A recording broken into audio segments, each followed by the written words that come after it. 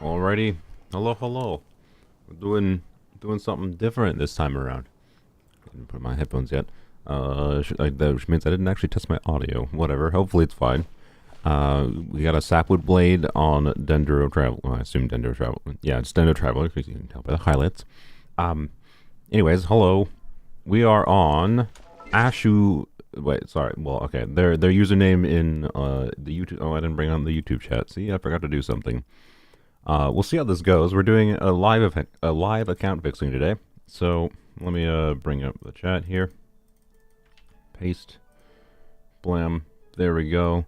The account owner's username in YouTube is Ashutosh.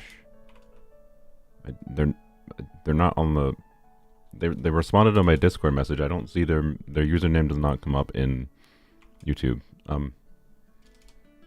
But okay, well they're not here yet. The account owner will be here. Oh wait, no, I typed it wrong. That might be why. There we go. That's why I typed it wrong. It's there at Asutosh. So yeah, the goal here is to fix this account. Okay, there's a couple things. I'm not going in technically 100% blind. I did know that they are AR-58 beforehand. I also did see a glance through at some of their characters. I have not looked at like any meaningful builds, whatever. And I also know they have some fragiles, right? So that we can actually like do some farming instead of just yapping this time. We also got 2 transients even. And why are these not opened? I have no idea. Doesn't really matter. So, anyways, we're gonna do my we're live, right? But we're gonna do my normal process of going through the account, right? And trying to figure out different recommendations for. I believe Asutosh and Ash. We'll just say Ash. I believe Ash's goal is to 36 Star the Abyss. Like just making like more meta compelling teams is the easiest route, right? Yeah, oh yeah, that's the island is out there. I thought this was just one of those random like, oops, put a sticker out in the middle of the ocean things, but no, that's that island. So anyways, we have capped resin, and alright, that's fine. We need to figure out things. There might be a problem. Actually, I might have a solution for it. Not that. There might be a problem in Genshin's stupid system for only farming certain materials on certain days of the week. But I have a solution, I think. We will worry about that when we get to it. Yes, I have seen some of the new version 5.1 things. I probably will not talk about those right now. I would prefer to stay a little bit focused. Level 35 on the battle pass. How exciting. So I guess first things first, let's do the verification that this account is indeed free to play. Interesting. These give me standard banner vibes. This gives me... What banner was this on? They probably weren't. I don't know. They might have been playing when the Frina Jade Cutter banner was running. Either way, not the Frina Jade Cutter, the Nilu Jade Cutter banner was running. I forgot the last time Nilu reran though. Either way, this weapon is a very good option for Frina. That's an interesting one to have, and then of course they have Farina, which is also pretty notable as far as a unit that can make for strong teams. So that's nice. But yeah, I see no battle pass weapons, so I do indeed think they are free to play. This is not a lot of... do you have any extra fast swords? No. Oh boy. Oh boy. Boy, refining fast swords is okay. Like it's a very perfectly sensible, like not realizing how valuable these things are and how to have extra copies of versus refining. Not having extra copies of Fab Sword kind of it's kind of unfortunate seeing an R4 Fab Sword and seeing no extra copy of Fab Sword, right? Like even on my main account where I have, many more like 5-star weapons and other compelling weapon options, I have had instances of needing 2 Fab Swords. So,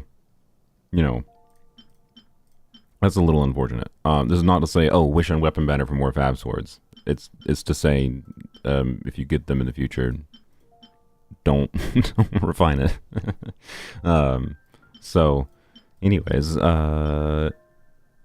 Yeah, check the friend request for a little surprise. I don't think I will, but you know, if Ash wants to accept or decline any of your friend requests, you do you. That's not my decision. So, anyways, okay, let's not get too distracted at the builds quite yet. Builds is one of the first things we're gonna look at, right? Ash, what is last banner got what? Oh, you got it in 10 pulls. Nice. Okay. Wait, was Nilu that reason? Was Nilu just like last banner? What? Really? Why did I forget that? Anyways, we got a good number of heroes wits. That's like actually a good thing. What about more? Okay. Also Prima gems. Oh, that tells me presumably that tells me you were wishing on the current banner. Did you get Kenichiro Raiden?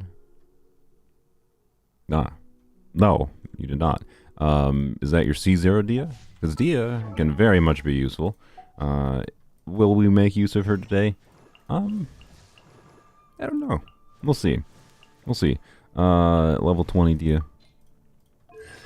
No, C0 Dia. Nice. I mean, hey, I think that's actually a win. I'll be honest. You got a guarantee, and you got a character that can be useful in a lot of ways because Pyro application is useful. Is there an immediate obvious use that's like, oh my god, this shit will be amazing? Maybe for like a burn vape Farina team? Yes.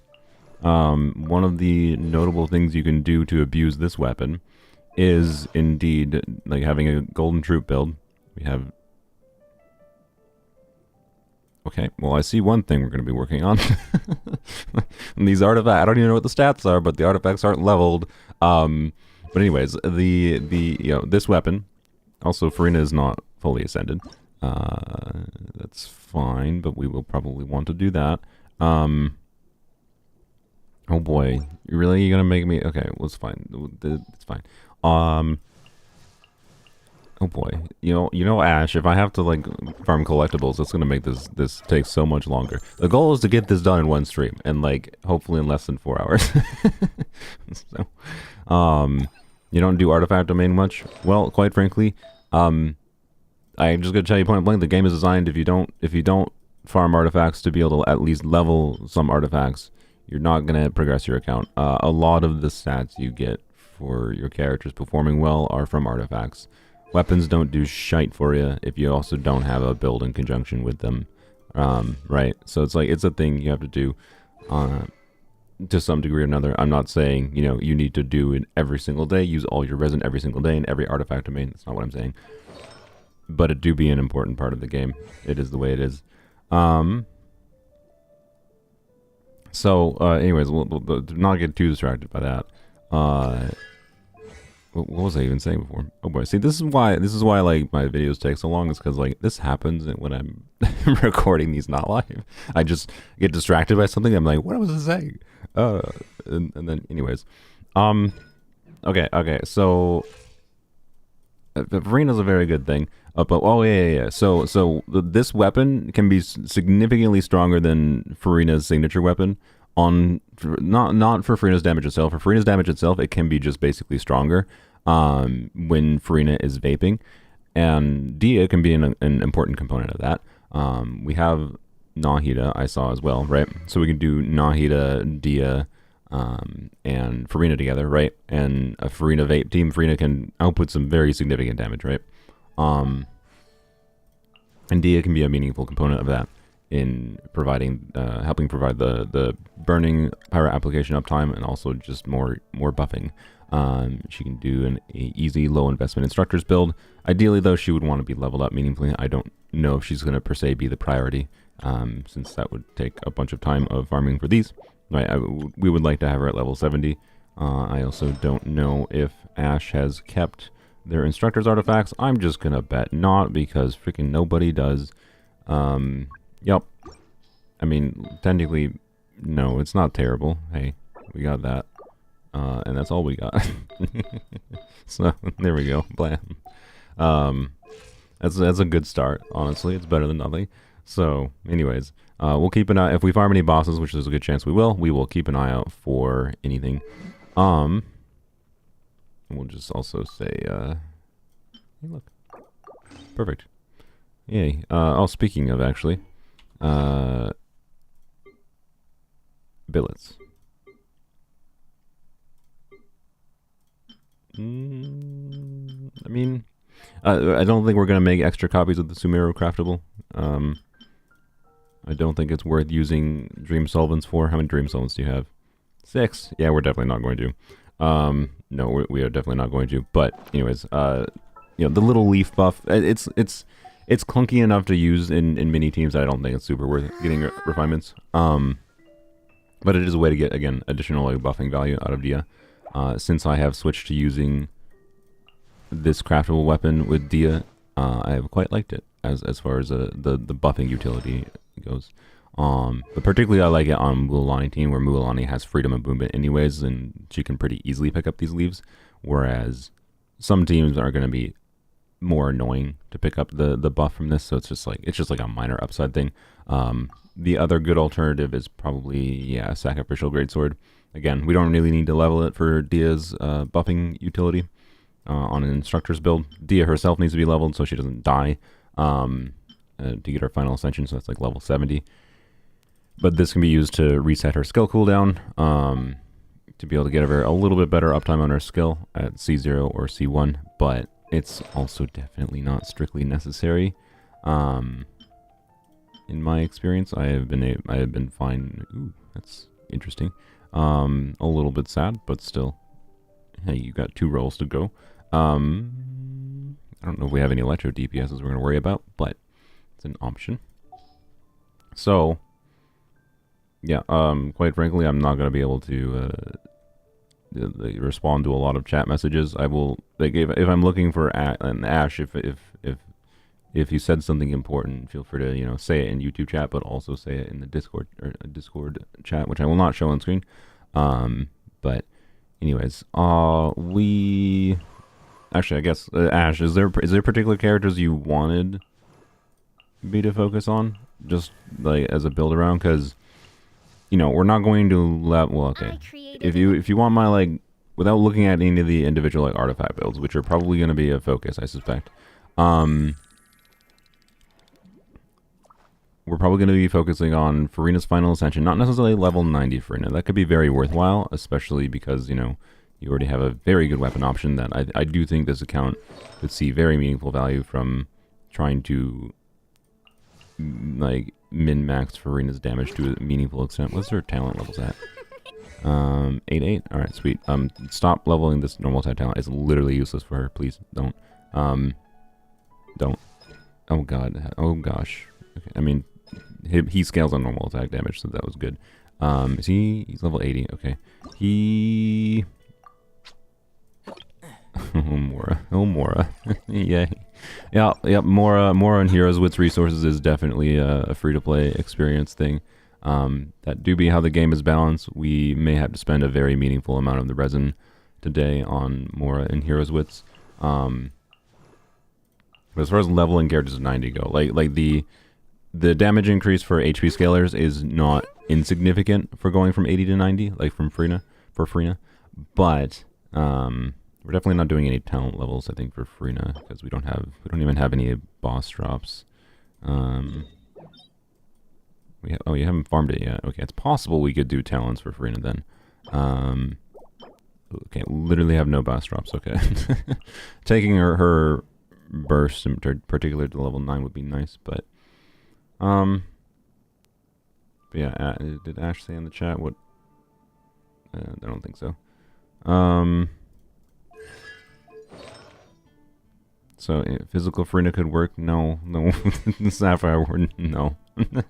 Look, I'm not saying you can't do meme builds on Furina. I'm not saying you can't ever get 0 value from her normal attacks. But the things you do with her normal attacks, I can tell you don't really care about her multipliers that much. Physical Furina technically would, but like, no. Just that is not the goal. Our goal today is to fix the account, is to progress the account.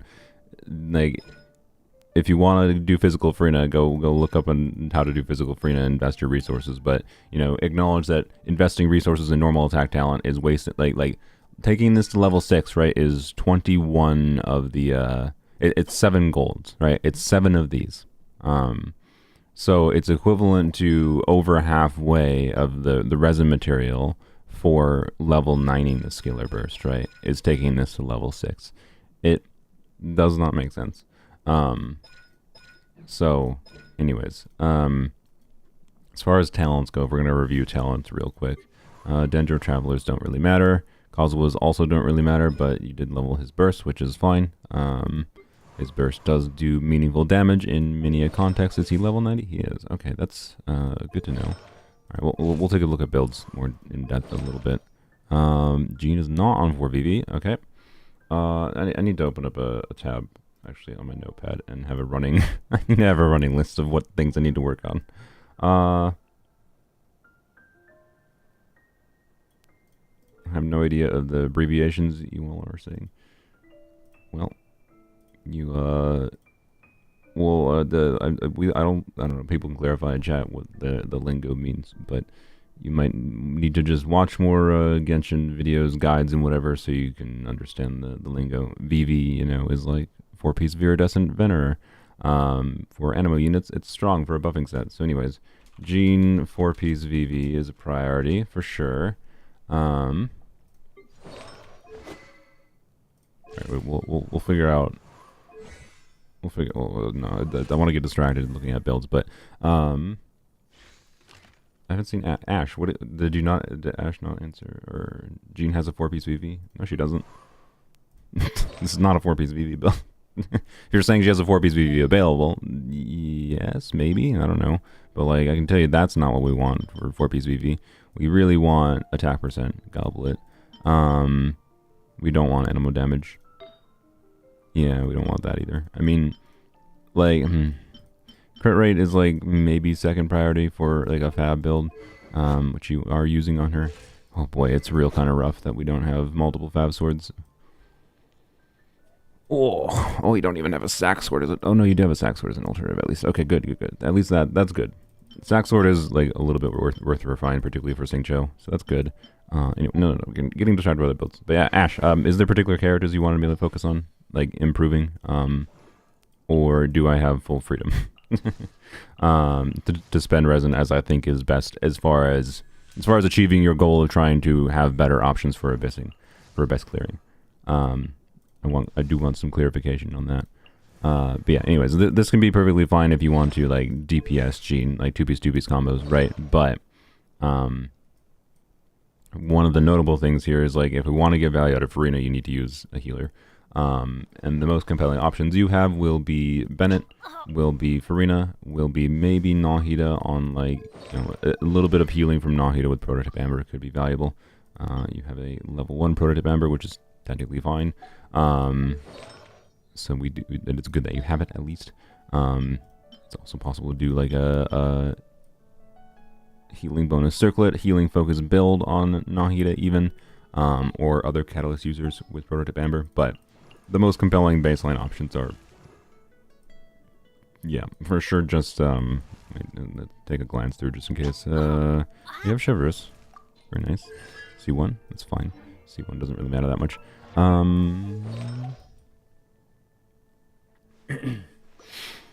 Yeah, I don't think you have any other healer options really, other than Bennett and Jean for Farina, right?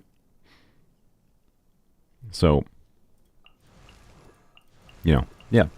No, this account isn't too bad at all. We can, you know, I'll just place a bet now and say that oh boy, okay.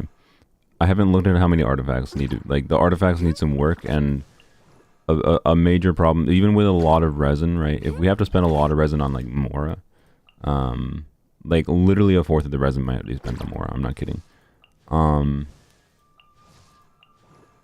But it is possible we might 36 star with the amount of resin, like the 80 fragiles that we have. So, how do you pick people to fix their accounts? I am busy. I cannot respond to all the things right now. But also go look through any number of my 500 comments that I've replied to on account fixing videos. I pick accounts based on the individual video. It is not a queue. It is not Oh, I mean, well, I was gonna say it's not who most needs it. It is to some extent who most needs it. Like, if I see a submission that it seems like you really kind of could use some help from it, but so much of these account fixing videos is just people need help with their account because they don't know what to focus on. In cases like Ash's, it kind of feels like they might just not have time to like farm artifact domains kind of thing, right, to progress their builds. So, yeah, we definitely have enough characters with the 36 star. It's just the investment level threshold may not be reached to 36 star, but the characters are here to 36 star. Essentially, is what I would say. Did I miss what Did I miss what Ash said? Okay, well, Ash, if you have a particular character to focus on, feel free to let me know. They said to check the team lineup in my Discord messages. Okay, will do. All right. So yes, Farina good. Hu Tao is good. We have a number of characters as far as like priorities go that I would list. For making this account, and this is without looking at like what the artifacts look like or whatever, right? I think priority would actually be level 90 official, probably level 90. She doesn't. She has her final ascension. That's very good. So she would just be literally levels, and then artifacts, right? Yeah, we don't really need more. On C6, it's a little unfortunate, but not the end of the world. Still a strong character. Oops. Level 90 official. Maybe level 90 Kuki or Raiden. Who exactly depends on what kind of Bloom team we'd be setting up. There is definitely... Oh, you must have not had Raiden from not this banner, I presume. Nice. Okay, I didn't even think about that. So Raiden does not need to be level 90 for like a carry Raiden, like a 4-piece emblem Raiden. I'm just going to say now that Raiden is not going to be the smartest investment. As far as like trying to put together teams that are going to be compelling at clearing Abyss as fast as possible. Although if your Xiangling is good enough... Okay, we do have R5 catch. I don't have to do fishing. Ooh. Oh. Oh.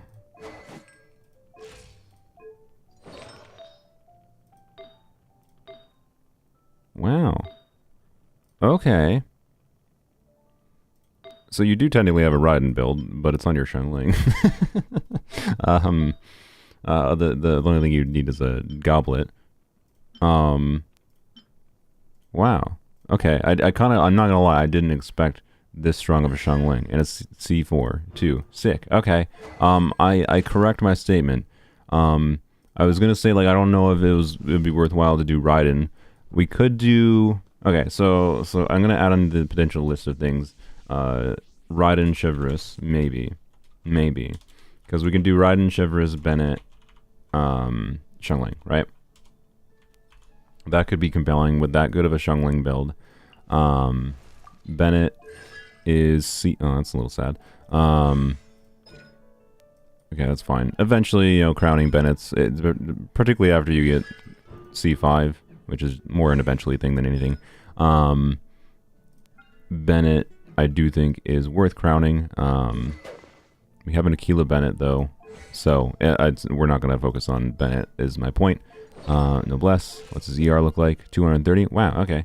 Alright, this account is not on a bad state. Alright, I'm getting more optimistic. I think we might be able to 36 star. Might. Anyways, for like a Chevreuse team specifically, Raiden... Okay, one problem that we definitely do have is like... okay, you have... I feel like Ash might have misunderstood like how guides are recommending Dragon's Bane as a compelling option for her. This is a compelling option for her because of Hyperbloom, right? So you do a Hyperbloom build, not an Emblem build. We could do that. Like we can level 90 Raiden and do a Hyperbloom build as an option. We can also level 90 Kuki potentially. Looks like Kuki is already on a EM focused build. So Kuki to 90 is an option. Official, stop moaning, please. No, stop. Kuki to 90 is an option. Official to 90 is probably likely, depending on what our artifacts look like.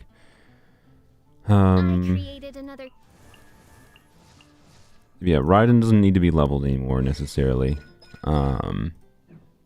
She is fine, other than, you know, artifacts, right? But I don't know. It's not like we also have these Xingqiu artifacts. What do they look like? Okay, no, we have less Xingqiu artifacts than I thought. What does Xingqiu look like? Xingqiu was level 89. Xingqiu is obviously a very good character. We very well might want to use him, but it's also possible if he has good, you know, if he had good emblem artifacts, we could yoink these for Raiden. His emblem artifacts, I'd say, are not very good. But he is on a functional build, if that is C6. It is not. Okay, that is not a functional build.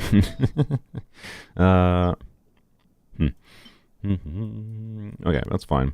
Do we have... No, we don't have any ER timepiece in Nobles. Oh, maybe we do? Hey, we do! Oh, okay. Alright, we might switch him to Noblesse. For the simple reason of, like, you know, it would free up artifacts in some form or another, right? We could, whether or not Xiangling very well could get away with probably less ER than she has on her current build. But yeah, a problem with, you know, Raiden is of course her weapon options if, you know, you're using the catch on Xiangling. Now, Xiangling can be very, very compelling on other weapon options though. So usually the better option if you want to do like traditional, like a Shivers Raiden team, right? Like I'm considering right now, is doing catch build on Raiden, and then Xiangling can have anything else. But she's not vaping, right? So like Dragon's Bane could be a compelling option for Xiangling, but that's in like teams where Xiangling is vaping, right? Like Raiden National, which right now Raiden Nationals are more ready to go than Chevrolet technically. I vastly prefer Chevrolet's teams over Raiden National personally. So anyways, the most simple compelling option we could have is either putting Raiden or Xiangling on Fab. Right? As far as fixing the weapon options go, because we're not going to acquire new weapons, obviously. But yeah, the artifacts are the bigger problem. So part of the reason I'm thinking is like, yeah, put Noblesse on Xingqiu, and then we can switch to, you know, we can have this for either Xiangling or for Raiden, and then we need more emblem realistically, but yeah, two options there, and then I mean maybe ER timepiece is oftentimes preferred, I would say. I don't know if we want to yoink that from Xiangling, though. That probably wouldn't be preferable. So yeah, of course the problem with Raiden teams is like, oh, everyone wants emblem on Raiden teams. Yay, that's fun. Yay, this is why people spend 5 years in emblem, right? Anyway, we do have this Electro Goblet that's currently on her. It's actually pretty decent as far as overall stats it gives her. Certainly not insane as far as crit goes, but it's better than nothing. What about attack goblet options? I'm looking through this because it very well might actually be compelling to do Raiden, right? That is one of the better attack goblets I've seen for a 4-star piece, or better 4-star goblets I've seen. That's actually quite good. I'm not gonna lie, it's possible this could be better than your Electro Goblet on Raiden. We're not gonna equip it to her right now, but that's funny. Yeah, and then Circlet is, you know, Circlet. Probably we would do a crit rate Circlet. Again, yeah, I don't know. Right now it's like, it's the most RNG route we could go towards, right? Is trying to get an emblem build going on Raiden, right? So, yeah. Anyways, but it's a compelling team option. So if it's not in your team list, I'm going to add it to the list because all it would take is just artifacts. Okay. Nice. Special Expo Tignari team. You have Farina. I'm not gonna. Well, we can mess around with a Tignari team. So I'm gonna edit some of these potentially. Ayato, man, I haven't thought about Ayatone forever. Yeah, okay, so first of all, we're going to put a Raiden team. Alright, so the two ways to use Raiden is on a carry build. And your two options for Raiden teams are basically going to be Farina. Where? There you go. Jean teams. Alright, in the last slot. Who was the last slot in this? Probably Fischl, I guess. Alternatively, Xingqiu, double Hydro. I don't know. Either Xingqiu might be better. I don't know. I'm not sure. I feel like I would prefer Fischl, but I'm also used to dealing with a really highly invested C6 Fischl, right? So, anyways, but this is an option. And having Farina Jean functional is going to be one of our goals to do, right? Moving Jean to basically a permanent 4-piece VV build for the purpose of Farina, because she's going to be one of your main characters that enable you to get meaningful use out of Farina. Yeah, Bennett would be an option too. That's fair. Just adding more damage onto Raiden in favor of, and you could also with Bennett instead do Kozula maybe. But yeah, you could do Bennett here instead, and then that would just be more damage on Raiden. The reason to do like another off-field damage dealer. Your Xingqiu build I think is quite frankly not good enough to be that significant of a damage dealer. Like it's relatively, you can get significant damage out of Xingqiu, right? But it's hard, and I don't think it's personally worth that heavily investing into to get him to deal a lot of damage. And therefore, like someone like Fischl though is just completely like dealing damage, right? Is much easier and what you go down towards. Xingqiu useful things as a defensive utility in conjunction with its Hydro application. His damage potential mostly comes from him when he is C6, has his significantly lower ER needs. It's a lot easier to spec more into crit, but you still need a lot of those crit pieces for him, right? And you need a lot of the same emblem pieces that you might want for a Raiden, so like, whereas at least this lady has some different options. But anyways, Fischl is an option, right? Because this team particularly, Fischl doesn't actually need to be level 90. And because we're not doing aggravate, so we don't need to worry about the base scaling of aggravate damage being so much higher with Fischl being level 90. But getting another unit that can benefit from Farina's buff, right? The way you min-max Farina is by having multiple units on the team that take advantage of her buff, right? So this would be an electrocharge team, obviously. But it can still be very compelling and extremely good at breaking mini shields.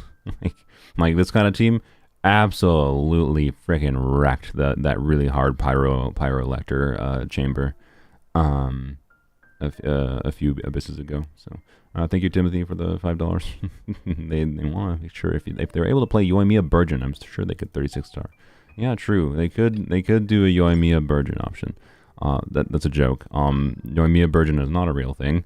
It's basically not even possible to hit Burgeoning the Bloom cores with Yoimiya. We will look at configuring your teams that you have empty here. But anyways, you may find Raiden more than usable enough once we work on some other things ultimately. So anyways, the Farina teams are an option, but I actually think the Chevreuse teams with your current investment on your Xiangling build are actually meaningfully more compelling. And Chevreuse will not take that much investment, so it might be something we do. You don't have the event weapon. That is sad. Oh, okay. That's sad. Yoink. Blam. Oh well. It's not the end of the world. It's not like the event weapon and you need the energy from it that badly or anything. It's just nice, in my opinion, to have that a little bit of energy refunding from the event weapon. Oh well. It makes me sad, but it's not that necessary. So either way, getting Chevreuse just to level like 70 would be fine. Mostly just so her passive is fully unlocked, and then we can get her base HP to a high enough amount that she is doing a meaningful amount of an attack buff with this passive, right? Other than that, we don't technically need to invest in Chevreuse at all. We can leave her talents unleveled. In this case, Bennett is the healer. Having a little bit of additional healing from Chevreuse could be nice, right? Leveling her skill could be nice, but not the priority, right? So this team is theoretically a pretty easy way to get Raiden being functional. with the big ol' asterisks of, you know, we need more emblem pieces. So we'll just give that as an example. But again, the Freener teams are an option. I'm just not going to create a custom team just for it. We'll go through this in a little bit, the existing teams. Yoimiya charge shot the Bloom Course, true. Her burst takes proc them. Yes, I know, Timothy. You have let me know that Yoimiya's burst can proc Virgin Course. Yes. You can technically do burst Yoimiya to trigger Virgin Course. But also, I know it's not that compelling because of the fact that because of the fact that I've seen your Virgin Yoimiya build, and it's a Crimson build, but it has no EM. You can't tell me you're doing a Virgin Yoimiya and have no EM in your Yoimiya. That's not how this works. If you want to truly commit, you gotta have like a 500 EM Yoimiya build. Let's be real, okay? Anyways, about Chev's artifacts, they're not that important. If we have available like Noblesse pieces to force 4-piece Noblesse, you know, getting an attack buff is nice, but in this context, you know, Bennett would be on Noblesse, so it literally doesn't matter. The ideal would be, you know, like 4-piece Songs of Days Past with an invested healing build, but we're not going to go and farm that. Not without a Navi on the count, especially. So it would, so like honestly, the ideal would just be something simple, because like Voracashas and Tenacity for HP, right? Well, nice jungly piece. We'll look at your jungly in a second. Which we have a whole bunch of different options for, actually. So, you know, wait. Aw, so close. So close. Aw, so close. So close. It was so close. If this was HP or this was HP, and then we had, I mean, we could yoink Zhongli's pieces, right? But anyways, we're not gonna level this, but you know, as a simulation, and then we do HP circlet. Wow, look at that. Bam. Right, there you go. This is the easiest low investment build option. Obviously, HP main stat, Goblet, and Timepiece, to be clear. But you know, this is the lowest investment option for Chevers. When Chevers is level 70 with 2-piece HP, and you know, like a Black Tassel with the HP from that, I think she can get up towards like, I think she can get very close. I don't know off the top of my head. I haven't looked at it in a while. What her base HP is at level 70, but she can get very close to maxing out this passive without being even level 80, right? Level 80 you definitely can with this kind of build. Max out the passive relatively easily, but level 70 it might be doable still. I don't know. We're not going to worry about it right now, but it's a potential option to move towards. So yeah, we're going to leave that there. Yeah, Kuki. What was the other characters we had? We had Kuki to 90, Official to 90. Okay, before we get too distracted with the teams, let's look at the individual builds. Let's see if there's any individual builds that need focusing on. Obviously, I already mentioned Freener maybe to 90, or Freena's Final Ascension at least is what I would like to do. Maybe to 90 would be worthwhile. Like we'll see what her build looks like, right? But and then Dendro Traveler is just okay. Well, Dendro Traveler, I can tell you usually want on Deepwood. To be clear, you don't technically need them on Deepwood, but you know what these artifacts could be? These could be Sing Cho pieces. Wow, 25% attack. That's a heckin' Shenhe or Cloud Retainer piece if I've ever seen one. Yeah, this is not a functional Dendro Traveler right now, is what I would say. This weapon can be a good weapon option for them, but their main, just because like they need ER. Another example of a character, like if you have to use Dendro Traveler and, you know, Jean at the same time, boy, would it be nice to have a second Fav. If we're not using Sincho, though, yoinking Sack Sword is an option. So, you know, his point is that this is not a horrible option, but it doesn't give as much ER as the other ones, right? You get much more energy from these two weapons, so I think they're the most compelling weapon options for Dendro Traveler, but They might be used on other units. So, anyways, we would want, ideally, a... well, I don't want to steal that from Wriothesley right away, but ideally we would want a 4-piece Deepwood build, and the goal is just have a bunch of energy recharge on Dendro Traveler. That is what can make them functional. Yay, we don't have to farm for energy recharge. Whee! Thank you. Thank you for realizing energy recharge is important enough at least to lock it when you see it. And sure, just equip that. The main stat, we're just looking at like forcing 4-piece bonus. And then only other priority would be energy recharge, right? An ideal, highly invested Deepwood build on him, or on Dendro Traveler, is just ER substat. As much ER substats as possible to get to like 200, more than 200 ER, basically. That could be a good option if we need it. I mean, that could be a good option too. Okay, yeah, we got good. You seem to be keeping artifacts. At the very least, I can tell you one thing, Ash. You do seem to be keeping artifacts that are relevant to keep, which is good. You haven't made, I'd say, what the very typical common mistake is that like undervaluing 4-line pieces that have, you know, especially 2 valuable stats, but even early on, having 4-line pieces that just have crit might be worthwhile to level 2 just in the off chance, right? That they roll heavily into crit. But you also are keeping like a good smattering of these pieces that have like energy recharge. Hey, look, there's a potential Raiden piece. So, good job. Genuinely, it does seem like you understand that, which is good. Also, we already technically forced the 4-piece bonus, didn't we? So I guess we'll just leave that on them. Well, unless there's a higher ER piece. Oops. For an off piece. Wait, we have this. Never mind. Looking for ER. ER. I mean, this is an option. ER. Oh, hello, ER. Jesus. Jesus. This is that's a beautiful, beautiful artifact. I wish to acknowledge that. And now we're at 172 ER without the timepiece being leveled. This is actually not that bad. Not that bad. Yeah. This is actually a pretty good situation as far as Dendro Traveler goes. The timepiece basically needs to be leveled, and then, you know, any extra ER substats would come after, right? So I'm gonna add into my notes Dendro Traveler timepiece. Will we end up needing Dendro Traveler? I don't know. We do have Nahida.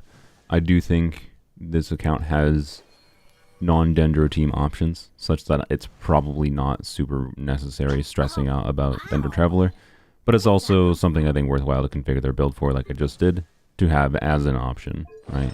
But we're not going to necessarily prioritize leveling this up, but this is now functional, right? So, yep. Sweet. Yeah. Yeah, this is a perfect Fab piece. Yeah, it's crit rate for Fab and then ER because ER. So like if this is a Fab build Dendro Traveler, right? Switch to crit rate circlet, right? And then, you know, again, like you could put a Dendro Goblet. That's not the end of the world, but ER timepiece, crit rate circlet. You know, that whatever levels up. This is like once that timepiece is leveled up, it's like a 240 ER, 50 crit rate Fab build Dendro Traveler. This is like a perfect Dendro Traveler build, essentially. Ignoring that, you know, you're not getting that much damage from them, but that's fine. You don't need to really get that much damage from Dendro Traveler. You can though.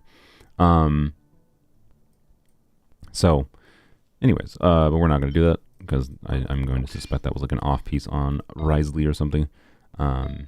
Right now, we will just keep Dendro Traveler functional if they need to. But anyways, all right, Kazuha, 4-piece VV, very nice. Nice. All right.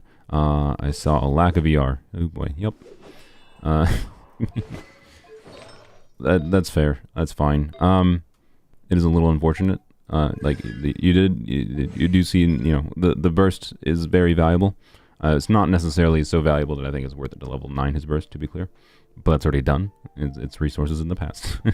I would not bother leveling his burst anymore, or his skill, or his normal attacks. Definitely not his normal attacks. To be clear, I enjoy doing fun things, but like as far as efficiency of resources goes, which you definitely need to be concerned about on a free-to-play account, right? You really need to be concerned about how efficient you are using your resources. So wasting resources, like these little things like leveling normal attack talents to level 6, even if any individual character leveling to level 6 doesn't feel like that many resources, you level this character, you do want his normal attack talents. This character's normal attack talents. Like we have 1, 2, 3. I'm pretty sure his normal attack talents don't matter. I'm pretty sure it's all in this multiplier. So we'll say that's 4, 5, 6, 7, 8, 9, 10. Hers does matter. Like actually, hers should be higher. His kind of matter. I can get it. We'll not include him. 11, 12. Okay, asterisk C6 Bennett. But not having C6 Bennett. I will say. 13. We have 13 characters with level 6 normal attack talents. That's a lot of materials that could have been used. That's a lot of resin, a lot of more that adds up that could have been used in more efficient ways, right? I'm not saying it's never worthwhile to level up your normal attack talents for doing fun things with normal attacks.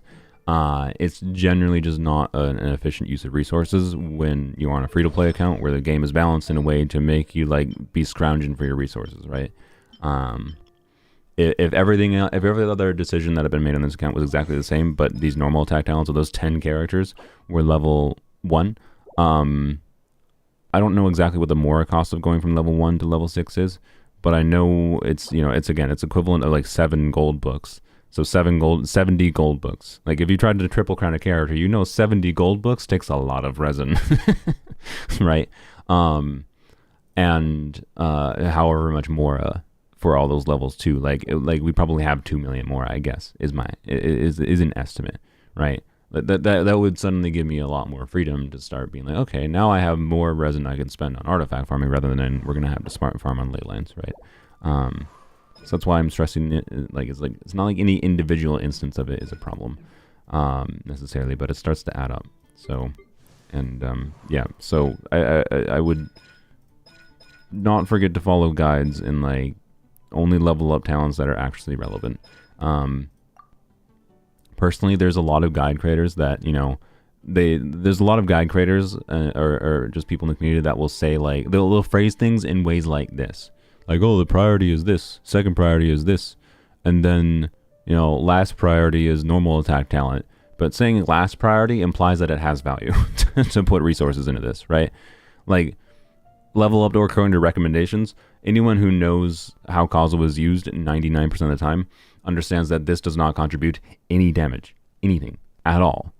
Which means the recommendations is no recommendation, right? So... yeah. But Gold Book is a talent material from Zhongli and others. Say Philo Book? What? Oh, you mean like the type of the freaking books? No, I'm talking the rarity. They're colored gold. I'm not gonna say philosophies. I'm sorry. No. People know what I mean when I say Gold Book, I'm pretty sure. Yeah, the highest rewarding talent materials. The background is purple. Yeah, the background.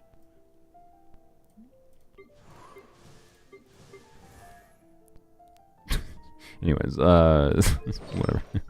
I'm distracted. Alright, so yeah, Jean, you're using Fab, which is obviously a good option for her. She does have craftable options, like Amenoma is an option, though it would put more need on using attack percent weapon. We basically, like, with particularly a high refined Amenoma, like I have a Jean build on my main account with an R5 Amenoma, with attack percent main stat, and then like she hits, I think she's at like 180 ER with all attack main stats and just ER substats, and she's still not able to burst consistently when I don't use Amenoma properly. Like if you use Amenoma properly, do 2 skills per rotation to get double energy refunding on Amenoma for Jean, it can be an extremely good option for her as a craftable weapon. But Fab is also definitely the easier option as far as building her goes. So ideal would be Fav and then attack main stat on all pieces. So I don't think we're gonna farm. Well, I don't know. Darn it! Almost had an attack goblet there. That could have been very lucky. Does anyone call the blue books gray books? Not necessarily, but I don't know. It's probably just, you can probably look, guys. We can delve into freaking color theory if we want. Why does it matter? Did you understand what I was communicating when I said gold books? I have never had anyone before this day complain to me about me saying gold books when I said gold books before. I think it's fine. That's my point. I don't care about the semantics of what it matters right now. I had a reference literally on screen. Like, you guys are immediately making me regret considering doing this live because of random people that, like, bring up that crap. Anyways, it's my bad for even acknowledging it, but, like, why does it matter? If I had it on screen and I said gold books, you know what I meant. Stop being pedantic, please. Unless you're going to make the argument that you're that dumb because, like, that you didn't realize what I mean, and because you didn't realize what I meant, you think most people wouldn't realize what they meant. But I think most people would. Anyways, Jean, I think we need more artifacts for her. Oh. Well, maybe not that hard.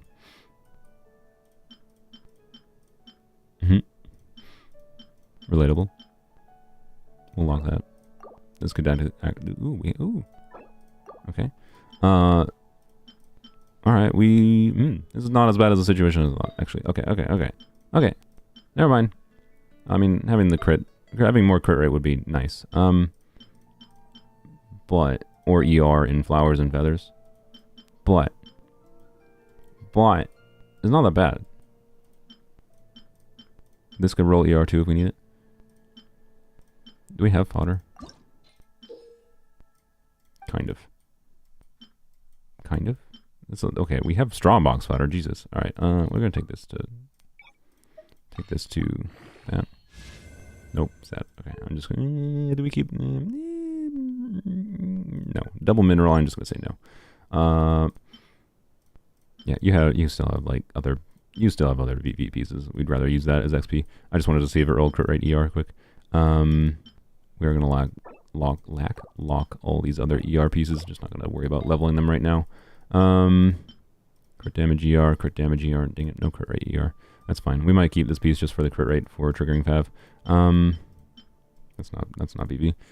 Oh, crit rate ER. Oh, okay. Well, whoopsies. God freaking dang it. Okay, we might switch a feather then. Because that has crit rate ER. That's basically the perfect piece if it rolls well. Okay, attack percent substat would be technically better, but you know, hey, another crit. We have 3 crit rate ER feathers. All right. Yeah, we have multiple feather options if we get the XP for it. If need be, the quickest shortcut option is switching to an ER type piece. But yeah, we need to meet her ER needs, right? That's the goal. I feel like freeing up Fav from not being stuck to Jean would be nice, right? So, what would I think be my ideal for Jean to get her as usable as possible for Verena and never having to use her or switch her up would not be, like, the theoretically ideal Amenoma build is with attack percent maintenance on every piece, but realistically, right, the more feasible way to do it is with an ER timepiece. So, we're not going to throw this away, but, if we could get Jean to be very... And Fav is still great, because Fav also gives extra energy for the team. But if we just need, like, an attack percent main stat circlet, right? And if we can free up... Oh, well... We actually don't have to farm VV. Let's freaking go.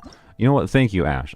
Thank you, Ash, for knowing to keep relevant artifacts. Like, I think you are a rarity, quite frankly.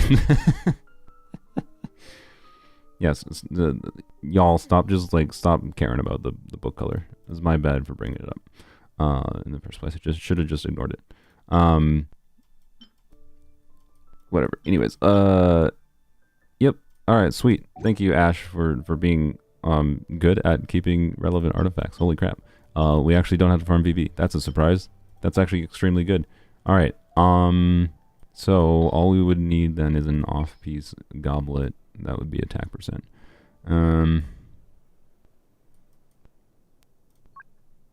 And we don't need crit rate substats, by the way. Well, I mean, hey, look, that's the second best option we have right now. Okay, we'll put this that way instead. All we technically need is ER. A nice thing with non-fab builds on her, right, is we don't need any crit rate substats, right? So again, like a fab build can be very compelling, but puts more reliance on crit rate substats. This gives us more flexibility to just, swap to ER heavy pieces, and that's like the only priority, right? It makes her easier to build doing, Ame Noma ER attack, essentially. So with a level 8 burst, let's see, let's do some quick maths on what she would heal. Actually, you know what? Here, give me a second.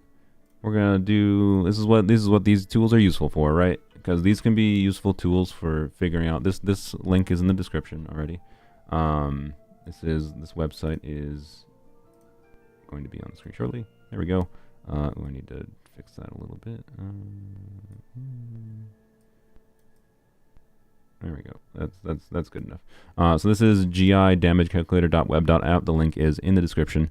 And what we're going to do is we are going to not show Zalanin so I don't get a copyright strike. Where's Jean? There she is. We have a level 90 Jean. We have level 8 talents. We are going to input...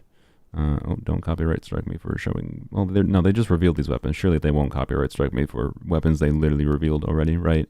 I'm not going to show what they do, but Mihoyo is that petty, by the way. They will literally reveal weapons, and then they will copyright strike people for showing what the weapons do, when you could literally Google the name of the weapons they already revealed and see what they do. But they're dicks, and they don't reveal them during their stream. It pisses me off. Anyways, I hope I don't get a copyright strike for showing the image of the weapon they already revealed.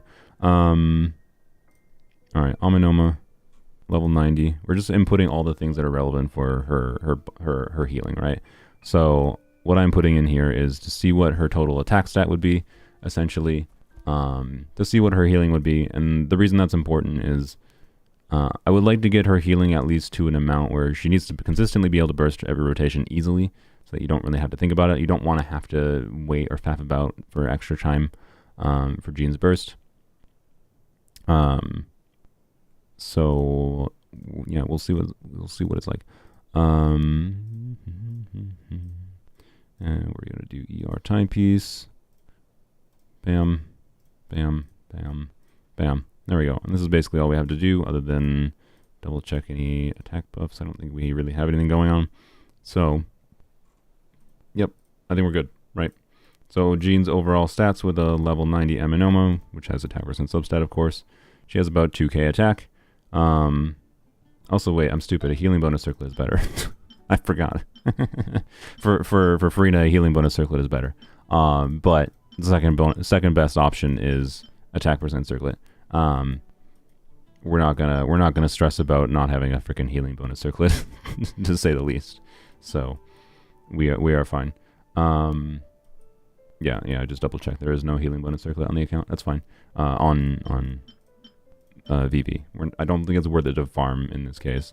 I think it'll be fine. So anyways, what's the healing at? We are at 13,486 healing. Yeah, we're fine. I think with level 8 burst, and the energy recharge then, of course, is like, again, how much ER and substats can we get? Can we get Jean to be able to have a consistent burst build with Ame Noma? Right, that is the question. Wait, did I put in? I think I put in a attack timepiece. No, I put in ER timepiece. Okay, never mind. Good, we're fine. Did that correctly. So yeah, I think that's plenty of healing, right?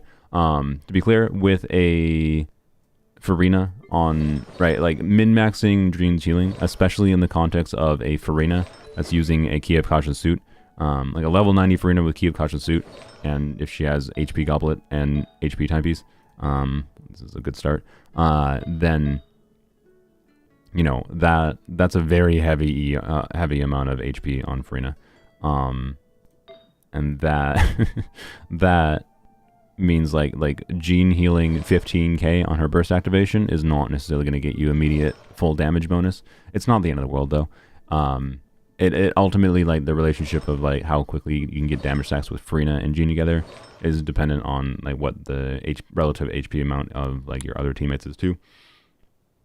The ideal though is like to activate your Farina burst and then have your teammates at like half HP from like your first rotation or whatever, and then do Farina burst, immediately do Jean burst, and everyone mostly gets full healed. And then, you know, if Farina's not full HP, it's not the end of the world, right? Particularly because Farina should trigger her own passive with someone else on field, getting like the on-field healing ticks that are over healing from Jean, and then that will give Farina a little bit more healing with his passive. So, anyways, Farina's we're gonna look at Farina in a second, but so priority is one of the priorities is going to be leveling up some Jean artifacts. Is ultimately all my point is, and I think Jean will be very universally functional. Don't you need some ER for Farina too? Of course, we're not into Farina yet. We're not into Farina yet. Okay, so Wriothesley Widzith. Yep, Widzith is obviously a great option for him. He is one of the characters that can take advantage of all the Widzith buffs if you are doing a melt team with him. I personally would think his melt teams are much more compelling than his non-melt teams. That's very good. That's pretty dang good. That's pretty good. That's relatable. And that's pretty decent. Overall build. And pretty dang good. Yeah. I don't think we need to work on Wriothesley. Double check. No. Okay. That's fine. Yeah. Yeah. Sweet. Obviously, you know, not like improvements could be made. You know, if this rolls crit damage, it could be better. Potentially. But like that's a if. It's definitely not the priority.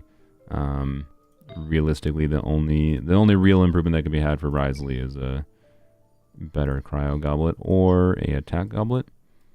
Like this is definitely a context wherein a very a very decently rolling attack goblet could obviously be better than this cryo goblet, but it is not bad at all. So we will we'll leave him alone. Sweet. So yeah, we'll see what we can do for a team around him.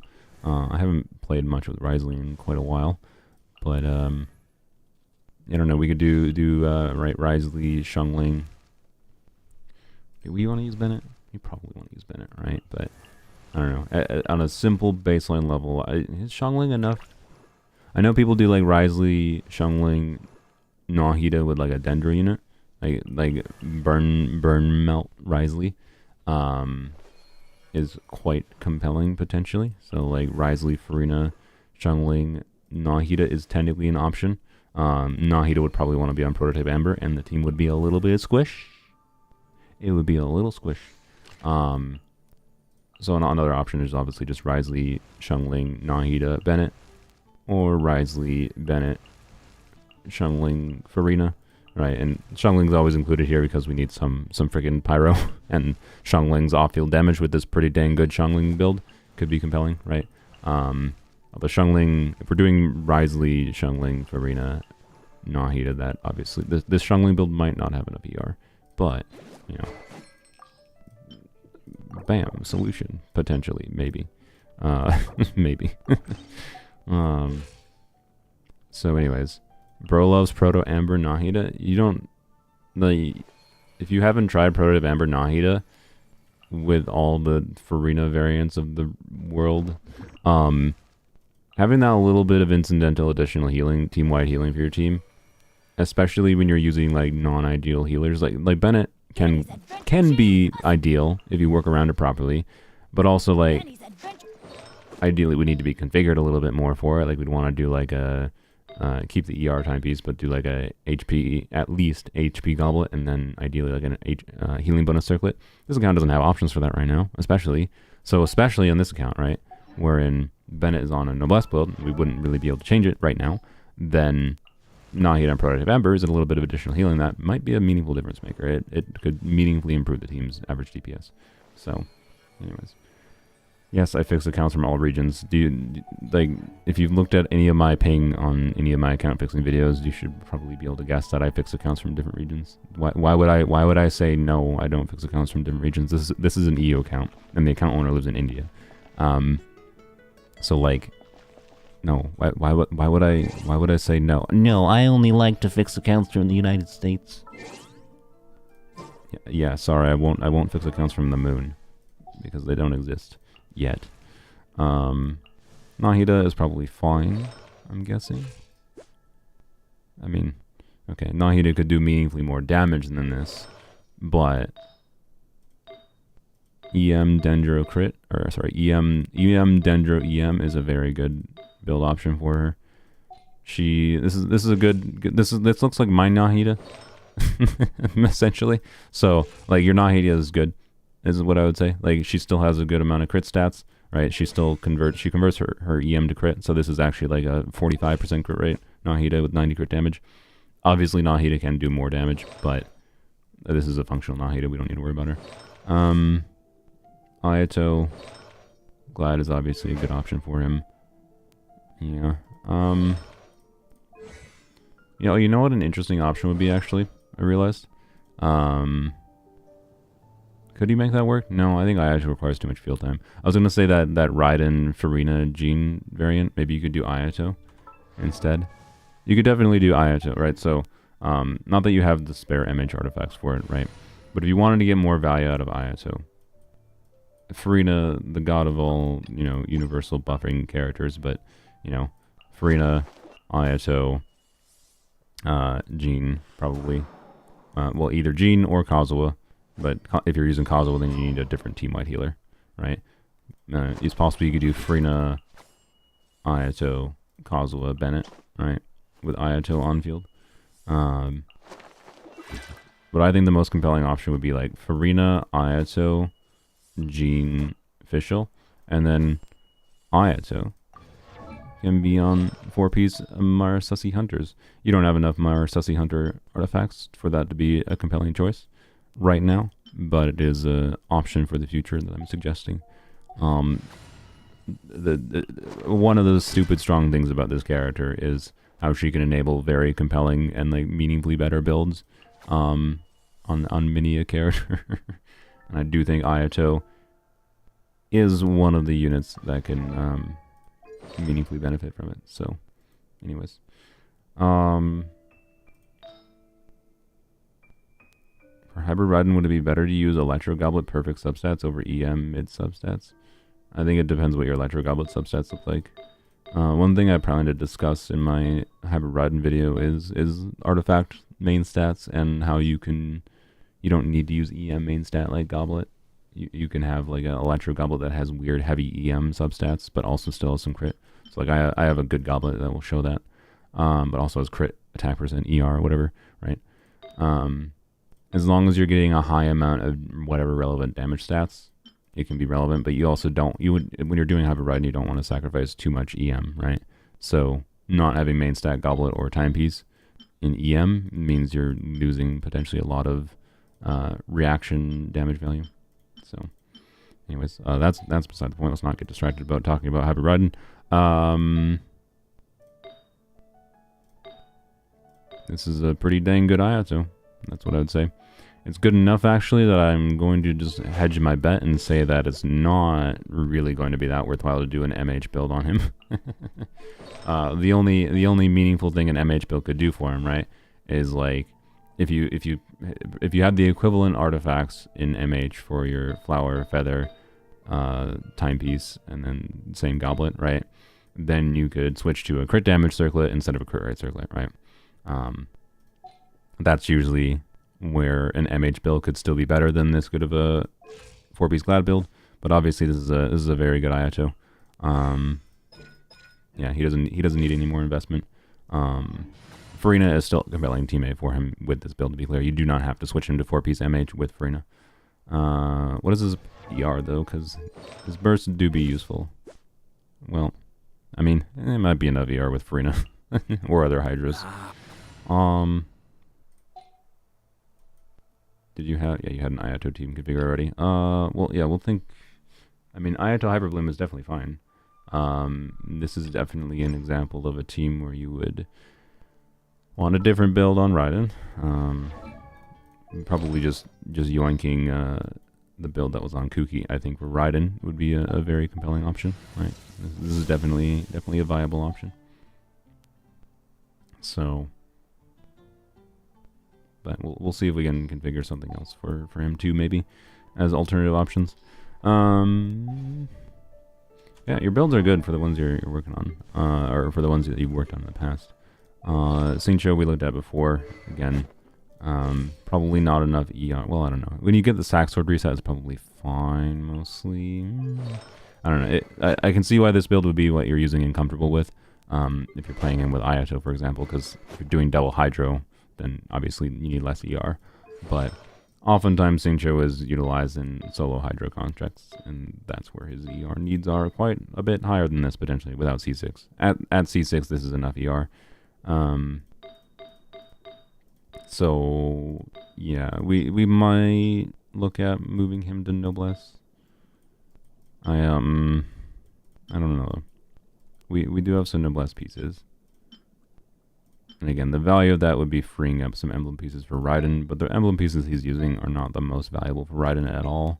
So I don't think it's the priority meaningfully, realistically. Really, all he would really need is just an ER timepiece. Right? Yeah. So I don't know if I'm going to prioritize that, but that can be on the list of things to do. Xingqiu emblem ER timepiece. Substats wouldn't even matter in this context. It would just be making sure he has enough ER for solo Hydro. From what I recall, Bennett was fine. Other than, you know, in the future, maybe worth considering having a healing bonus circlet, HP goblet options for him. Just be able to min-max his healing in the context of being used with Farina. And then in the future, you know, leveling his burst to 10 could be worthwhile. But it's definitely not the priority for today, and I'm not even going to add it to the list. Xiangling, as mentioned, is definitely fine. I don't think we're going to touch her build. This is obviously a very strong build in Xiangling. If we switch to Fav, it looks like this, and it's still a very, very good Xiangling build, and this might be more compelling if we end up wanting to use Raiden on the catch for like a Shivers team, right? As is right now, of course, this is a weapon for a Hyperbloom Raiden, as discussed before. So, you know, I'll add looking at Raiden Hyperbloom options as well, mostly because you already have the Hyperbloom Raiden basically set in the Ayato team, but she wasn't configured fully. So maybe leveling Raiden to 90 if, I don't know. Well, to be clear, we could also just level Kuki to 90 instead and not level, I don't know, is that me? I don't know, who does it make more sense? Like like what I have to do on my main account is like I don't ever put Raiden basically on a full EM build, because I have a higher investment, you know, weird hybrid Raiden thing. You do have C2 Kuki. Like Kuki is a little bit worse technically for triggering blooms at maximum frequency. Like Raiden is higher damage output for Hyperbloom if you're generating the maximum amount of cores possible, which with Nahida, Xingqiu, Ayato, you're probably generating the maximum amount of cores possible. So Raiden on a full EM build could be a meaningful DPS upgrade over Kuki, but also Kuki does healing, which is nice. So, and technically all we would have to do is, you know, farm some more for Kuki, if need be. Stop moaning. Show, you know, we'll see. I don't know. It's an option, right? Because you already have the artifacts on Kuki, so all we would need to do is yoink them. Literally nothing else would have to be done. Well, actually, wait. You have an HP goblet on Kuki. That's not ideal, but it's fine. It's fine for forcing the 4-piece bonus. It does make sense to do, it's just not ideal. EM goblets are pain, so that's fair. Although you have other EM goblets, actually, so...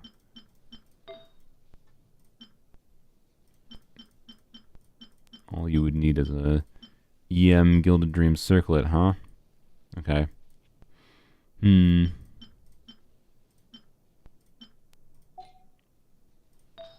either way, it wouldn't be dysfunctional to level 90. Wouldn't be dysfunctional level 90 Raiden yoink cookies artifacts, right? So, anyways, we'll do that for now. We did take that from Zhongli, didn't we? Let's switch this back. For now, all right. What does Zhongli's build look like? It's probably fine. Tenacity, Fabj, has some crit rate. Has a whack ton of HP. I definitely find having this much HP personally I've found unnecessary. And I just like using a crit rate circlet for triggering Fab more often. So, you know what? Since it's an off piece anyways, I'm just gonna say I'm gonna put this on him. You know, see how Zhongli feels to you. If you find you need that extra HP, right? You need to go from that extra 5,000 HP for a little bit more shielding. Feel free to switch back. You know, your build before was very much functional. I just suggest this for more consistent Fab triggers, right? So yeah, it may be worthwhile to have another black tassel as you get them. For Zhongli as an alternative, just because Fab Lance and Fab Sword, in my opinion, are the most common Fab weapons to need multiple of, I would say. And being that you only have one R3, you know, again, we have this circumstance wherein if we want to use, we could use Raiden on the catch, and then Xiangling would probably need to be switched to Fab, and therefore Zhongli, if you're going to use him, would probably just, you know, throw him on a black tassel build for more shielding or whatever. Lose Fab particles, but yeah, if you get another Fab Lance in the future, do not refine it. Keep that and like and put Zhongli on R1 Fab or something. Yep. Anyways, but out of baseline, it's very good. So, yeah. Already talked about Raiden, Tignari.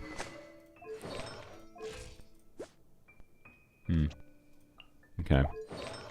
Tignari is potentially a very usable character. You actually have a very good EM timepiece. Wow. Dendro Goblet could actually be more than good enough.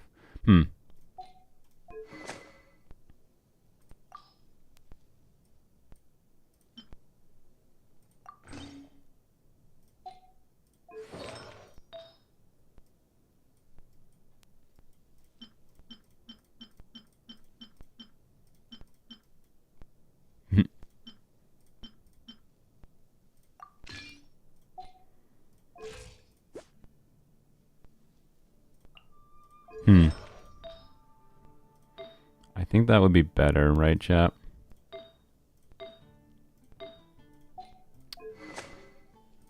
It's time to do math. We're gonna do this again. The reason being, I want to see. I don't know, right?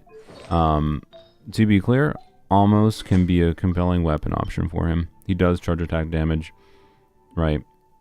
So this passive does benefit him meaningfully, and he is attack scaling, although more of his damage comes from like not just his raw attack stat. But being that you already have this good of an EM timepiece, which is kind of perfect for a slingshot build, and you have like a crit damage circlet and this Dendro Goblet. I don't know. We'll see. It depends on how it rolls ultimately. I don't know if you have other Dendro Goblet options. No, we're not going to yoink that from Nahida, but well, okay. Should definitely lock some of these Dendro Goblets. Well, okay, you have multiple Dendro Goblets actually that could roll well. So, you know, we're just gonna lock. We're gonna lock both of these other ones. This one might be worth leveling too, but I'm just gonna leave that one unlocked. So, this is the list of potential to-dos is Tignari to 90. Like, if you want to use Tignari, he definitely wants to be level 90 because the spread scaling. It's how he gets damage. Level weapon, wait. So before Tignari level 90, and then let's go do some math, right? Let's compare what an almost build looks like with the crit rate circlet, not that, this one, which is a pretty good crit rate circlet, right? It's not bad. It has 1, 2, 3, 4, 5 lines of stat value. That is a good circlet. And then we'll level up this. We'll pretend this goblet is leveled up in the damage calculator, right? And we will like we'll be idealistic and we'll say there's at least 2 crit damage rolls kind of thing, right? and then everything else will just input exactly as it is. But like this is really good. This is pretty good. It has very high overall stat value. The ER isn't the most relevant, and the attack percent also loses meaningful value on the slingshot build, to be clear. So this is the piece that could be improved the most. Well, okay. If you well, okay.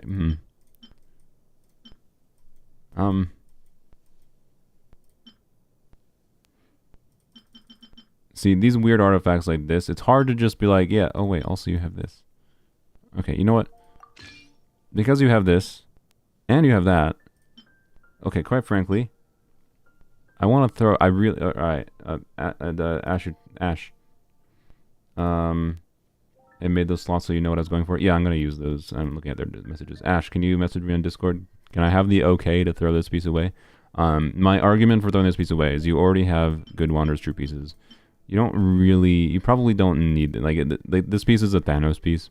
It has good stats, but like, a 3-line Thanos piece is like, eh.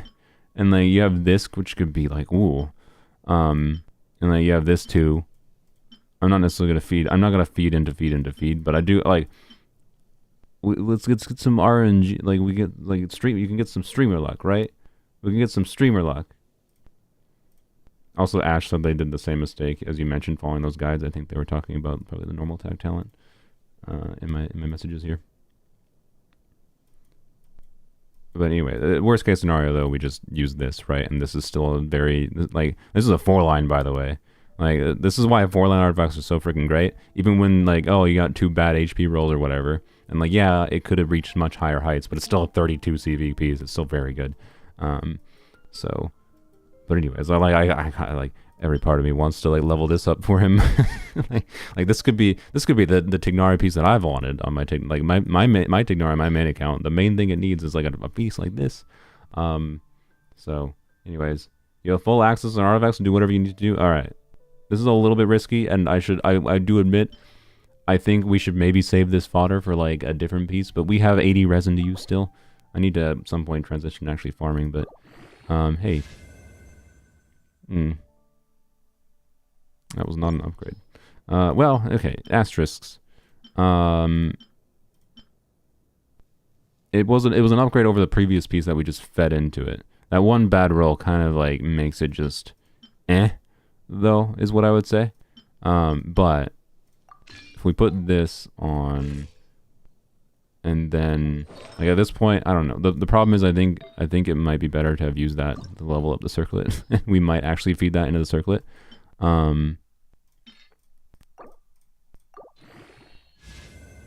That's good. He doesn't necessarily need the ER, but that's good. So anyways, I'm not gonna prioritize it, but first of all, what does it look like with this piece? Because, like, yeah, I don't know. It's not a bad piece by any means, but, like, that one flat def roll, man. We'll leave it locked for now, I guess. But let's go to the damage calculator, right, and see what a slingshot build looks like. All right, we'll is he C1? Oh, he is. Let's freaking go. All right, sick. That's even better, actually. Even more reason to do this kind of build, right?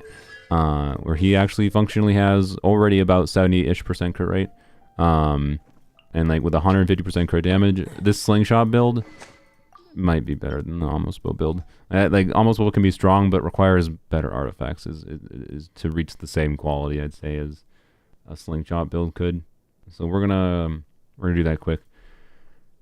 But after we configure a team to figure out what actually buffs we want. Farina.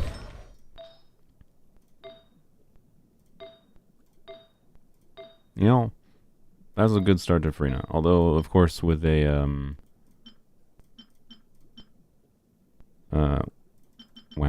of course, with a, oh wait, she's on 5 piece. We don't actually, hey look, we have a piece that's free now. With, we can do a career circlet. That's what I'm trying to say. I don't really want to take from, okay, it's like, yeah, side effect of not having a ton of extra artifacts. We don't have, like, spare off pieces, really. Well, let's look at crit rate, Crit rate, crit damage, HP, ER. Actually, no, let's do just crit rate, crit damage. And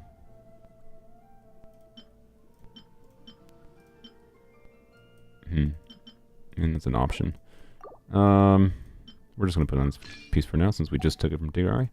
And like, wow, 60% crit right now. Where the crit damage at? Well, we'll figure that out. The crit damage is gone. That's where it is. This is not a bad, yeah, this is not a bad start at all. Like, weirdly enough, we just need to farm artifacts. What's funny is we just need to farm artifacts for fodder. We just need a whole bunch of fodder to level up pieces, quite frankly. You actually have done a really good job at keeping relevant artifacts. Like, if you, this is what I talk about when, like, I talk about how, like, keeping relevant artifacts winds you up in a situation where you usually end up getting good enough artifacts.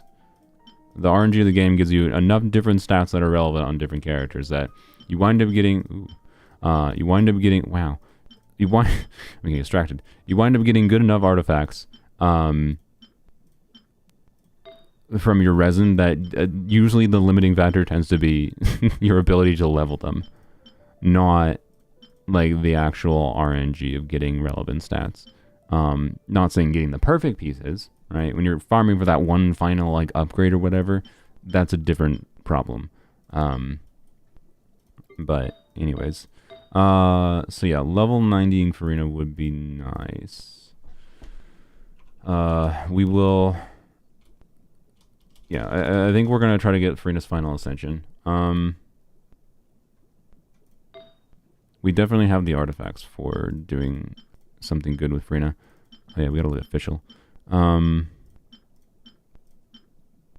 Attack up with me, great and official. With Farina, it can be basically equivalent to Electro, so yeah, this could actually be great for her.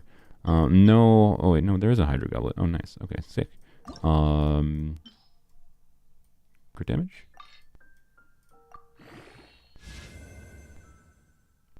Easy.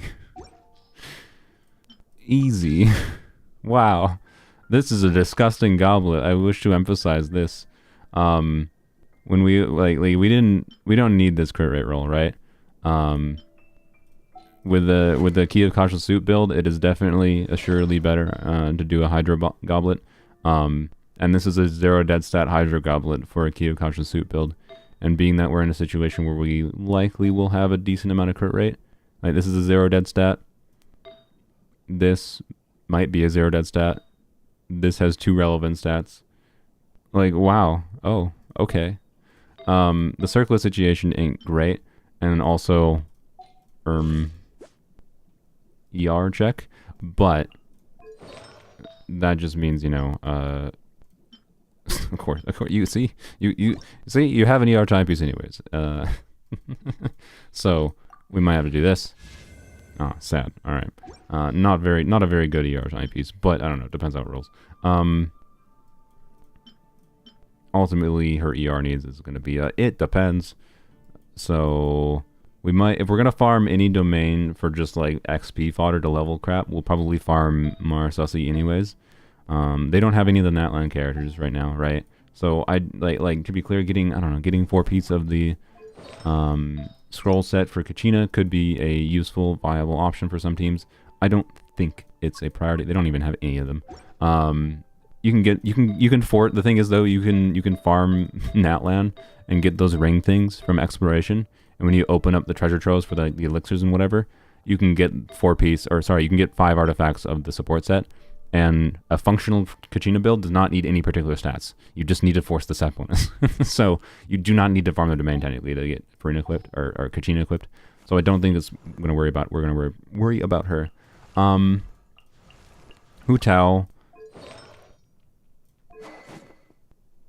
I think Hu Tao, again, this is another reason to farm Marsussy Hunters and Golden Troop.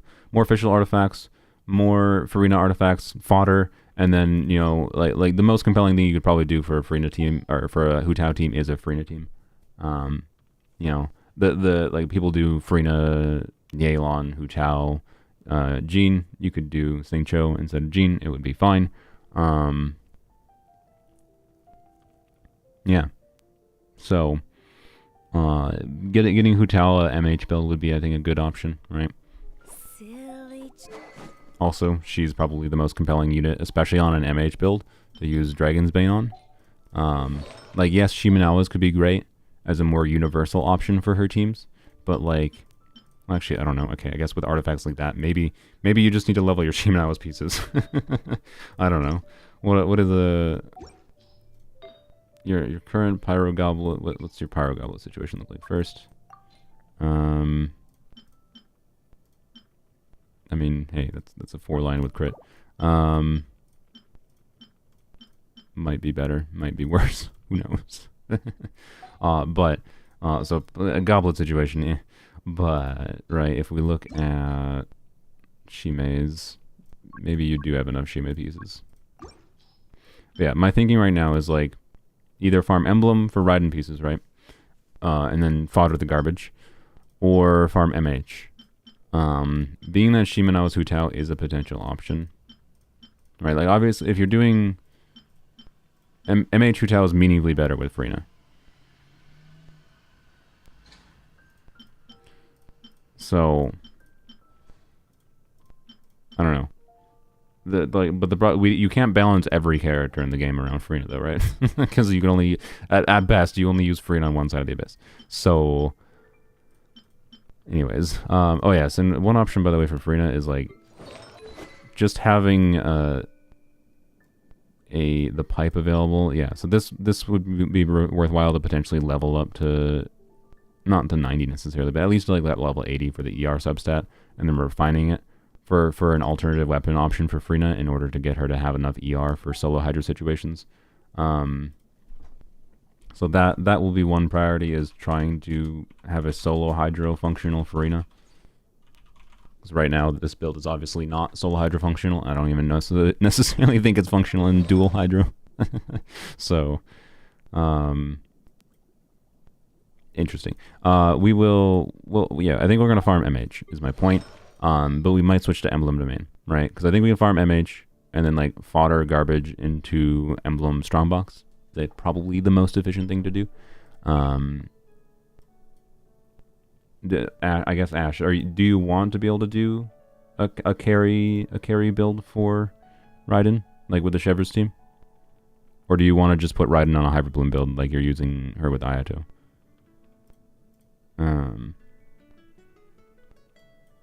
Because I might not bother with Emblem at all if you don't. If you have no interest in doing a on-field, traditional carry build Raiden, I don't think we're gonna bother with Emblem at all, right? But because that's the only reason to care about Emblem on your account right now. Let's see. So anyways, yeah, the current build on Hu Tao is, I mean, Jesus Christ. This is not level 20. Wow. Well, boy, would it sure be nice to use this as an off-piece on somebody. What this tells me is as soon as you get, like, what's your feather look like? Yeah, like, it's, okay, I can't not, right? Manifest streamer luck.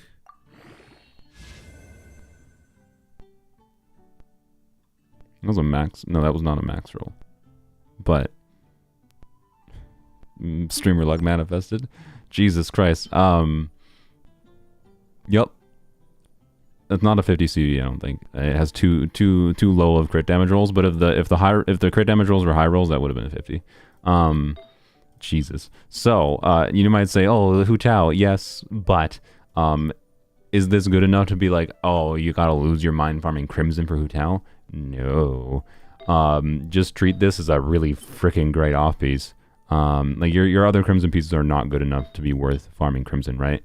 The story of how worth it is to farm a build is the story of all of your artifacts, not just one. Not to mention, switching off of Crimson on Hu Tao lets us get some free fodder. Not this, obviously. But, this is not good enough to keep, in my opinion. I don't know, it's okay as a potential piece for various things, but this is also extremely whatever, probably. I mean, that obviously is... Actually, oh, frick. You have an onset Pyro Goblet. It's on Xiangling right now. I didn't think about that. Oh, God. Okay, maybe it is worth farming Crimson. Frick. With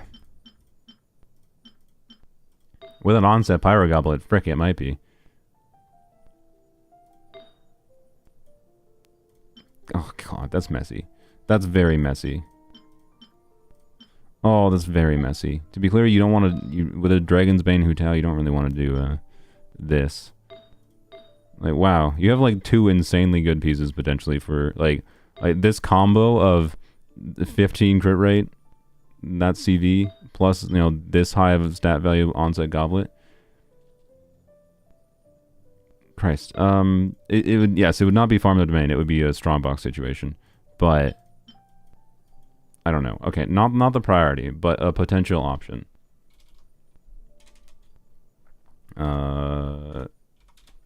Let's write that down, I guess. Slingshot. I forgot to write down Tignari. Slingshot build, maybe. Don't forget to do that. Hu Tao, maybe Strongbox Crimson. But yeah, this is only like a... Obviously, if you want to do more Hu Tao things, right? But, anyways, as an off-piece, thinking about Wriothesley, right? This is not the most insane circle in the world, that's for dang sure. And if we're farming, this is more reason to farm MH, in my opinion, because if we get a crit rate circle in MH, even if it doesn't have crit damage substat, right? Even if it's just like crit rate with a bunch of attack percent, especially if it's like attack percent, EM, and whatever. Crit rate, attack percent, EM, no crit damage, and then switching from this to this as an off-piece is an upgrade for him, right? Now, does Wriothesley need an upgrade? No, his build is one of the is a pretty good build, but still it would be an upgrade, right? My point is you have a build already in your account that is not very far away from being able to utilize that as an off piece. So, anyways, this at the very least, this plus this Pyro Goblet for Hu Tao potentially cements me for we're not going to bother with farming Shimenawa Emblem, I think, because I feel like your Crimson pieces are too good to even care that much about doing full Shimenawas on Hu Tao. I could look at your full situation in Shimenawas, though.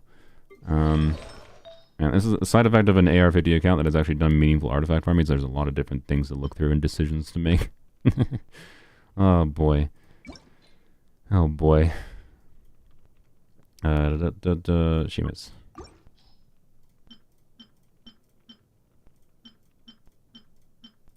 Yeah, I mean, it's mostly just that piece that's compelling. Alright, we can look at Yoimiya. I forgot about her. I guess Yoimiya is a factor for Shimenawa as being relevant. And that's probably a better piece for her, but it's already locked, it's fine. Yeah, I mean, a couple potential pieces. ER, no. I mean, hey, that's a potential HP time piece for her, but not ideal since they're not really, probably not running a crit weapon. I mean, you could run Black Cliff, but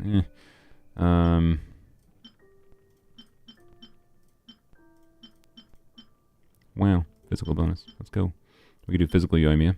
Hey, another option for another option for physical Yoimiya. Oh boy. All right.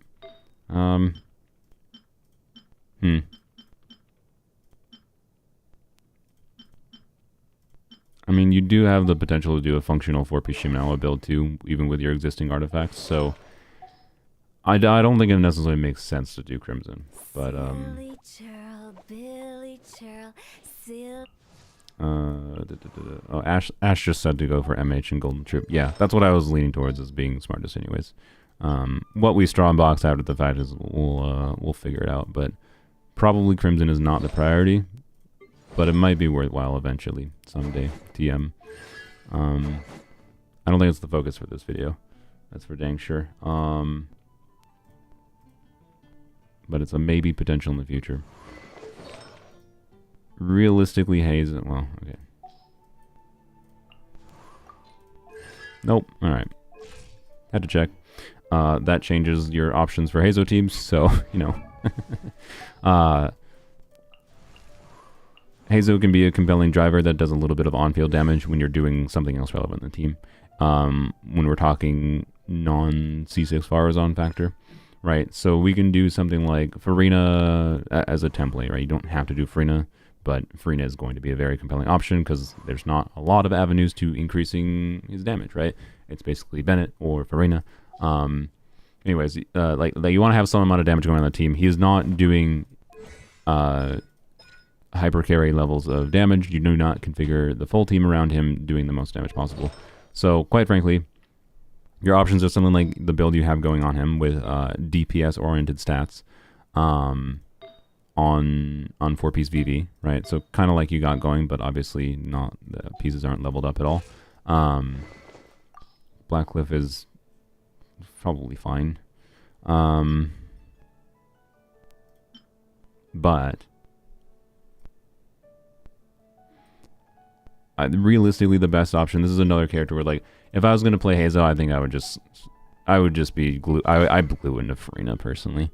Like, you get a solo Hydro Farina build that can do a bunch of buffing, and then instead of doing like a VV build, you can just do a 4-piece MH build. The value of VV is, of course, buffing someone else in the team. So it depends what you have going on the team, right? Because if you're just using him as an on-field driver, because you could do like National, right? The Yoldi National team format. You have a good Shungling build, so this is again a compelling choice. Where's Hazo, right? So your choices for Hazo is something like this, right? And this would be what you do for a VV DPS Hazo build, right? And VV, and the ideal is, you know, swirling Hydro and swirling Pyro, but honestly, mostly it's just swirling Pyro and maximizing Shungling's damage. I don't really like national variants that much, so quite frankly, I think the best option to get the most fun out of Hazo, because I think if you're playing Hazo, it's because you just want to see big punchy damage, right?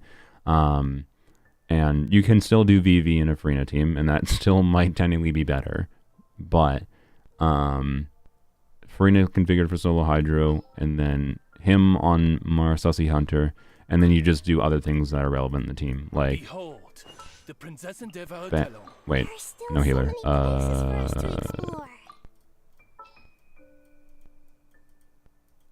Do we have Yo-Yo? No.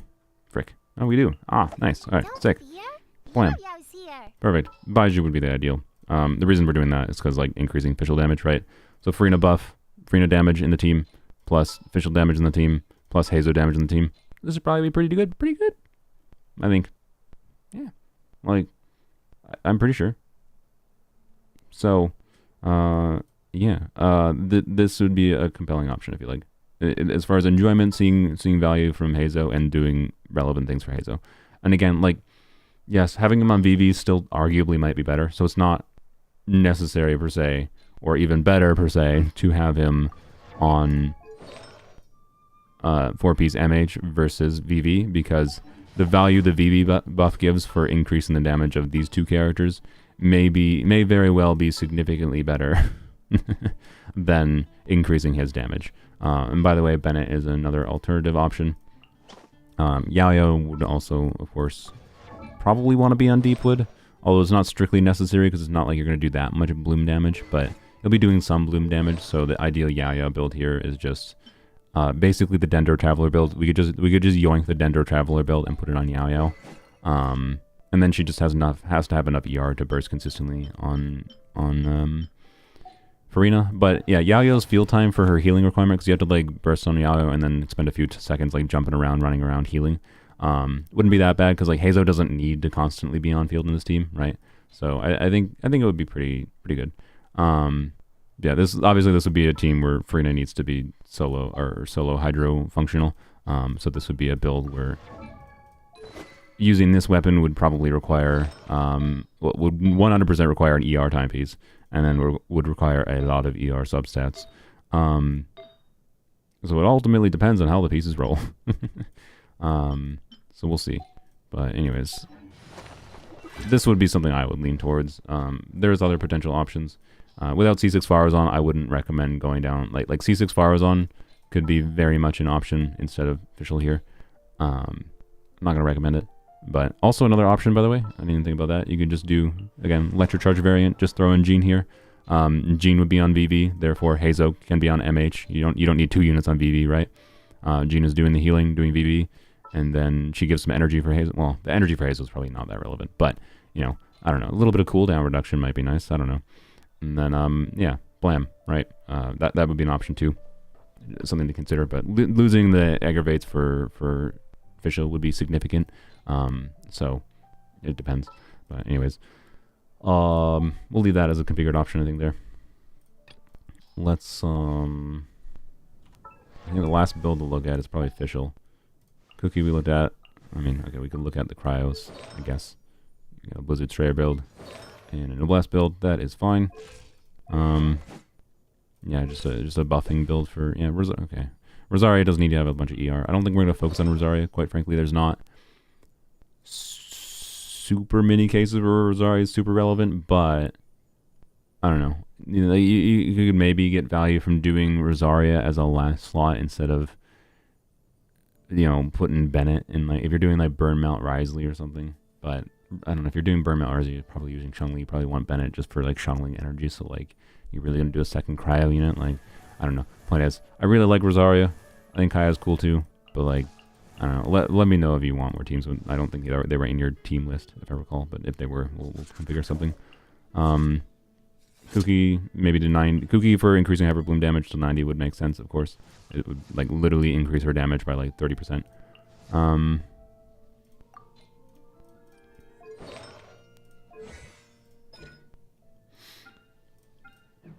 That's fine. C2 is fine.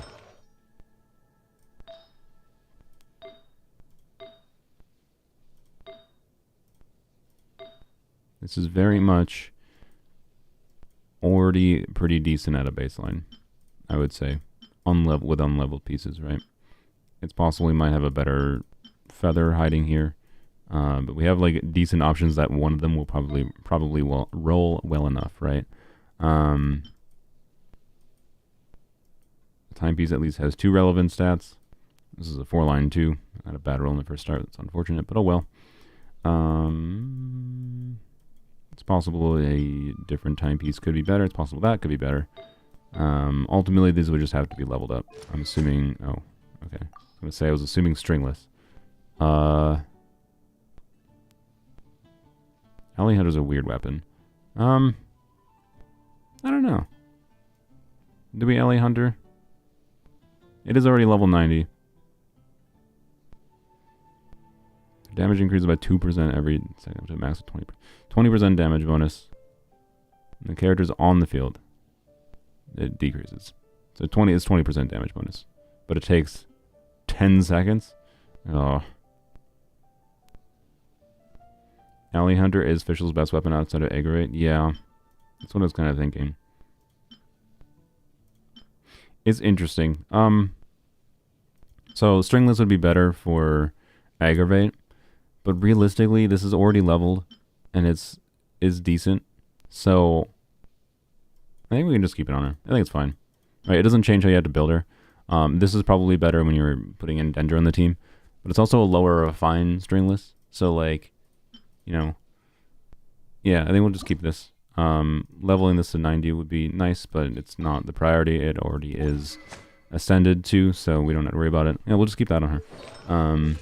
So yeah, her overall build, like once this circlet is leveled up, right, and get a few more crit rate rolls, which would probably happen somewhere, and then get some crit damage rolls, and this build is looking pretty good, actually, I think, on Fischl.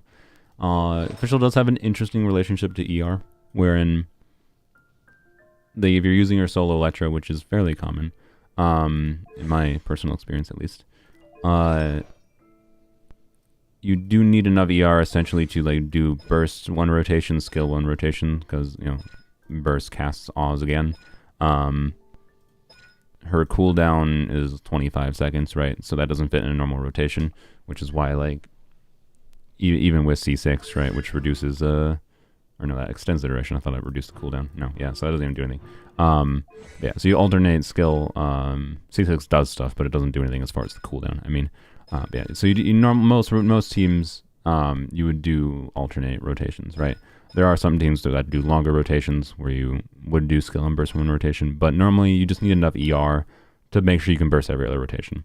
And in many teams, that is 0 energy recharge is necessary on Fischl, but there is definitely context wherein like Fischl's energy generation is variable because of how many electro reactions you trigger can change the amount of particles you generate, which can change Fischl's ER needs.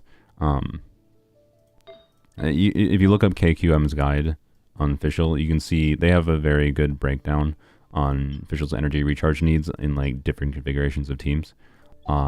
Point being, I actually do like having a few energy recharge stats on her, but it's obviously not a situation of we're going to force an ER timepiece or anything, but something like this piece could be actually kind of ideal if it rolls like once or twice into ER. Like my point with that is if we get some ER substats, it's a good thing, but not strictly necessary.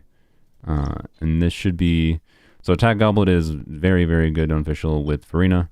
It's less ideal without Farina.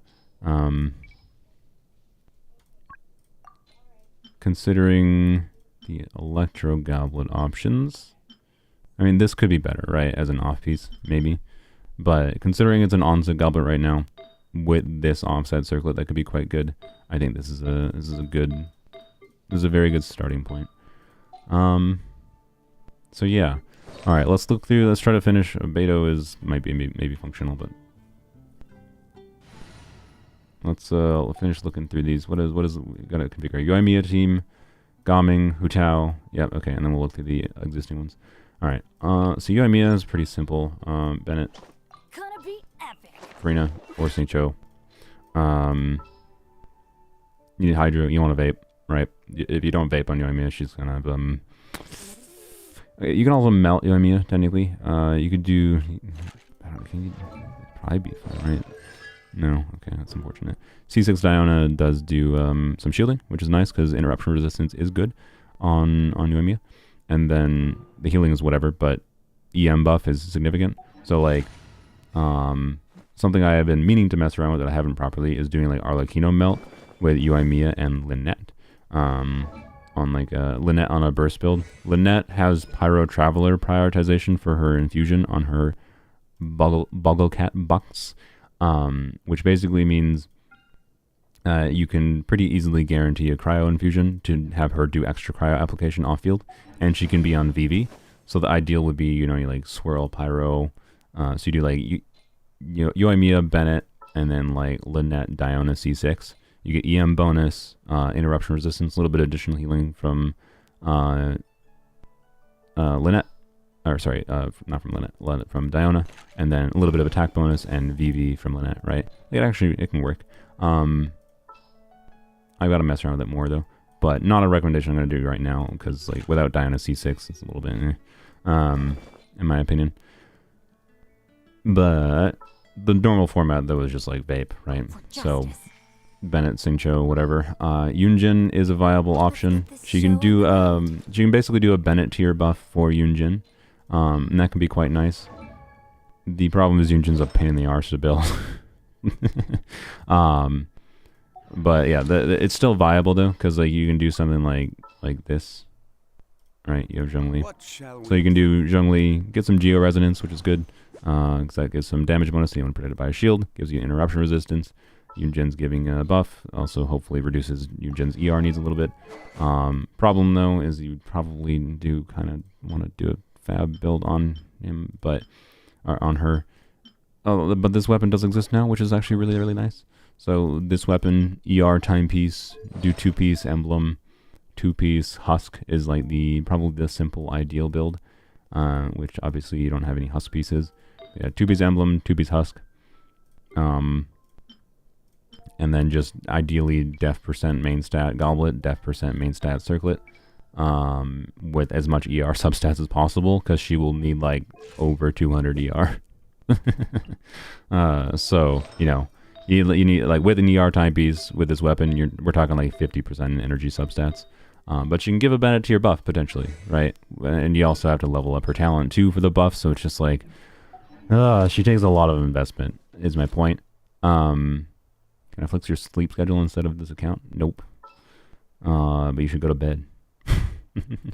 But yeah, this could work, and be a viable option, particularly in that you're not stuck to Bennett Circle Impact. Like I have played Bennett Yoimiya before, and I hate it because of Bennett Circle Impact, because Yoimiya does her little hops backwards, She also sucks to get interrupted because getting interrupted screws up her. Getting interrupted on her can screw up the timing of when her infusion lands the right hits, and like it can cause you to get vapes on the low multiplier hits. And if you're getting vapes on the low multiplier hits versus the high multiplier hits, her damage just goes. And it's not like her damage was insane in the first place compared to any whatever. So what does Yunjin do? Normal attack, flat damage bonus, which for units that have low baseline multipliers is a pretty significant upgrade. For units that have very high multiplier damage like Arlecchino, Yunjin does very little. But for someone like Yoimiya, it does quite meaningfully a lot. So anyways, Yoimiya is not the strongest character in the game, that's for dang sure. But she is Pyro. Pyro is strong. Vape is strong. Realistically, the stronger option is going to be remove Yoimiya. No, the stronger option is going to be Furina teams. Because like if you notice, one problem with this team is like solo Hydro Singcho's not doing much damage. Yunjin not really doing damage. You not doing damage. This is a hyper carry Yoimiya team functionally, is what I would describe most of it as. The vast majority of the damage contribution of this team comes from Yoimiya, and like it's not going to be bad to play, but it takes a meaningful amount of investment for, you know, just Furina. I have high hopes for this journey. And then you're good. And also then you could just use Marasasi Hunter.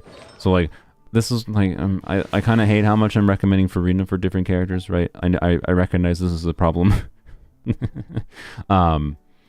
It is like you're compelling. Like I think your most compelling choice, basically, as far as approaching most abysses on your account, is going to be doing a Furina team in some form, Furina buffing whatever on fielder you want to play, and then probably doing like a Dendro team on the other side that doesn't need Furina. Although Dendro teams can also use Furina, so Furina's ridiculous.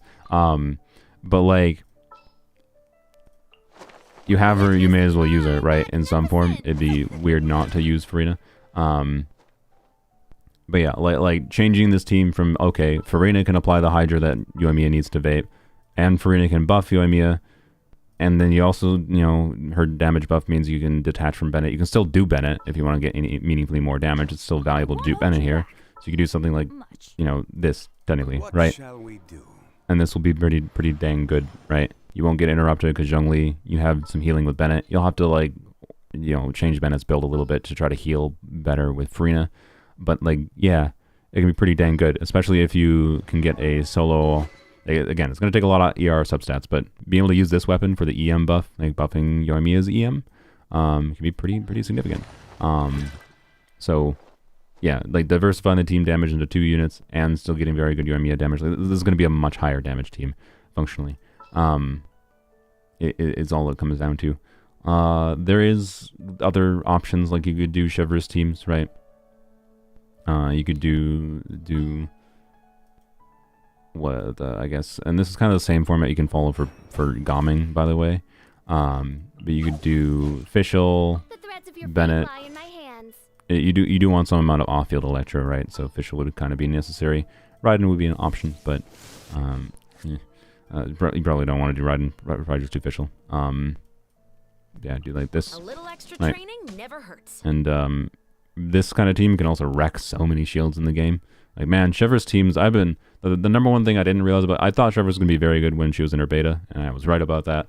The one thing I didn't realize properly was, like, how good Overload is at doing so many different things. How good Overload is at stunning enemies, preventing them from being annoying. How good you can use it as grouping in some situations if you're using it smartly, but that is situational. But it's also really good at shield breaking. So... Anyways, yeah, it works on Geo shields. Like, Chevreuse teams are ridiculous. So I think we might work on Chevreuse, my point is, because, like, you could even do, like, Mono Pyro Hu Tao functionally with Chevreuse, right? You could do Hu Tao Chevreuse instead of Hu Tao Vape. Hu Tao's kit shines the most, just like Yoimiya's. Hu Tao's kit shines the most with vaping, but you can still do Chevreuse Hu Tao to pretty good success. And it would be the same as that format where you just need an off-field Electro, and then do Chevreuse. Bennett, particularly for Hu Tao, would actually be the least necessary, which could be interesting. I don't know who you would do. Who else would you do? You don't have Yai. You could do like Raiden, Hu Tao. I don't know. There'd be something weird you could do, maybe. But I don't know. But I like Shivers Hu Tao teams, but Hu Tao even more than Yoimiya would shine the most with Vape. But anyways, there's different options, right? You do have a funny issue on your account where like you have Yoimiya, Hu Tao, and Gaming as different pyro vape options. And it's very possible if you wanted to use, Yoimiya, Gaming, or Hu Tao, if you wanted to use them on separate sides of the Abyss, you very much could, in the right Abyss cycle at the very least, as long as, it's not punishing to using pyro on fielders, for whatever reason, like with pyro lectors or whatnot. And your format would probably be doing a vape team for one of them and doing a Shevers team for the other one, right? Kind of thing. You have a lot of different options, ultimately. So, I don't know. Anyways, Yoimiya, you got options. And what your preference would end up being, I think, would just depend. This Ash said in my Discord DMs, they never intended to pull for Yoimiya or Hu Tao because they just came early for some reason. That's fair. So, anyways, it's possible to make use of either of them. Hu Tao is realistically going to be the smarter one to build and invest into, I would say, over Yoimiya. But Hu Tao also requires more, like, particularly without a C1. Well, C1 Hu Tao still requires, like, technical, like, getting used to, like, dash canceling with C1 Hu Tao. With a C0 Hu Tao, you got to get used to jump canceling. Both of them would take more investment, so I don't think they're recommended units for me to say you should focus your resources into. But it is an option. So I'll just leave the Yunjin Zhongli team here as a potential option on the most generic level. But keep in mind you can follow the Farina format. You can follow the Shevers format. Only thing to keep in mind is, she does have a little bit of annoyance with Bennett Circle Impact, and she oftentimes wants some amount of shielding to not be interrupted. So, yep. And Hu Tao is kind of the same. Like the Hu Tao, the classic Hu Tao team format. What was the pre-Yelan Hu Tao team recommendation? I forgot who the last slot was in pre-Yelan Hu Tao, but it was something like this. Oh yeah, it was Albedo. God, remember those times? Oh, yeah, I remember those times. Oh, that's adorable. I remember those times. I think we've moved on past those times. But yeah, this is one of the contexts where, like, doing double Hydro with Farina can be obviously good, but then you need to do, like, Gene. And Gene wouldn't be swirling Pyro in this team. Gene would just be swirling Hydro, right? And this means, doing double Hydro reduces Xingqiu's ER needs, means he can do more damage potentially. It means your current build is functional. It's double Hydro, I believe. And then Farina's ER needs are lower, she can do more damage, right? So, like, this is a very compelling option, probably the easiest one, realistically. You can follow the Zhongli format, though. And then instead of Farina...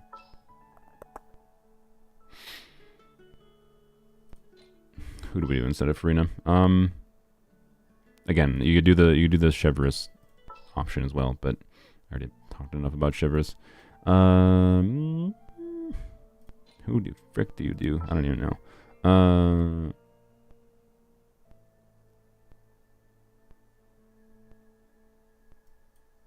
Yelan is the obvious choice, to be clear, if they had Yelan.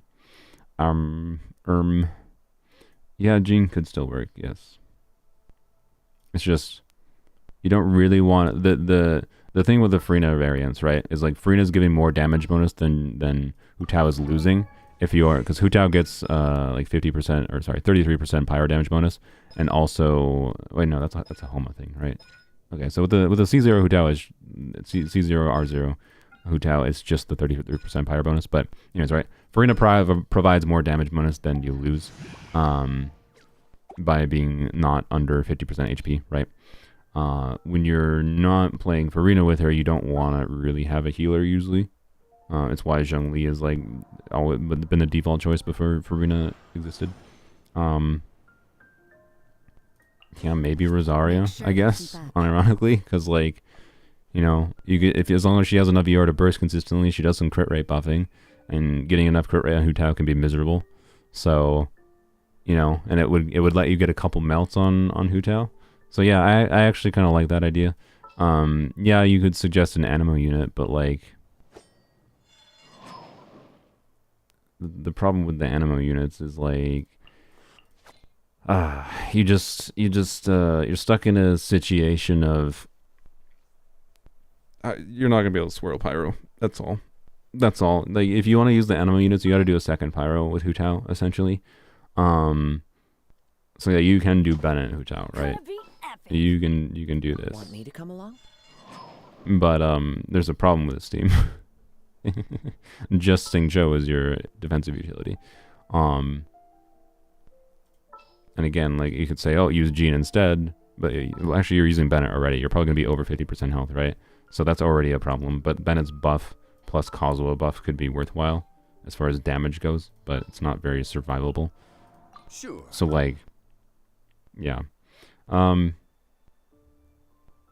Yeah, I don't know. I do like the idea of Rosaria. Farina makes consistent vapes a bit weird. Well, yeah, that's why you usually do Farina Xingqiu. Or Farina Yelan is the normal thing, because Yelan obviously a bit stronger doing double Hydra with Farina. But Xingqiu was the option here. So, yeah, I don't know. Realistically, I think the most compelling option is just a Farina team for you, for her, for a vape team. Anything else is getting a bit glass cannony. Bennett Kazuha. You want me on your team? You know, doing the Bennett Kazuha vape formula is an option. Oh yeah, speaking of, we should have mentioned that as an option. Want me to come along? You know, Gonna be epic. This will be strong. Yeah, that's a strong option. This is basically just another variant of the same thing, getting good damage, but again, you know, interruption on Yoimiya is a potential problem. So, yeah, the vape format can be followed for most pyro on-fielders. Same thing for Gaming. I'm just not going to bother with Gaming because it's the exact same formula, honestly. The only difference is like slight nuances in like how Hu Tao wants to stay under 50% HP, right? So I don't know. Because it's just so much, it's just going to be the easiest to play, and like with your current builds, I don't know. I know it's Farina, but like, this is going to be the easiest option, quite frankly. And it's going to perform well. So, like, yeah. Alright, Mr. Tiggy. Xingqiu not ideal here. I'm sorry. I know. I'm sorry. But, like, the reason Xingqiu's not ideal is because, like, you're not doing normal attacks. You're doing charge attacks in Tignari.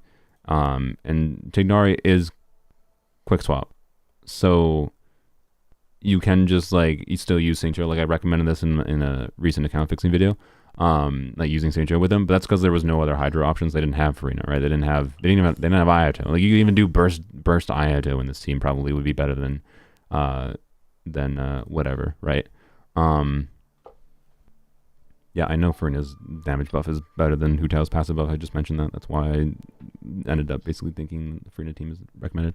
So, anyways, Tignari, yeah, like Tignari, if you're gonna do a Bloom variant of Tignari, Farina's kind of necessary, but you also just like don't need to do Bloom, right? You can just do Blam.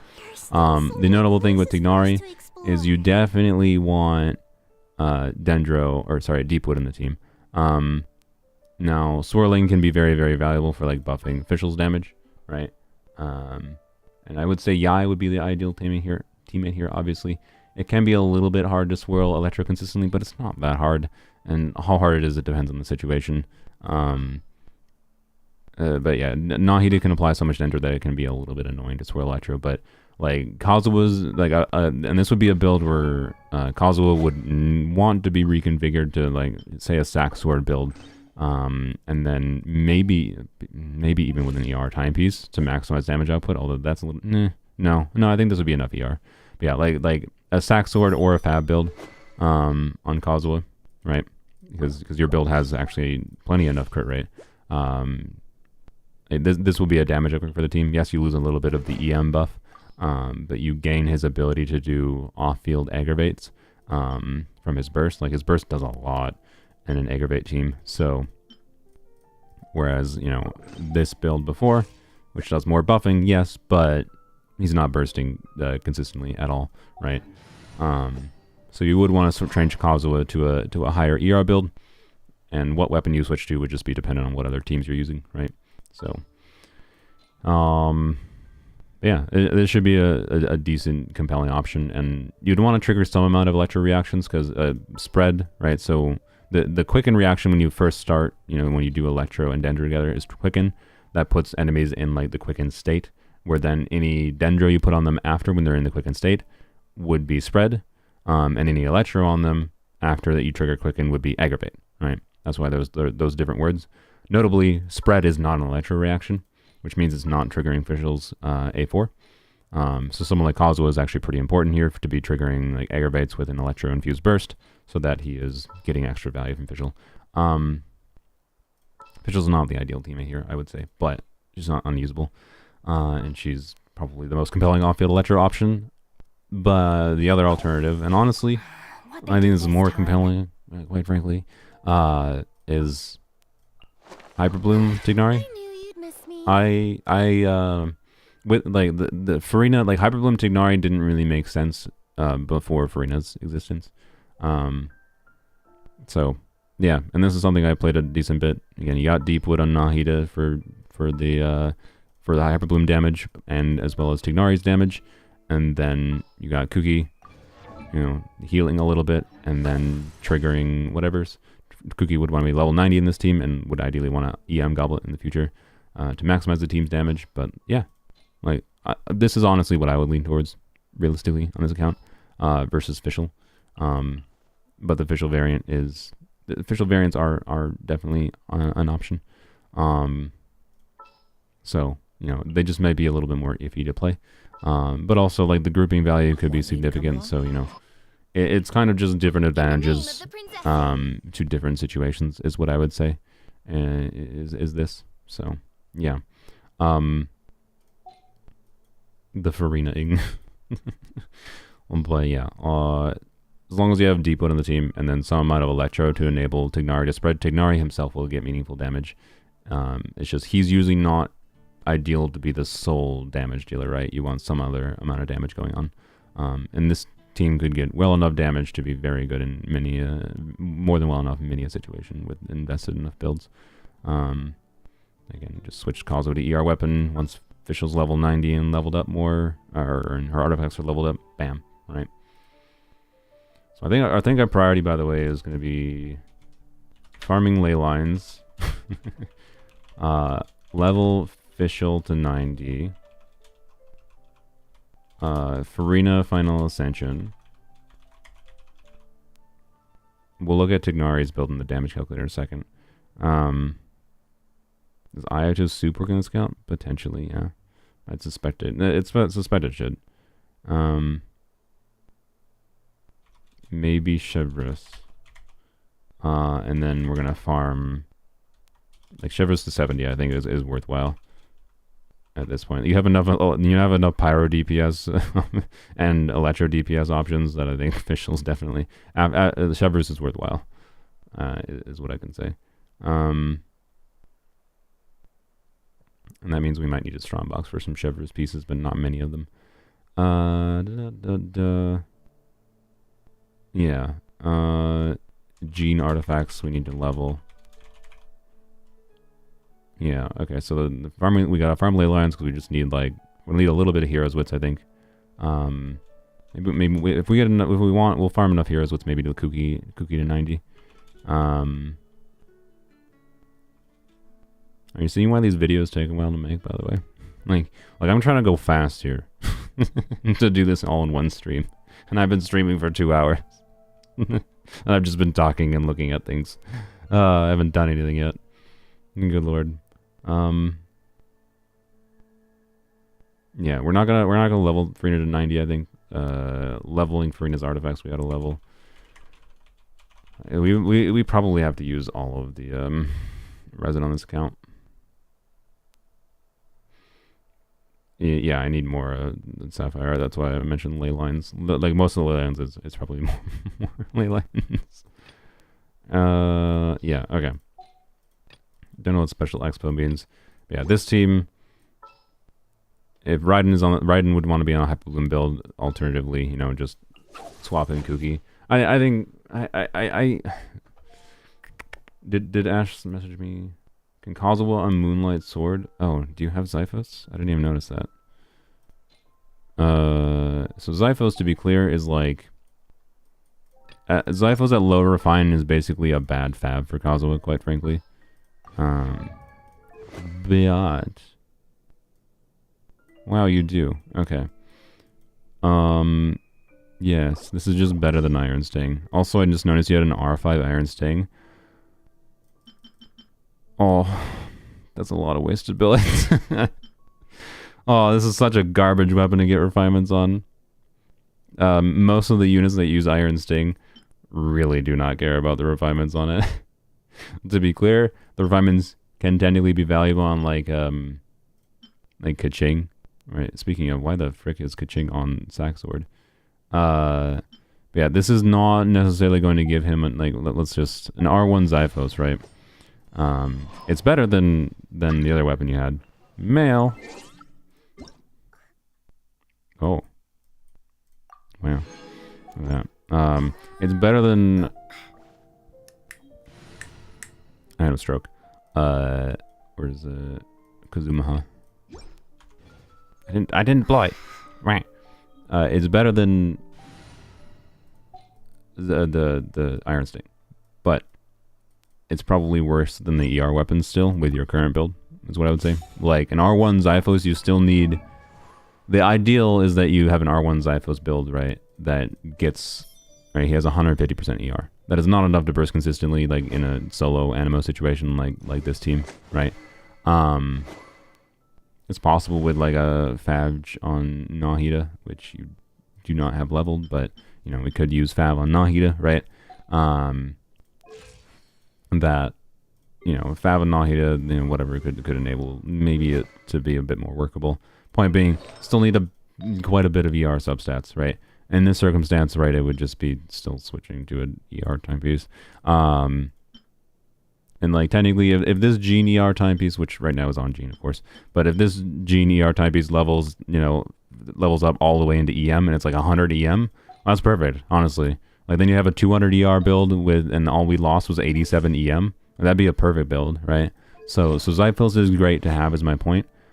This does enable you to not have to really worry about considering using like Sack Sword or Fab on him right now, but in this circumstance I would still probably just switch to that, you know. So anyways, yeah, the fact that you have Zyphos is good.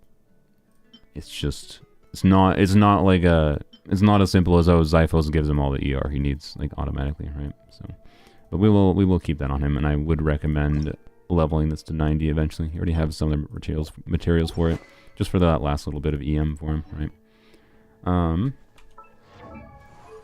Yeah, so I don't know. Can we look at VV artifacts again, I guess? Because we don't, like, this is just a bad piece for a Zyphos build, right? This is a good piece for like a crit Kazuha build, like a crit Fav critting. But with Zyphos, he basically just wants ER and EM substats. So, you know, we have multiple different pieces. We have multiple crit rate ER pieces. Multiple different pieces that could roll in the ER for Kazuma here. I am very tempted to feed his existing feather into one of these. For the time being, we're just going to put him on this. And like, these could become Gene pieces too, right? I think I mentioned before I would like to level them up for Gene. This is a good piece. Like, has some EM substats, but again, EM, ER would be the priority for a Zyphos build. So if either of these rolled EM in particular, you know, just at a baseline, we'll just equip this to him, right? But you know, just visualize, right? These rolling, if each of these roll 2 lines into ER, right? And then you had, if this had rolled ER, I mean, let's log this because it's still an EM goblet. Oh, you do have this as ER. Log this. Please never throw that away. Never, ever. I mean, honestly, you're not that far away. You're not that far away from having a very, very good full EM Zyphos Kazuha build. But yeah, the idea would be a full EM Zyphos Kazuha with enough ER and substats to burst consistently, right? It's not quite there, but it's not that far away, right? So, anyways. You have a VV Feather with both EM and ER. Did you? Did I just miss it?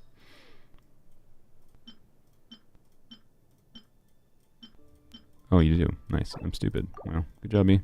Blam. These two are still good gene options.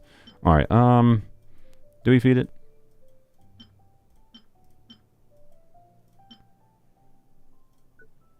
I think we do. I don't think this is relevant to keep, quite frankly. Where is it? Blam. Whoop, don't do that. That's not what I wanted. Alright. Praise be to the RNG gods. EM is just like a nice upside here. We, again, like mostly just want ER rolls. That is the ideal. And times 2 me, so we don't have to lose XP. Nope. Oh. Oh. Yeah, we'll just do that. ER? Sad. Oh. Wow. Wow. Wow. And just like that, things are looking up for this Kazumaha.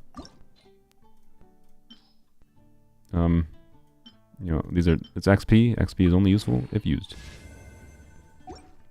Just checking it. We have that. We have that. What was this?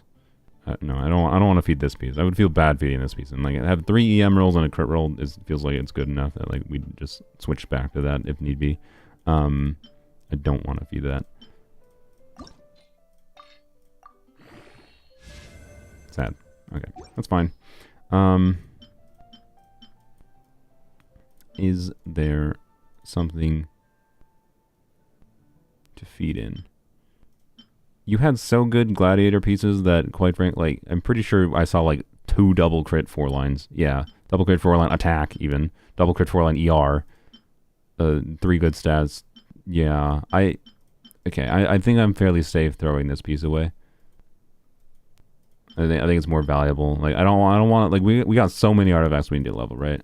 I think we need to be smart.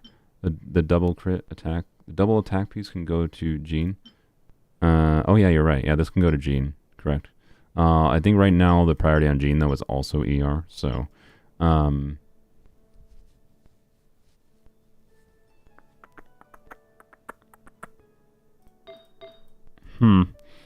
I think it's worth it. You have enough good gladiator pieces. I don't think this is that risky, right? To be clear, the stats on this is like potentially good for the right situation, but like it's weird. I don't know. I don't think it has enough relevant stats. Like I think it's more valuable to feed into perfecting Kazuha and then never having to look at him again. Essentially.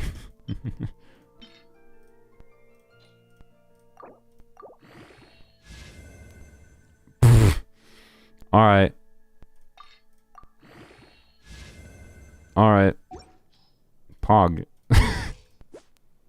It's not perfect. It's not perfect.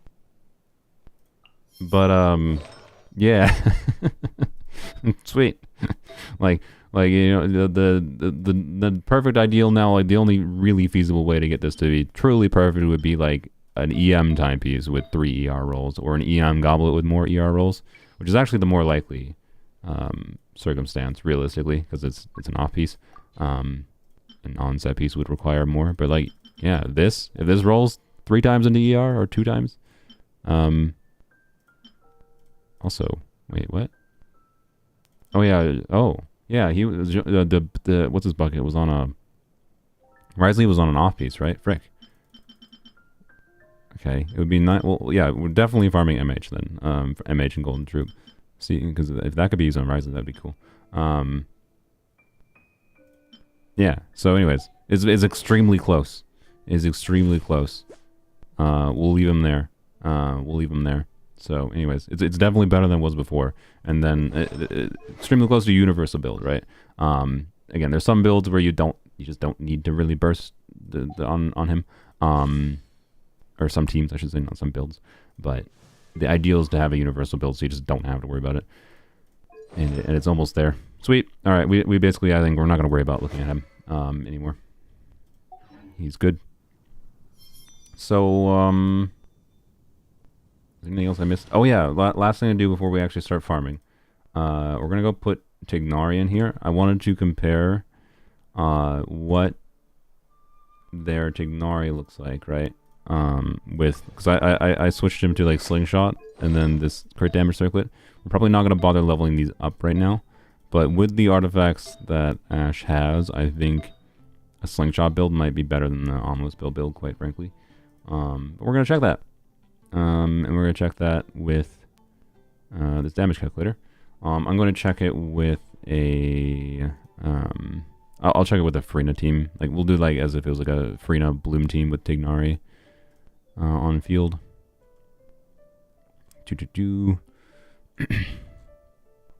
And obviously the team can slightly change things. I do wish to emphasize that aspect. But it's not going to change things so meaningfully that it matters that much. You would not be on a buffing set. You would be on a Deepwood, and you're on ideally Key of Conscious Suits, and we'll pretend we can pretend we live in the reality where Ash has a full solo hydro build that works on Key of Conscious Suit, but right now it will kind of require an EM weapon or ER weapon on Frina. Where I'm having a stroke. Why? What am I looking for? Tignari. Where is he? Am I blind? Actually, where is he? I am blind, right? This is alphabetical. This is not. No, this is alphabetical. I just didn't scroll far enough. I'm fine. I'm fine. The link for this damage calculator is in the description. There's the slingshot right here. R5. Level 90. We will assume a neutral resistance at level 95. This Tignari is not level 90, right? This Tignari would want to be level 90. I know his talents were level 9, and I think level 8. Skill doesn't matter.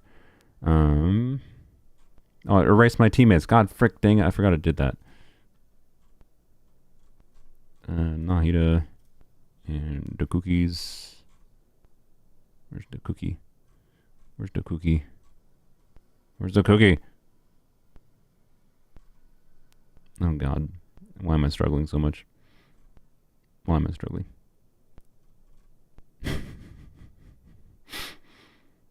The K's are right here. Where is Cookie? Oh, she's little. That says Shinobu. God, kill me. All right. Oh God. Okay. Debuffs. No Nazi. Do not Hita. Pretty sure. Yes. Spread. Yes. Check that. Yes. Ascension 1. Farina. Also, I forgot. So to be clear, this is a team where, if you're doing this, by the way, Nahida should be on Prototype Amber and probably a healing bonus circlet even. And then Kuki will heal. Kuki's healing if she has a leveled up talent, and Nahida Prototype Amber healing with a healing bonus circlet on Deepwood, even if not on not on like maidens or anything, will still heal the team meaningfully. Like you'll still get some damage bonus. I'm going to estimate it at 200. I think that's a little bit of a pessimistic estimate, but we'll just estimate it at 200. And I'm going to pretend her bursts crown because it should be eventually. But yeah, anyways, again, like there's different Tignari variations. We could do official Kazuha instead. Actually, Sucrose, by the way, would probably be better than Kazuha. for Tignari's damage, at least. not necessarily for other things, but no, not Constellation 2. Also, he does have Constellation 1. Slingshot R5, Key of Kaj's suit, we'll say 40,000 HP on Farina. It's probably going to be higher than that, but you know. All right. I think this is fairly all realistic here. Yeah. Okay. I did Deepwood, right? Yeah. Okay. Sweet. And what we're looking at specifically here is actually, frick, what is it? Not his C6. The Wreath Arrow, and the Wreath Arrow I believe is his initial hit, and then the Cluster Bloom Arrow. And then we'll put in our Wanderer's Troop artifacts. We have a Dendro Goblet. We don't have any Dendro Goblets leveled, so we're just going to make assumptions on things. EM level 20. Alright, and then now here I'm going to move this over here. Artifacts. Gotta type all these in. And we're doing this so we can like figure out what's better, right? To figure out what it actually makes sense to invest into. A slingshot build or continue down like the almost bow with a crit rate circlet route, right? 3.5. Oops, that's not how you do that. And do 22.5 crit damage. Feather. We don't need to type in the ER, but the ER is not useless. Oops. The 0.1 is very important. Got to type that in. 12.4. And then this really nice EM timepiece. 12.1. The flat attack does do something, so we'll put that in. And 11 point. No, wait, sorry, not 11. That's ER. 7% crit damage. Dendro damage bonus goblet. You know, there was different options for Dendro goblets. I suspect they may be able to. Did I do Nahida buff? Oh, yeah, I didn't type in Nahida's buff. Nahida has like 800 EM, right? Well, actually, okay. With the healing bonus circlet, she'll have. Ideally, she would have an EM goblet and still would be able to have 800 EM with a healing bonus circlet and prototype amber still. But we're just gonna be pessimistic and assume she doesn't. So she'll have like 600 EM. So Dendro Goblet. Anyways, there's different Dendro Goblet options. Ultimately, it'd be which one levels the most. There was enough options that I think one of them would probably at least roll like 2 rolls into crit damage. So we'll just say 21 crit damage, right? And then we'll throw in a attack percent roll in here for good measure, I guess. The attack percent won't matter that much. And then crit rate on this, we'll just say, I don't know, 7.8 crit rate. It doesn't matter that much. It's just going to affect the average damage. So you can see, if I move the thing over here, overall build, right, on a slingshot build here, would be, and this is C1 Tignari, so it actually has 15% more crit rate. 175 crit damage.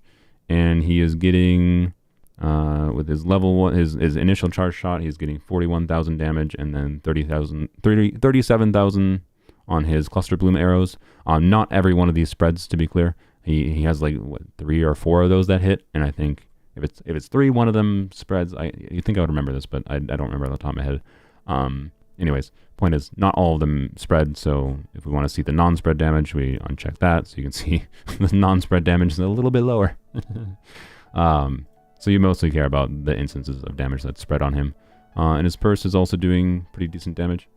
So, yeah. And if we look at, what a Kazuha team variant would look like, so this would be like doing, say, Fischl. So this is going to be lower Tignari damage quite substantially, but, it's still an alternative, and Kazuha has significant advantages in many a situation because Kazuha is strong.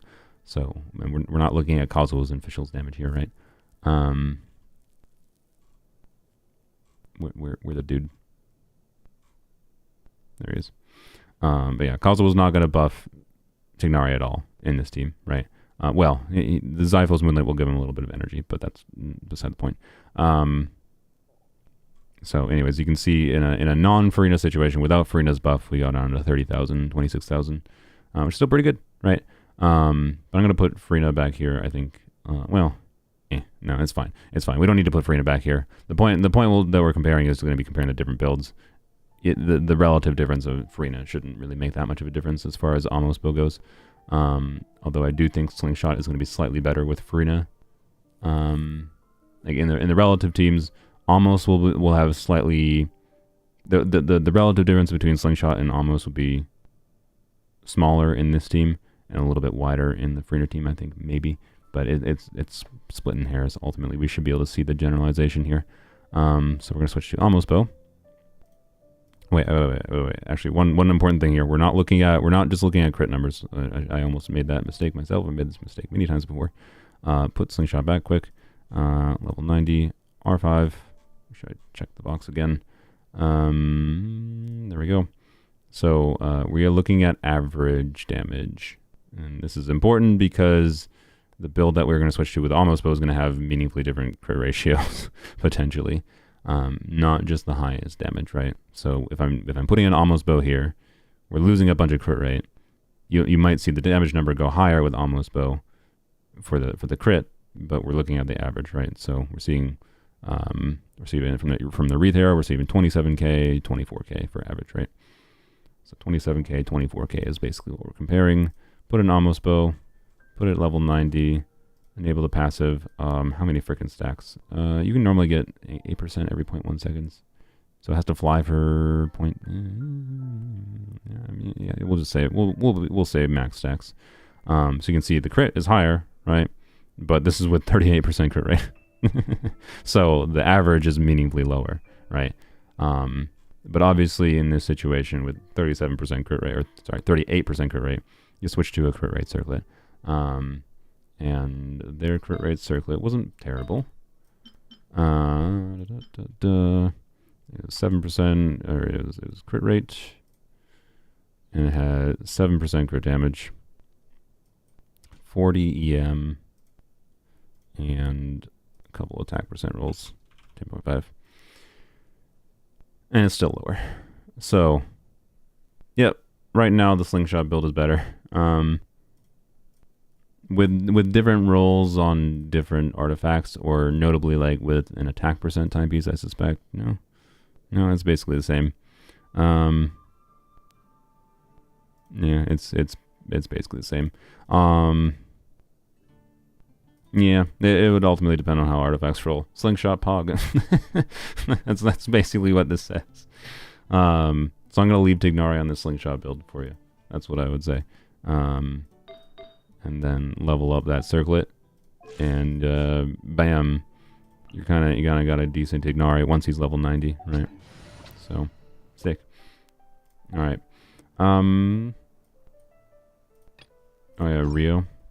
Oh yeah, duh. Swirling Cryo would be nice for Rio, wouldn't it? What do you do to swirl Cryo with Rio though? You have to like start with a burst probably, or no, you can start with it. He's a catalyst user, dumbass. The only problem. So yeah, here's a character that will gain value from Xylonin.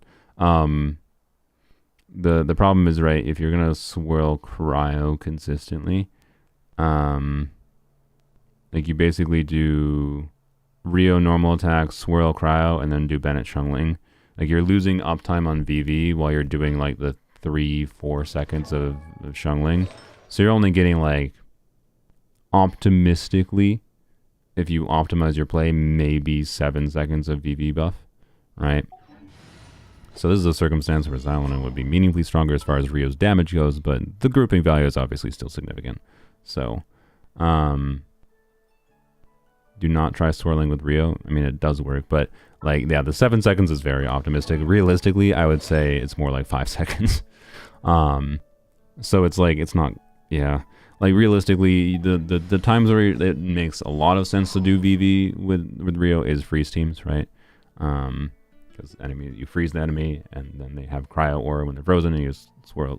Yeah. So it just makes a lot more sense with freeze. It genuinely may just be a lot better just to. No, yeah. And it's kind of funny on this account. I'm not seeing a lot of reasons to use Kazuha, right? Like Kazuha is situationally extremely strong, but it is funny as they have released the likes of Farina and whatever else and like all the Dendro things. Like, yeah, I don't know. I think I'd recommend this honestly instead of that. Yeah, so I'm just gonna say that for real. For Ayato, he's a Hydro, so the conversation of how Ayato can be used is just a conversation of, again, he is the format of don't just have him be the team's damage, which is exactly what this team is, right? This is a Hyperbloom team, with Ayato as in like an on-field extra damage dealer, and that is exactly how you do more strong things with Hyperbloom. Like Hyperbloom at a baseline isn't necessarily going to clear all the content for you, but adding an additional damage dealer to do things on field is going to potentially be the difference maker. And you had a good Ayato build going, so this is a compelling option. Kuki is an option too, alternatively. Raiden would need to be level 90 and configured for a Hyperbloom build, so basically in this circumstance just steal Kuki's artifacts. But she would have to be level 90. I don't know if we're going to actually level Kuki to 90 here. I don't know. What's your preference, Ash? They haven't messaged me. What's your preference? Go DM me in Discord. Would you prefer me trying to work towards, like, not bother level 90 in Kuki? Because you'd rather just have Raiden level 90 and then switch Raiden to a Hyperbloom build when you need to? Like, switch Raiden between, like, a DPS build with Chevrolet or whatever other team, Chevrolet or Farina team, and then switch whatever, like... Because my preference would, like, I think many people's preference included, would be just leaving Raiden on, like, an emblem build, using Raiden as a carry unit sometimes, be it a Chevrolet team, be it a Farina team, right? And then for a team like this, you just use Kuki instead, right? That's what I think most people would probably prefer. And in that circumstance, so we don't need a level 90 Raiden, we leave her at level 80, and then we level 90 your Kuki, right? So, yeah. Anyways, Ayato has other options, right? I think someone in chat was mentioning, like, Ayato soup. So they're just talking like reaction soup teams. So that would be where, you know, you have Hydro, you have some Dendro. Usually Dendro is a pretty important element to soupy teams. Usually you would bring in some Pyro. And then from there you kind of have a flex slot, I would say, for soup teams. You can do like a cryo unit and for even more whatever reactions. Wouldn't recommend, I don't know, Rosario would be interesting. But I don't know, if you're doing Xiangling, right, you could do something like Nahida, Xiangling. Actually, that would be a vape variant, right? I guess, now that I think about it. Yeah, doing a Bennett, Xiangling, Nahida, Ayato. You get some vapes on Ayato. If his Hydro overpowers the burning, that is actually perfectly fine. Because then you start vaping on Xiangling, right? So it's like either you're vaping Ayato's hits and getting big forward vapes, or you're vaping Xiangling, right? Either or is a win-win. Yeah, today was at a different time because of making sure Ash could watch while I fix their account. Do what you think will be the best. Well, I don't know what's the, like, there's not necessarily a best in this circumstance, Ash. Like what is best on a damage output level is, you know, doing the Raiden variation in this team, which is a bit more fragile. Like, you're just relying on Sing Cho for defensive utility, and then you could put Nahida and Prototype Amber for additional team-wide healing. And then if you need it, right, you could also just try to get away with not doing a healer, or not having any healing and just relying on Sing Cho's defensive utility.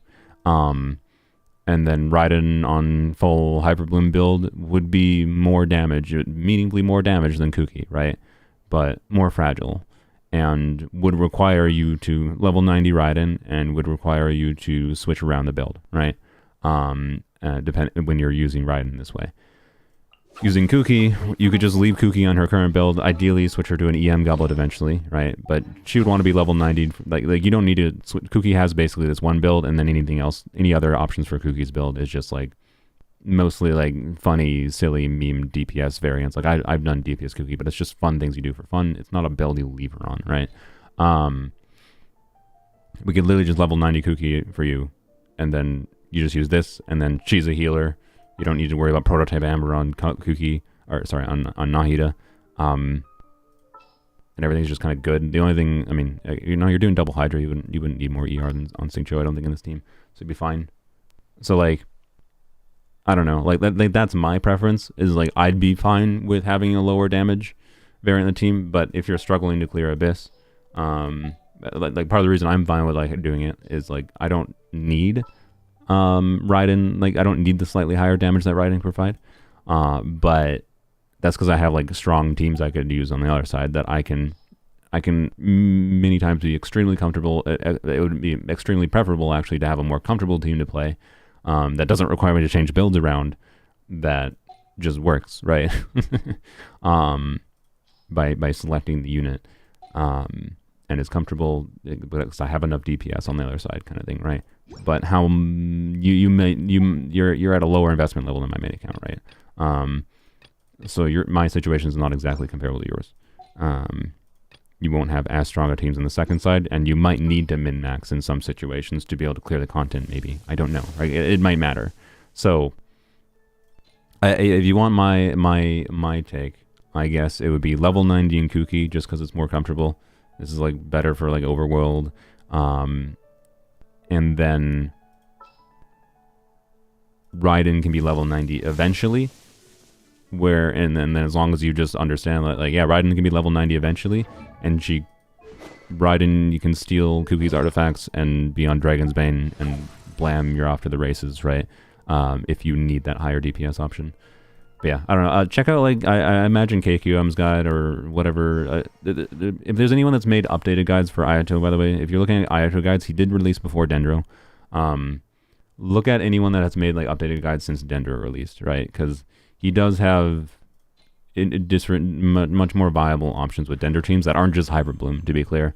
Like I mentioned, like bringing Pyro into the mix. You can do weird reaction soup teams with him. He is a weird character in that being Hydro makes him potentially useful in a lot of ways. He's a jack of all trades, master of none, right? Ultimately, yes, Nubilet kind of mostly power creeped him, quite frankly, but is what it is. You can kind of follow the same format, though, to an extent, wherein Ayato is a Hydro on-fielder. So anything you would see, like, people following, like, for what the teams are doing with a Nubilet team, you can generally follow that same formula for Ayato. But the difference being that Ayato doesn't have to be forced down towards the same routes that Nubilet is sometimes, because Nubilet has his passive that Nubilet doesn't do anywhere near as much damage if you're not, doing different Hydro reactions. So Ayato is less forced down towards that route, so you can actually have a little bit more flexibility with the teams, I would say, in some ways, than Nuvi. And also, Ayato has his off-field Hydro relevance, which, it's still technically possible to, like, use him as solo Hydro, but not ideal in any fashion because of how he generates energy. But his burst does do off-field Hydro things, and that's valuable. So, you can, like, open a rotation with Ayato, Nahida E, Ayato E, Kuki E, whatever. Then you, like, Nahida burst. So while you're bursting a Nahida, at least, like, you're triggering Hyperblooms. And then, you Singcho E and zoop, zoop, zoop, zoop, zoop, right? So, like, that off-field Hydro does add value, is my point. There is more nuance than with him versus Nubilet than just Nubilet stronger. But, like, as far as raw multiplier output goes, like, yeah, Nubilet is stronger at a baseline, but he still has his uses. He's kind of a jack of all trades, master of none kind of style Hydro unit is what I would describe him as. So he's an interesting character, but yeah. All right. So yeah, let's double check my priority list. Running Ayato and one team on Nuvi on second. I mean, yeah, that's an option. Is there no audio? I mean, no audio. I mean, like, no audio in the game? It's showing the audio in my OBS. If you have no audio at all, Astro, it's you. But you probably can't hear me. So, Anyways. Oh yeah, Thundering Fury Ayato is an interesting thing. I'm not going to recommend that at a baseline, but you can do Thundering Fury Ayato. Like, what is it? It's like Ayato official. Actually, I don't know what does the updated version of that team look like. I don't know. It's Ayato official for sure though. But you can basically have indefinite uptime on Joop Joops. So, anyways, do you think Xylon is worth it to get if you plan on pulling Arlecchino? I mean, if you have Kazuo already, that's the main reason not to get it Xylonin. If you still want Xylonin if you have Kazuo, it's a question of, okay, Have you ever felt situations where like it would have been nice if Kazuha was the team's healer? Or have you ever felt situations where you wish Kazuha buffed Geo? Or have you felt situations where you really didn't care about Kazuha's grouping and damage, you just cared about his buff he gives for another unit, and you know, and like problems I mentioned earlier with like his VV uptime, like for Wriothesley, right? Xylonin would be meaningfully better for Wriothesley in that context, for damage output, right? So yeah, you can do Xylonin and Kazuha together. You're gonna see a little bit of diminishing returns on the buffs, but like it's more valuable to put them on separate teams, but it's fine. So, you know, yes, you can use Xylonin and Arlecchino Monopyro. So it's not going to be like Xylonin and Arlecchino Monopyro is not going to be meaningfully better, and in fact it's probably worse, because I do think Arlecchino in many situations gains meaningful value from Kazuha being able to group enemies together so that Arlecchino can hit multiple enemies at the same time. So, you know, as far as mono element teams goes, I would say most mono element teams are going to prefer Kazuha. There's many a dual element team though that will prefer Xylonin in the future. But it ultimately will be a relationship of how relevant Kazuha's burst is in a given team and situation, and how relevant Kazuha's grouping is, and how much you need healing. So, yep. The only thing that's better than Kazuha's is 2 Kazuha's, exactly. Alright. Let's... What do we prioritize? I think Furina's the only character that wasn't ascended all the way, right? So, let's go farm the boss to get Furina to level... I need freaking Whopper flowers, they'll kill me. Okay, well, we're gonna do that anyways. I don't know if we'll actually ascend her, I guess. Maybe not. But I'm gonna use the resin that we have anyways to try to get the boss material for them. Plus we can test out some teams while we do that. So, and then we just need to spend eternity in a domain. What team do we want to use for domain farming? It's gonna be the MH domain, which is not that hard of a domain, but it is a little bit of some tanky enemies. Yeah, so I have on my list farming ley lines, leveling Fisher to 90, Furina Final Ascension, Traverse to 70, Gene Artifacts level, Kuki to 90, level Furina's artifacts, level Fischl artifacts. That's my list of things that I kind of want to do this stream. And yes, more is probably first. I agree. But I wanna use the resin that we have because we're capped on resin right now. So I'm just gonna do Furina first. Honestly, I think it's this team. I think this is the team I'm gonna use. Yeah. Yeah. That'll be good. Alright, let's go Rio. Do.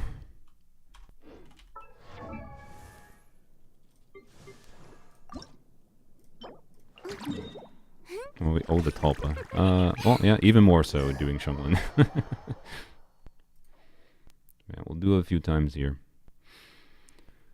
How much more are we gonna need? Good lord. What's anyone's estimate? We're gonna need to level, like, full equipment for Furina, full equipment for Fischl. That's probably, like, 2 million more alone just for artifact leveling we need. Plus Gene's artifacts. Plus Chevreuse Ascension. God, how much more do we need? Yeah, I think we might need to farm like 5 million more. Oh boy. Oh dear. Oh boy. Alright. I think 5 million more is what I'll stop at. Like, I don't think 5 million more is too much. That's what I would say. So we're gonna farm 5 million more. I think 2 more is enough. True. And then if we need any more, we'll farm more when we need it, right? No. You know what? We might test Shungling on a Fab build here too, instead of Catch.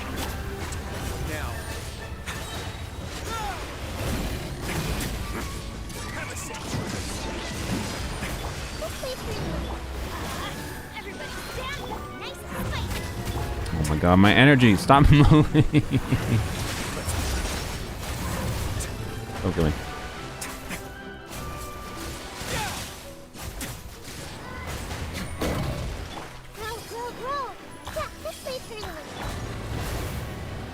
Okay, I think I'm gonna just put Shungling on Fab build for my sanity. Let alone if it's necessary per se.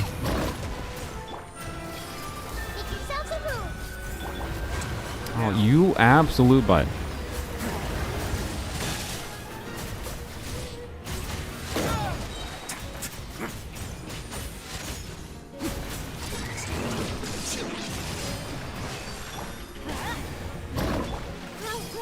This team is fine.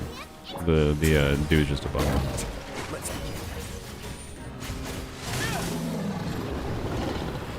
And yeah, I know, kind of hard to trigger melt on the Hydra enemy. Which is fine. Alright. Well, quality, that's fine. More strong box. Okay. Let's, teleport away. We'll put Shungling on Fabj, because, yes. And then this will, theoretically, right, we'll do that. Because it would be cool to get Raiden going. That's a last priority thing. Raiden, strong box. Do you? I didn't see actually clarification. Do you want? Is that a desire of yours to be able to make Raiden usable? Because that will determine how much I really focus on Raiden and Chivris, Raiden strong box.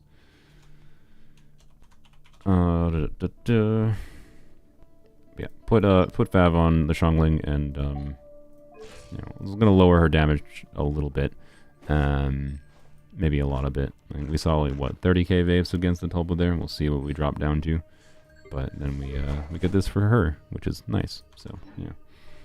Anyways, let's go again, and hopefully it means I can bait. Yeah. I just want to have Shungling burst back without having to think about it. Ultimately, like that's a very significant value.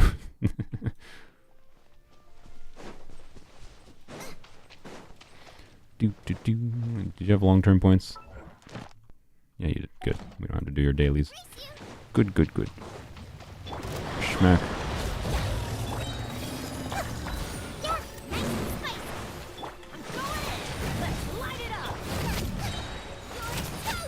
Look at that Fav. There we go. How many normal attacks are you supposed to do before you do a charge attack on this dude? Oh god. That was, yep. Ah. My bad. I did that. Can you not?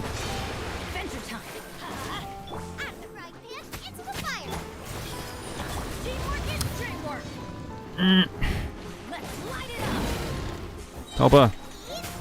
I could have ran back and gotten that, but...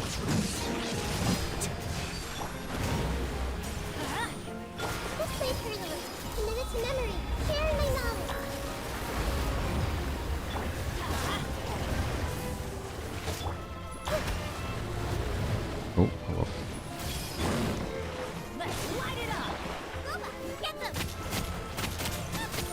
Look at Fav, it's helping out. Ooh.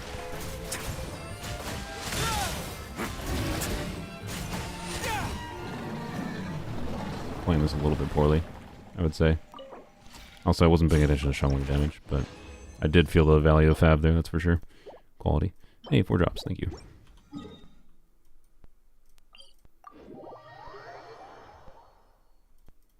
This is EU server. That's why my latency's a bit higher. There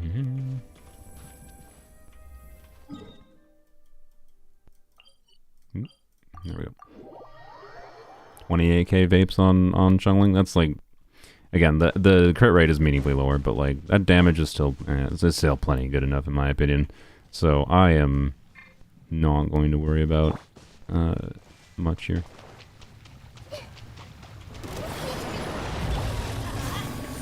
That, do this. It would not, yeah, you know, I definitely think Fav Nahida might be the way to go, quite frankly.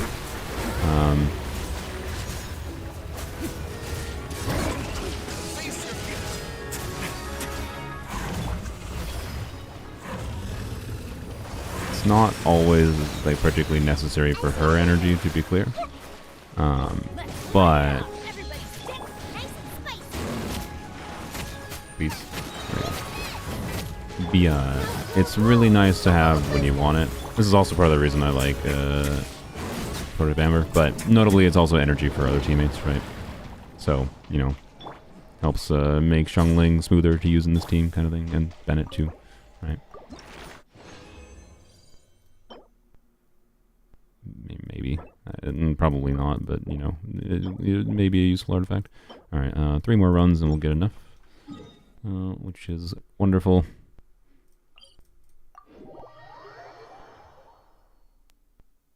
Odds of getting 4 drops? I think it's only like 10%, honestly. It's quite low. At world level 9. It's not possible below world level 9, to be clear. New mail. What more mail? Ah, web event rewards. How exciting. Yeah, we're trying to send Farina. Just because it's something that needs to be done eventually anyways. Not necessarily of vital importance, but I don't think it will need the, you know, 240 resin we're spending on this. God, can I? There we go. Did I not trigger Fab yet? Yeah, I must have already triggered Fab, but whatever.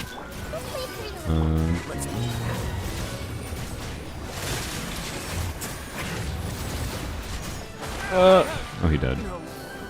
Honestly, I thought I could survive. I could not.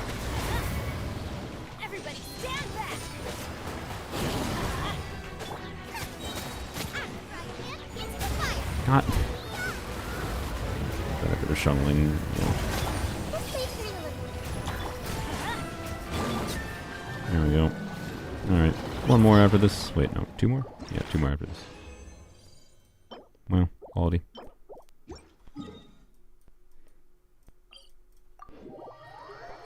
We might not actually do her thing, but do her ascension. I mean, just because I don't know how much Whopper flowers they have, and I don't think I'm in the mood to farm a bunch of Whopper flowers. Although, well, I don't know. We could go. Does anyone know where Whopper flowers are most common as far as the ley lines? Because we need to farm about 20,000 ley lines. So.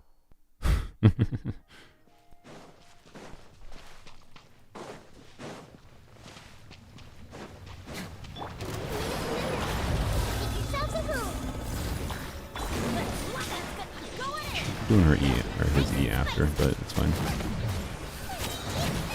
See, man, Fab Xiangling is so good.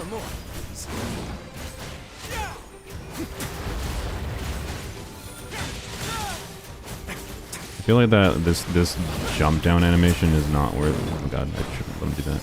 I feel like that jump down animation is not worthwhile, right?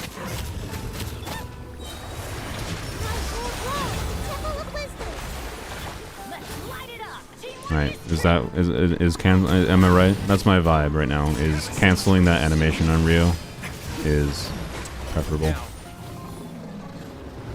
So he does, and then that. I'm pretty sure that animation is not worth the time for the damage, is my guess. So I'm guessing it's like, do 1, 2, 3, do that. So I think it's like do 1, do... Oh wait, no, he keeps his combo as he dashes. Oh, interesting. Okay. I'm trying to remember. It's been a while since I thought about Rio. We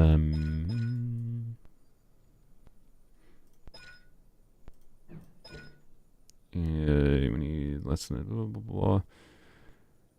Next charge attack will be enhanced to become rebuke. Blah blah blah blah. Yeah, gains SP. You can do that every 5 seconds.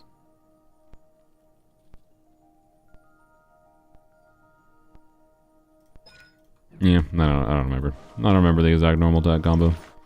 I'm not gonna take the time to intuit it. I could figure it out, but I don't know. If we end up using Wriothesley and Abyss, we'll see what we can do. We'll see what we have to do. I charge attack whenever he's red. Yes, I think that's the indicator for his thing. So, you know, you are correct there. But I was just thinking normal attack combo.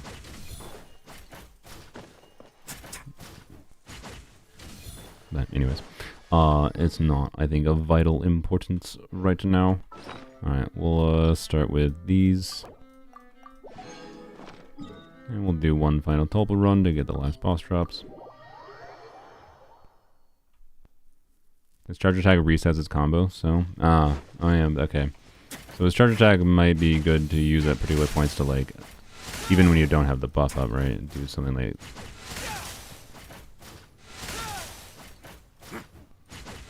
Something like that.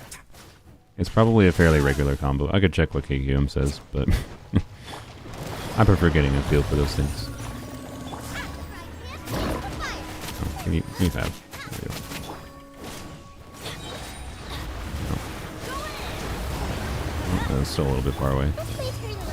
Yeah, I know I'm being dumb. It's fine.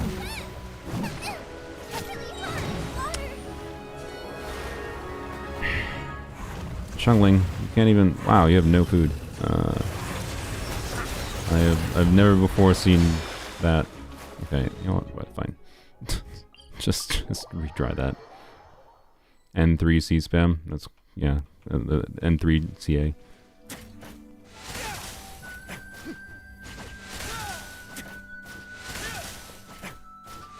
Yeah, that. Yep.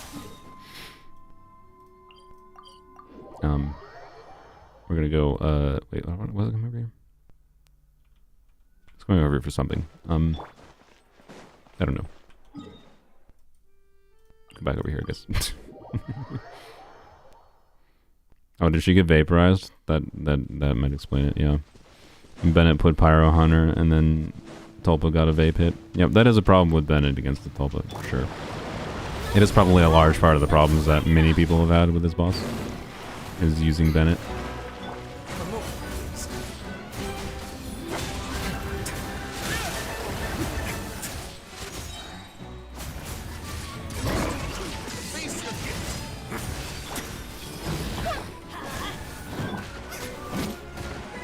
Bro, stop. Can I trigger 5? Did I trigger it? I must have triggered it already and I just didn't see it.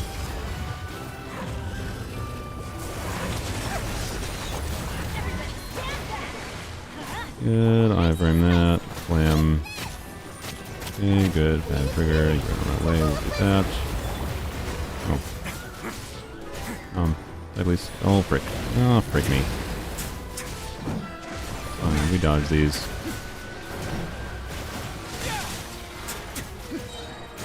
I lost all of the Rio buff, but it's fine.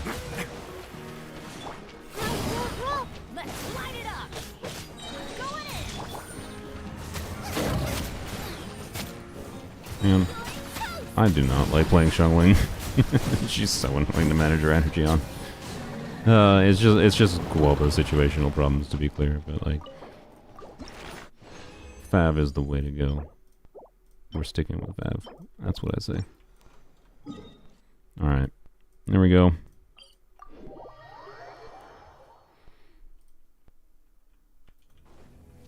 Oh wait, we didn't need to do that, I think. Alright, claim our dailies. Well. Not our dailies. Ash's dailies. Yeah, Hyperbloom probably would have been an easier choice. That's for sure. But, oh well. I wonder who the priority is as far as, like, that goes. Like, if you have a priority team, you think you, like... I don't know. Is Kuki level 90 one of the priorities? I think I would, like... We're gonna want enough heroes with second thing to get Kuki to 90, Chevres to 70, and Fischl to 90. So we're talking... It is my feeling. We have enough to get more. We have enough to get her to 90. We have enough. We have enough of these started to get Chevres to 70 just with these. So we basically need to farm one more level 90s worth. So 170 heroes widths is my estimate. So my current estimate is we're gonna need like I'm gonna farm to like 5 million more for ley lines. We'll get like we'll go to 400 heroes widths. We might farm more. Because that'll be enough to get Fischl to 90. Okay, fish level 90 is not necessarily a priority, but we'll see. We'll see how much more or how much resin it takes to get 5 million more. Somebody. Yeah. Cause after we get just some more farmed, it's basically just artifact farming to be able to level a whack ton of artifacts for both Fischl and for Rena is I think the main priority. Alright. What's the best way to farm wits and more? Leylands. But also, have they maxed out reputation? Maybe. I don't know. That would be an option. What codes keep coming in? Okay. Oh, you keep doing the web event. Congrats. Alright, nice. Ash is apparently bored. Alright, we can cancel that.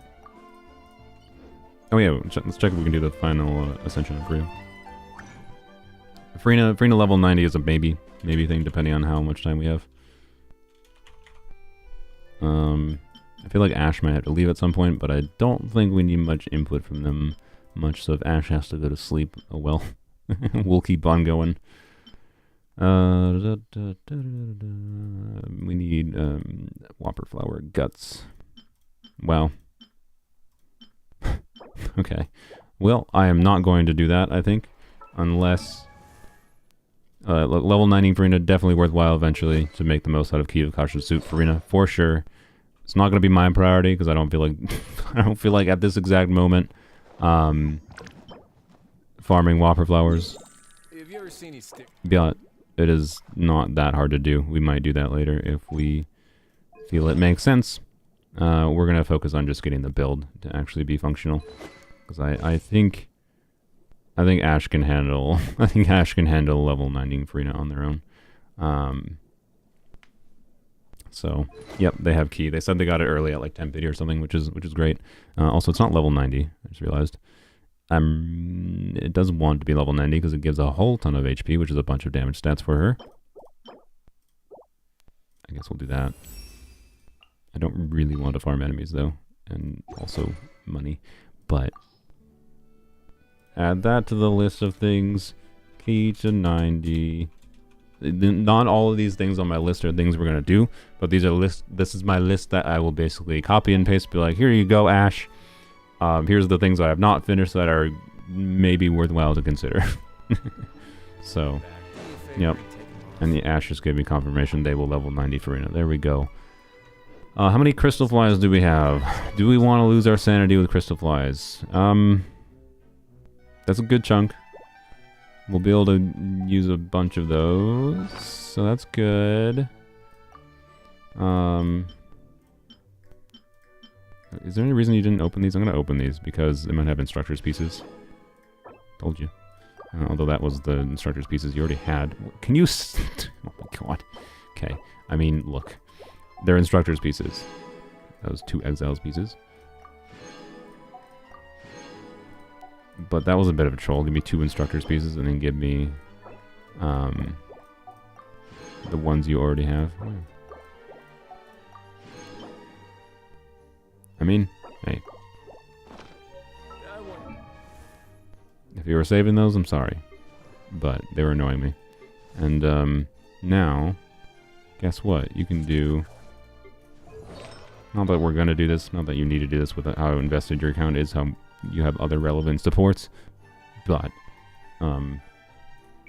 guess what? You got 50% of the way to a functional build on Kachina. Just like that. Bam. Because she doesn't need any stats. So, yep. Anyways, claim her garbage. Get freaking red dots out of here. Oh, well, we'll probably max out that. Oh wait, no, now it is maxed out. Nice, okay. Hey, Heroes Wits, Mora. We kind of need that, so yay. Alright. What is this yapping at me for? Oh, that's because I haven't claimed my dailies. If we consider comfort, F2P, what would I choose? Arlecchino or Hotel? Same Vape Team, Bennett, St. Joe, Kazuha. I don't like St. Joe with Arlecchino because his cooldowns are too long. Personally. Also, technically, Sucrose is stronger for vape teams usually, so you can get more uptime on VV, but, but grouping is valuable too. So, you know, I can see why you choose Kazuha. I use Kazuha, to be clear. I'm just saying Sucrose is an option. Oh, wait, the question was Arlecchino or Hu Tao. Oh, well, yeah, Arlecchino is probably... I don't know, I prefer Arlecchino. But as far as Hu Tao goes, like, Hu Tao is not going to work as well with Bennett Xingqiu Kazuha. It's much more glass cannon, I would say. So, yep. Not saving those. I got them yesterday. Forgot to claim. That's fair. I figured you weren't. Oh yeah. Let's do the... Oh wait, we already have 5. Okay, never mind. I was gonna craft some condensed. All right. Yep. Let's start. Start the ley lining. We're gonna do... You know what? We'll just to start. We'll do a tour through the regions. Wait, is there a limit to the amount of ley lines you can do in a day? Or do they infinitely spawn? Oh god. That actually might be a problem.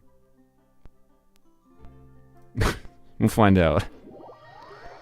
Because there's not? Okay, good. It's 5 per region? Oh, there is? That's what that's what I kind of thought. I thought there might have been like a 5 per region limit or something. So yeah, and we can do co-op, I know, but that's annoying. So how many regions are there? 6? Let's just do some math. There are 6 regions. That's 5 ley lines per. That is 30 ley lines. So 30 times 120,000. We can only farm 3 million more. Frick, we're gonna have to go in co-op probably. Oh my god. Okay, well. How many ley lines do they have from the achievement? Probably not that many.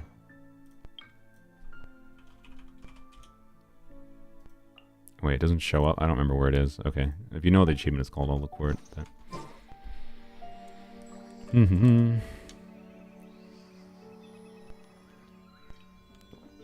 It just respawns them in a different region? Or in a different location? Oh, okay. Good. Never mind. Good. Is there anything else? Yeah, we'll start with... We'll go on a world tour, though, I think. But if I figure out where Whopper flowers spawn for Furina, we'll prioritize the ley lines that spawn Whopper flowers. I don't know where Whopper flowers spawn the most, ley line wise. Probably in Mondstadt or Liyue, I would assume.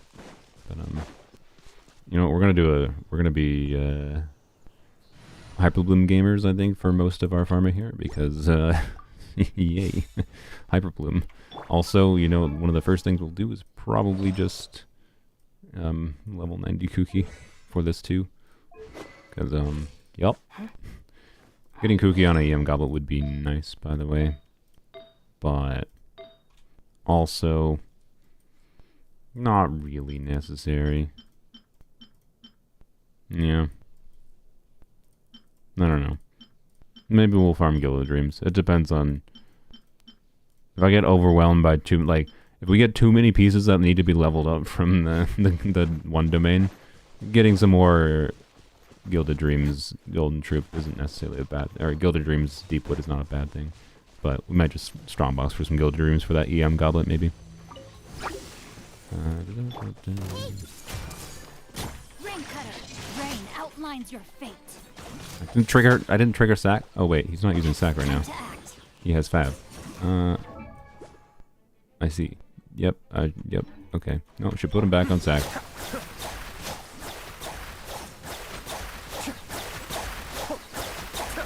Seeing we didn't have Dendro.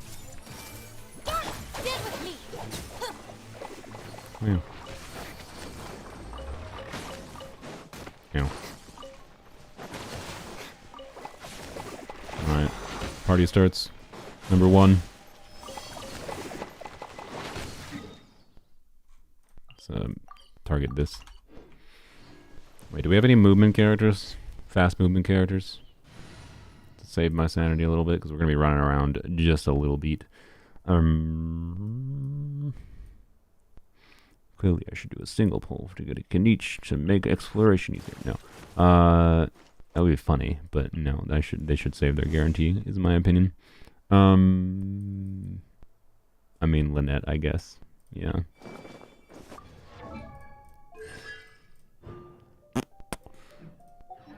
I don't think Lynette was worth it. I'm sorry. I'd rather just bunny hop, which I'm probably not even gonna do. I don't think it's enough of an increase. Yeah, I know 8 to 9 has no ley line changes.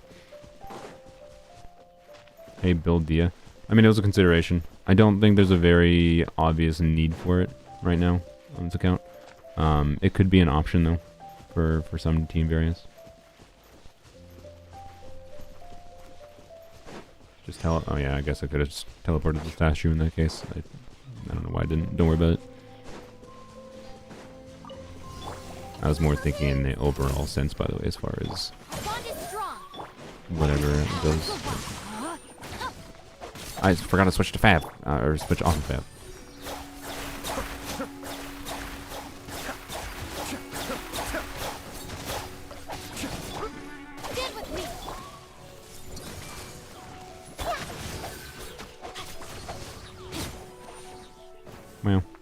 Well, so far it certainly seems like Mondstadt has the most most Whopper flowers. We'll finish our world tour, I think, before we bother doing anything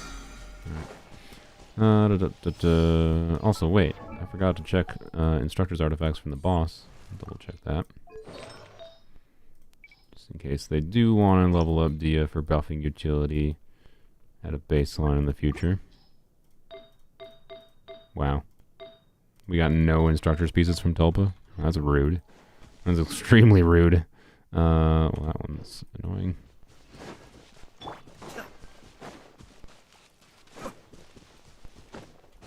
Maybe use Kazuha? Quite frankly, you're probably correct. You are probably correct. Kazuha will Want me to come along? speed up our process a little bit here, I suspect. Although St. Joe might not have enough ER now, but, oh well. We'll see. Might be fine.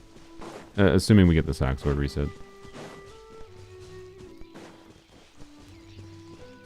Oh, Dia for the movement speed. I see, that's fair. But that's not the... I mean, I want to have a functional team that, like just adding a unit in the team that's not doing anything, like, you know, anyways. I'm fine with what we got going here.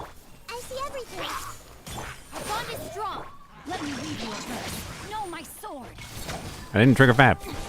Frick. Or I didn't trigger Zack. God dang it.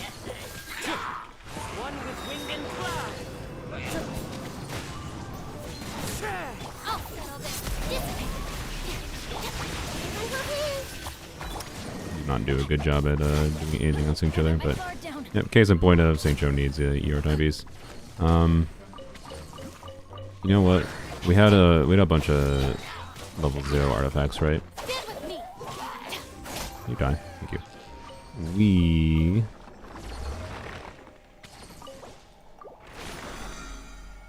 We will. Okay, as soon as we reach a point where we have to teleport, we're gonna go try to strongbox a little bit of emblem already, just for a ER timepiece on him. We could Yoink Shunglings, to be clear. Right now, I just would prefer getting him on his own, right? Dia instructors is for EM buffing. The main idea would be like doing like Dia and Nahida together, for example. So like for that Ayato team, we could do Dia, Nahida, Ayato. Who would be the last slot? I don't know. Whoever you want. Farina probably actually. Dia, Nahida, Ayato, Farina, right? Could be good. Honestly, just Dia, Nahida, Farina as a core could be pretty dang good. Right. Cookie gun.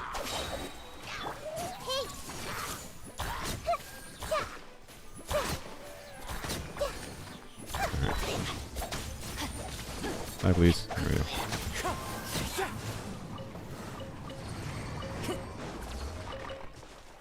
Yeah, I wish instructors was 5-star. There were instructors 5-star pieces as well. Not even because like necessarily the base stats are that important. The base stats would be nice. Okay, yeah, we're gonna go back here now. The base stats would be nice, but like almost more than anything, it would just be Time to go. The value of substats for ER rolls, right? Hey, we're already over 1 million more. Substats for ER rolls. And you know what? Speaking of, we'll just do this right now. It'll speed up our farming process anyways. So, blam, there we go. That I am fairly confident of being worthwhile. So, anyways, let's strongbox a little bit here. because we already had some artifacts I know to start. I will look. It's gonna take a second though. I'm gonna look through some pieces to make sure they're not like relevant enough to keep. Maybe we keep those, but I think it's fine. If I recall, there was decent options still. The goal here, we will keep that. The goal here, I don't know what their attack time pieces look like, but they might want extra ones in this set because it's Marshall's. The goal here, we'll lock that, is to see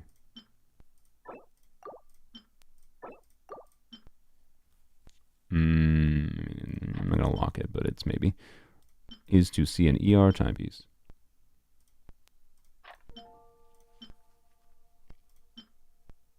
I mean, it could be an off piece, but like, let's be real. No. I don't know if you have any other healing bonus circles in that set, but it could be viable. Especially with Frina. Same thing with that. Yep. Actually, I maybe shouldn't. Leeway Leylands has the most Whopper Flower spawns. 8? 8 of them. Jesus. Alright, thank you. Thank you, Mega Chop. And ER is the most valuable stat in the game. We'll lock this one. And we'll throw away the other one. No, we're not going to throw away that. No. No. Some of these might be fine to throw away, to be clear. I'm just being a little bit conservative. Alright, there we go. Emblem ER piece, please. Oh, you have auto-locking set. That means surely those are EM double crit emblem pieces, right? Yeah? Yeah? This is progress for Raiden, potentially. Yeah? No, not bad. I don't even know what this is relevant for you. It's not bad that I auto-locked. It's, potentially useful. But, yeah. Okay,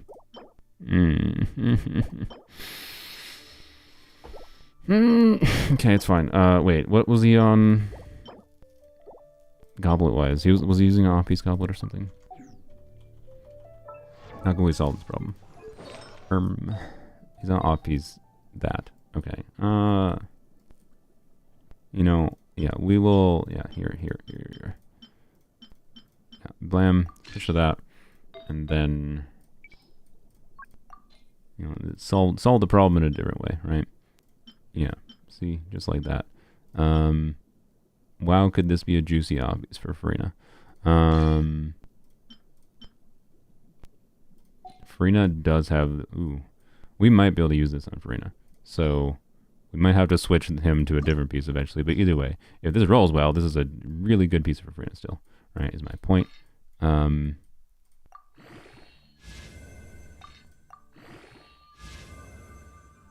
It's still good roll for Farina. This is a very Farina piece. This is an extremely Farina looking piece. That's for dang sure.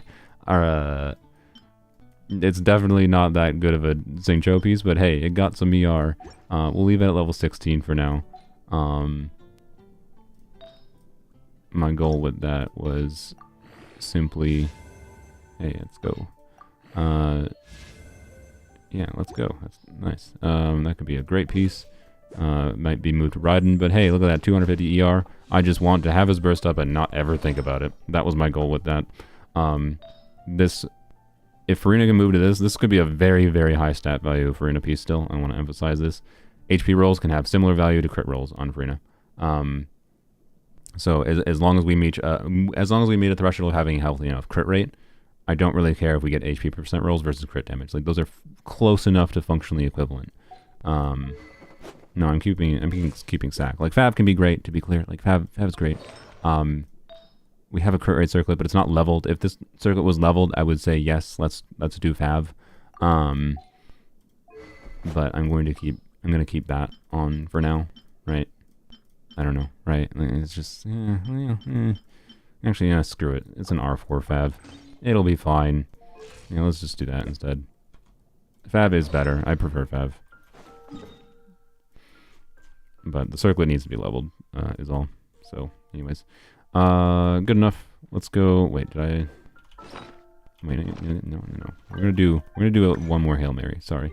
We'll probably do more Emblems Dropboxing. But I want to kind of do a Hail Mary, which is Gilded Dreams, EM Goblet for Kuki. Right? Let's do it.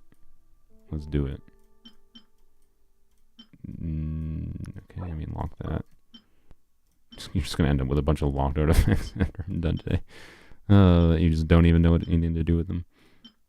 No, it's a 4-line. 4-line with 2 good lines is a level up, especially on Emblem. I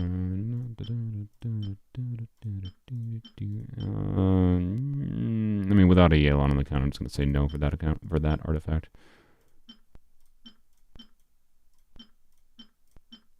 Alright. 1 dump into this. And we're going to get lucky. And we're going to get an EM Goblet. We're going to manifest Stream of Luck.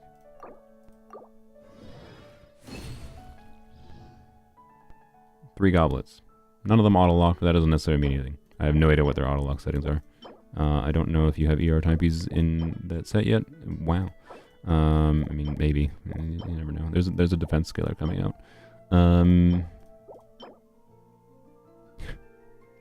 It's not... Okay, she's not a defense scaler where you use full EM Gilded. I want to emphasize. So honestly, just screw that piece. Ooh! Screw that piece. I'm sad. I am sad. And I'm not giving up either. Because I don't know when to give up. I should give up. But also I need to, click that so that it stops popping up.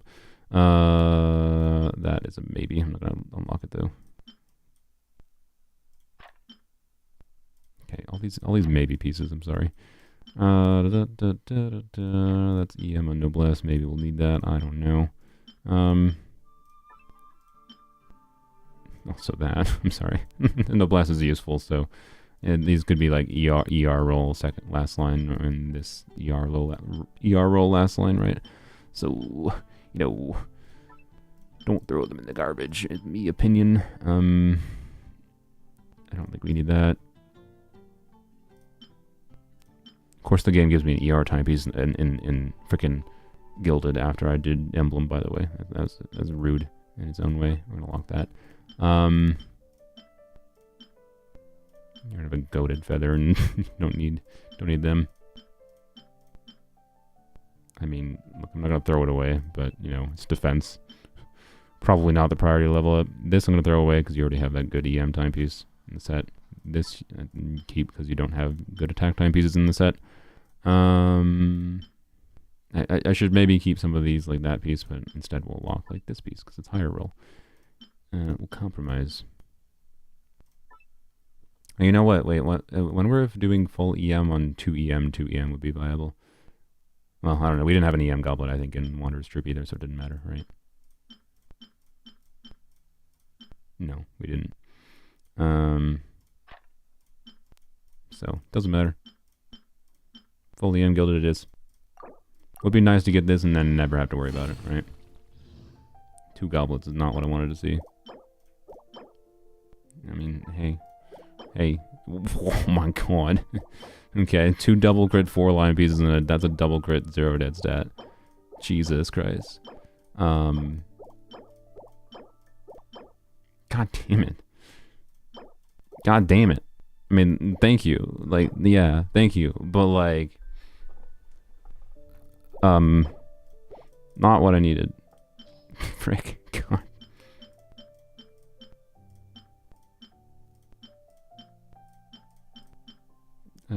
You know what? No, screw that. Screw that Death Goblet. We don't need. Well, okay. No, we don't need Death Goblets. We feed something that might be usable in the future to RNG gods. You give double crit in and you get EM Goblet out. That's how this works.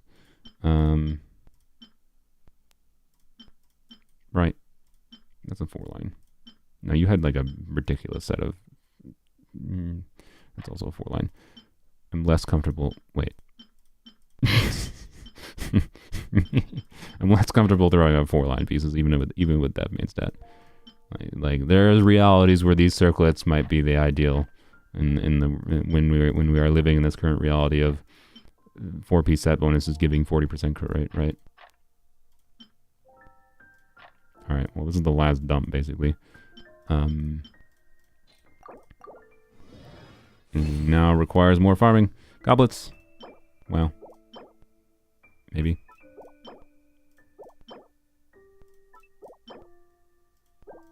Meh.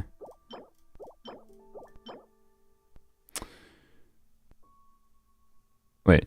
Choose on an off-piece circlet. We could have gotten... This is perfect. It's a 4-line. Sick. We're good. Also double crit EM. Wow. Oh, we got... Let's go. What? We just got...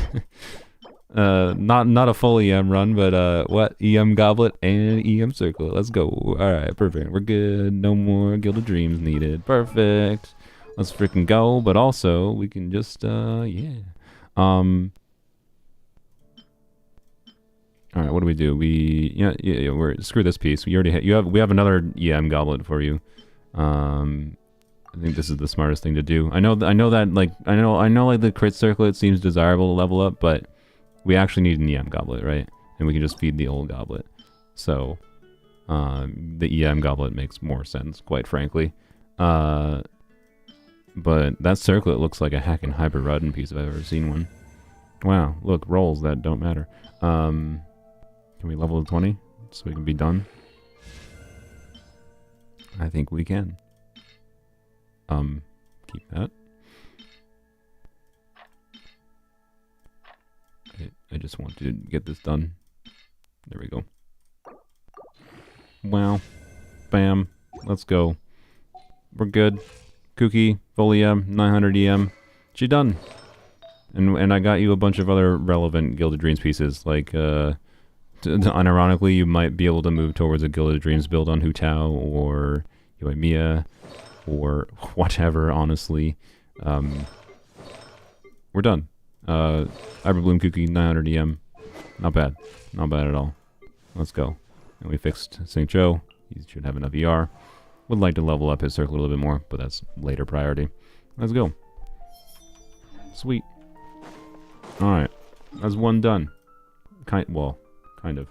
But, you know, Kookie's done. And now we farm more and more, because we just used all the more we just farmed. Alright, what's my... let's may as well do a couple more.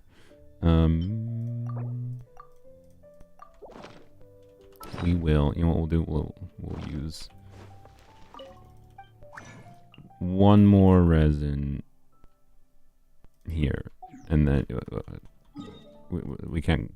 I'm at 3, so I can't craft 5 anyway. Why is there a 5 limit? Why can't you just have 800 condensed resin? Why does Mihoyo? I mean, I know why. It's because they need to be cringe and force us to log into the game daily, and like they can't handle the idea of letting us stockpile any resin. But like the condensed resin is meant to be like their overflow system equivalent in this game, but it only lets you store 1 day's worth, or approximately a day's worth. So like, please, for the love of everything, just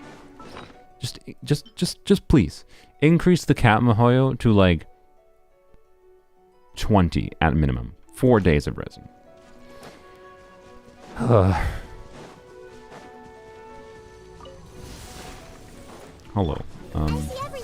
Can you reach Sujo? No, we can't. Well, we can when we're down here. I don't know why I did that. That was pointless. I didn't use his skill, but oh well. He's definitely not getting his energy back when we don't use his skill, but anyways. Alright. Last one in Mondstadt, and now we'll go to here. We'll go switch to Liyue to see what Liyue domain or the things look like. We'll do 5 in each region, right? That's what I was doing. That's the idea.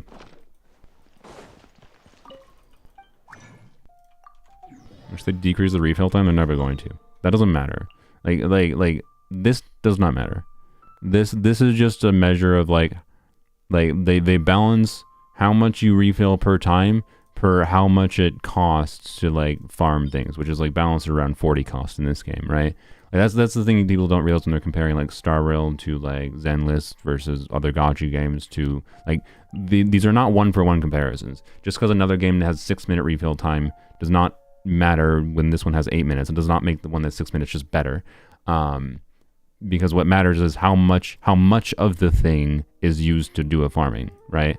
And like in Zenlist, I can tell you like I like Zenlist better because of the fact that like what makes Zenlist better isn't like the 6-minute timer. It's the fact that I can do everything. I can do like all the farming in the game basically, not all of it, but most of the farming in intervals of 20.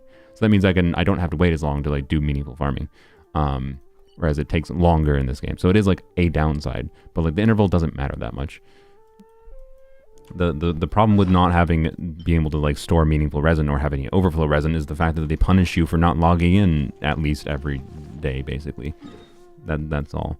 So anyways, like it's not a 1-to-1 cooldown time is equivalent to just, oh, you get more resin, that is more farming. Like no, that's not how it works. It depends on what the things cost. So anyways, more. You know, the most efficient one to farm would also be the ones that the ley lines that spawn in the region closest to like accessible waypoints like this one, but I think most of them are like that. So anyways, yeah, like yes, the resin systems that have like 240 with, you know, 6-minute generation is like the only difference between that and 180 is that, you know, oh wow, weirdly now things cost 60 a lot instead of 40. Like I don't know, having more control is good. To be clear, like I have slightly preferred the shorter cooldown time, but it's not a very significant difference maker as far as the generalized experience of playing these games. What are you doing? I don't have this going. All right, one. I suspect we'll be coming back to Leeway to finish up farming more. Oh yeah, not being able to use condensed resin for bosses is so stupid, especially because like it half the time it's just like I condense resin by habit, and then wait, I forgot I needed to level up Rosaria today. I needed to farm Rosaria's boss mats. Great, like I've actually had to push back. I'd had to push back videos for like a week because of accidentally screwing up multiple days in a row. Forget it, like accidentally just by habit condensing resin when I needed to like level up a character for a video. Like stupid. So like yeah, it's 40 resin. Why can't you just use it for bosses? So yeah, there's other problems with the system. I don't know. I don't think the whole game's resin economy and farming economy is balanced around 40 resin cost and 8-minute per 1 resin, right? Like, do not expect that to change. That's very fundamental. Like, the only reason that would change is if they're desperate and like they just like they're changing some mechanisms in the game to like make there be much more necessity, right? To needing players to farm even more, right? Like if they reduce the resin time and like increase the cap to 240, but then everything else stays the same, like it's still 40 resin cost for everything, but now you can get 240 resin per day, then that's because they're adding more things that we have to grind for, right? Like like there'd be more need to farm more. That's all it would really mean.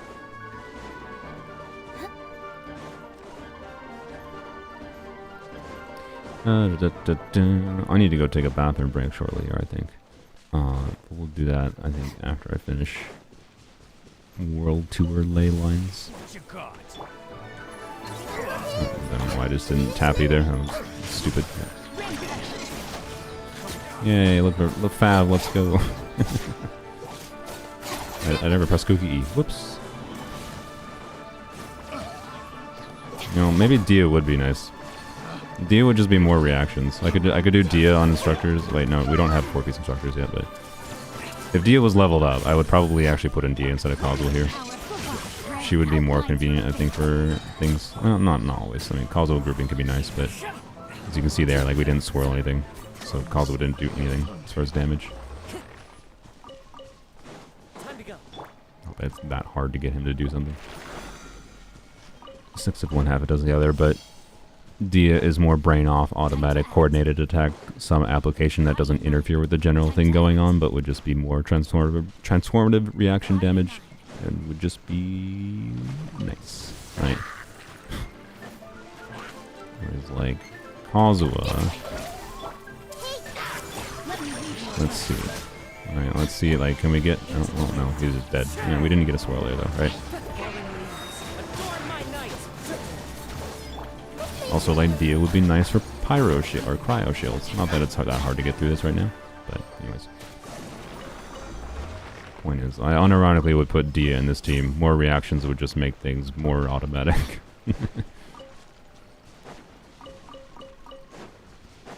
But I'm not going to bother with an unleveled Dia without instructors on her. Why not change Xingqiu into Ayato? Because then I have to like spend field time on Ayato. Like, I was using Ayato to be clear instead of Kazuha. I think it's mostly the same. It doesn't really matter. But I'm mostly just doing normal attacks and doing Hyperbloom damage anyways. I don't really need to force myself to do a particular rotation. I'm just trying to clear ley lines quick. Okay, there we go.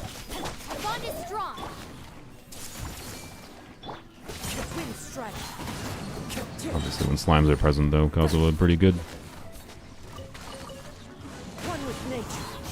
Or if I can time new enemy spawns.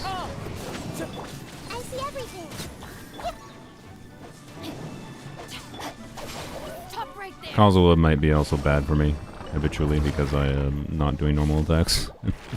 But it's fine. Alright. Was that the 5 resin? That was. Alright. We're done with the Liyue World Tour. Let's go. Let's go. We'll go in order. So we'll go Inazuma. Inazuma's going to require more teleporting, probably. Would you recommend for the 5-star selector? I don't have Tignari or Dia, my Gina C1, and the rest I have C0.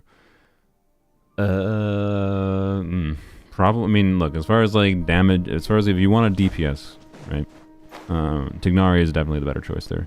He is the strongest. I would say he's probably the strongest standard banner unit, right? As far as damage output goes. But if you've gotten recent characters like Kanich, Mualani, where you might have, particularly if you want to do things like, you know, like, well, here, we'll just demonstrate it, right? So I don't have Dia on the correct build in this account right now, and she's level 20. But just at a baseline, hopefully there's nothing with elemental that'll screw up things. Yep, perfect. Alright, we do something like that. We do this. We do this, right? We do some Xingqiu. And, right, we start having just all kinds of reactions get triggered. And you can do a lot of things with this, right? It's just like pretty good. Oh, frick me. Oops. Right, like she can provide some defensive utility. You won't get interrupted for 9 seconds, but it's still enough. You will definitely notice the interruption resistance. Xingqiu is also doing that in this team a little bit too. So, but right, you get the coordinated attack, pyro damage. You get some burning going on. Yeah, if you can do something with that pyro, and then you know Dia can do some tanking for the team, interruption resistance. Use her for her defensive utility. Like she makes teams meaningfully more survivable, right? She's not usually like, oh, you rely on just her for survivability, but especially like how strong the combo of Nahida and Dia is. I have definitely been personally more than comfortable, and I usually like having a good amount of defensive utility, like healing and whatever in my teams. But I have found Nahida on Prototype Amber with refinements on Prototype Amber, to be clear, which makes me heal more. But Dia's ability to tank damage and Nahida on Prototype Amber has been more than comfortable enough for me for the vast majority of situations. So, you know, and then can you do something else with the burning going on is generally speaking the simple formula. So at a baseline, someone like Farina can get a lot of vapes in a team where you're doing like Nahida, Farina, Dia, right? Yeah, so anyways. Dia I think is genuinely the much more interesting unit as far as mechanics go. and may have more compelling long-term value. Because Tignari is only as useful as long as you're interested in, playing a Tignari team, right? Like you have to work the team around how Tignari works quite significantly. Like he's not necessarily enabling things in the same way that Dia can. I need to use some resin. So, yeah, off-field relevance of things is good. Off-field defensive utility, application, which like I don't know, saying Dia doesn't deal damage when she can be an important component to make teams deal damage is a bit silly, right? It's like, yeah, her multipliers aren't high. She's not designed to be a strong carry. It takes a lot of investment to get her to do meaningful carry damage. She has interesting nuance as a carry, but it's not, in my opinion, her intended utility. So, I don't know. Dia, but the Tignari will give you more, like Tignari has access to doing a build like, Ashes here, right? You have Slingshot, get some decent artifacts on him like this, and like that crit damage circlet was leveled up. This would be a 60 crit rate without C1 Tignari. They do have C1, but this would be like a 60 crit rate, 170 crit damage Tignari, right? And we saw like with the Frina team specifically, with Frina, what was it? It was like Frina, Kuki, Nahida, which is a little bit of asterisk of like Nahida on Prototype Amber there, but Tignari can get like 40k charge attacks, right? And it's like pretty dang good for a standard banner character, and him being quick swappy I think makes his teams very enjoyable to play. I really like Tignari, that's my point. But I also can tell you I don't play him very often anymore because like I just have a lot of different units on my main account that I have different options, so it depends what you need. How many DPSs you're looking for. Because diversifying your options for DPSs is valuable. So it very well may be a smarter choice to choose Tignari. But it also is possible you might regret not having Dia, but I suspect like by the time you would really start to appreciate Dia might be the time at which like the next anniversary is rolling around anyways, if you happen to still not have Dia by then. So, I think it's relatively safe to go for Tignari, most likely. Long-winded way to say Tignari.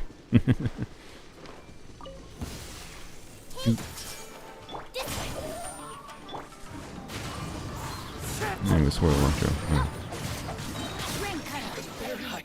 No. That probably wasn't really not necessary, but... No.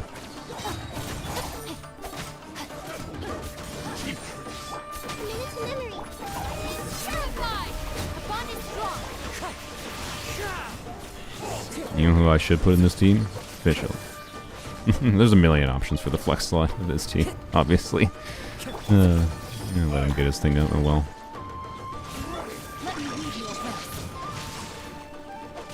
Trigger bad, please. There we go. Wish the circle was leveled. Oh well.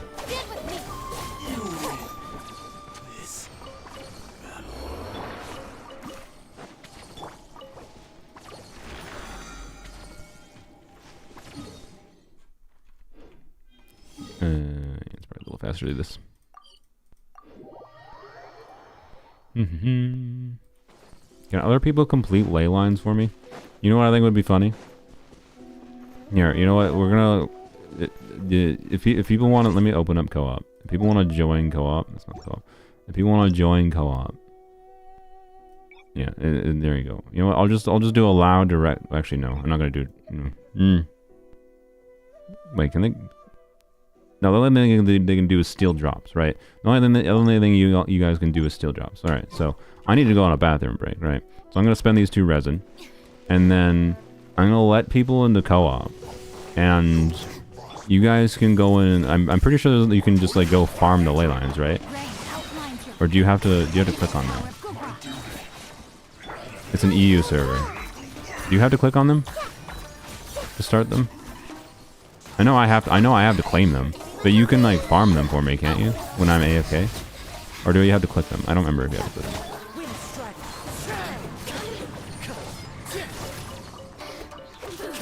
I mean, I can go into someone else's world, yes, but I don't know. It's not like I have to go on a bathroom break for that long. But I thought it'd be funny to see how many, like, if I go on a bathroom break for like 3 minutes or whatever, right? How many people, how many ley lines can 3 people get through? The host has to initiate. Ah, frick. Never mind. Okay, that won't work. Oh well. All right, we're gonna go on a bathroom break after this then. I am. You can too if you want. All right. Where are we going next? Sumeru? Oh, man, Sumeru is gonna be probably the most time-wasty one. Eh. Wow, Hyperbloom, amazing. Hyperbloom truly is such a nice thing to have in this game for team building options. Particularly for just easy, compelling options for damage output in overworld farming situations. Alright, we're gonna vibe to, what's our more situation? 1.5 million? Not bad. My goal, I think, is to get to 5 million. And even if that's a little bit more than we need, I think it's fine. So anyways, we're gonna vibe to this, the bathroom break. Here, I'm gonna put a bathroom break in. There you go. BRB. Don't do anything dangerous while I'm gone, okay? Okay? Okay?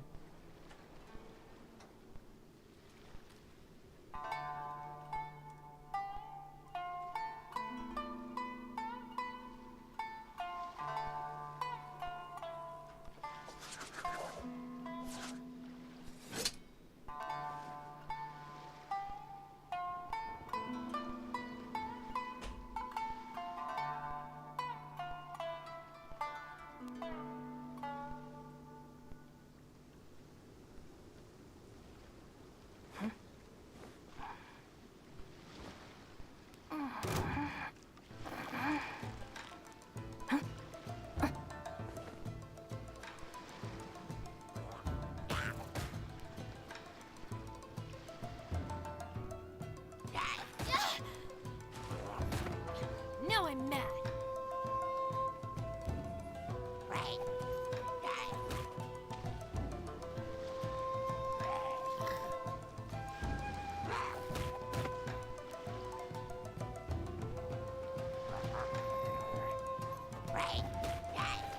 Sorry for the trouble.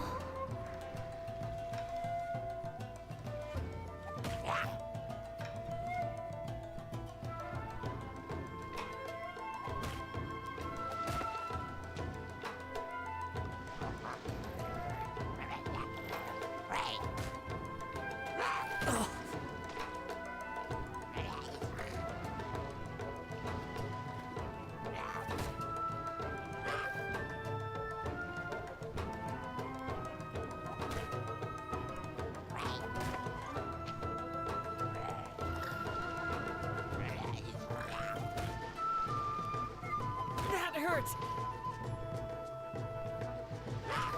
Stay focused.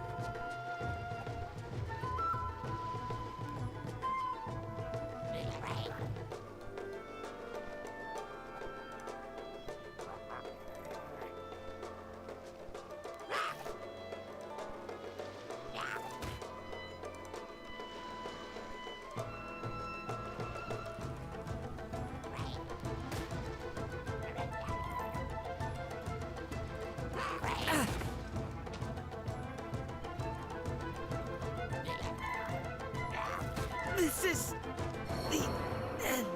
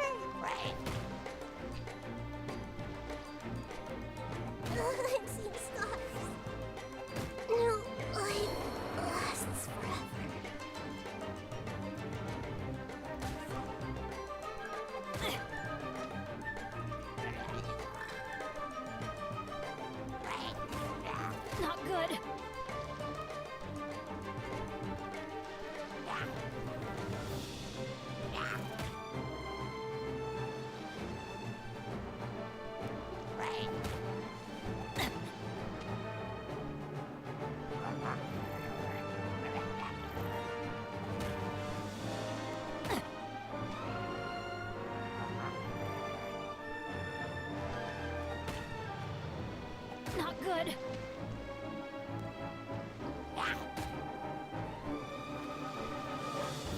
I have taught you everything I know.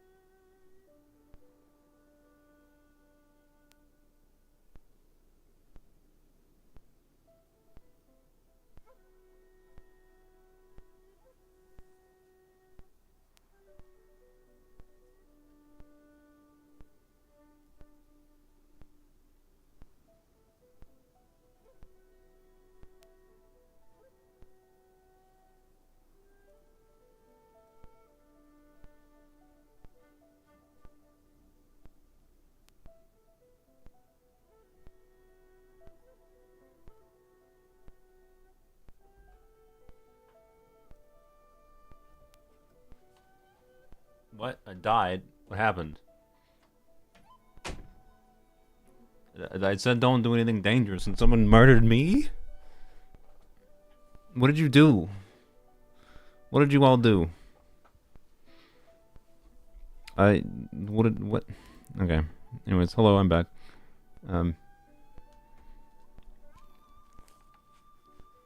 I've been betrayed.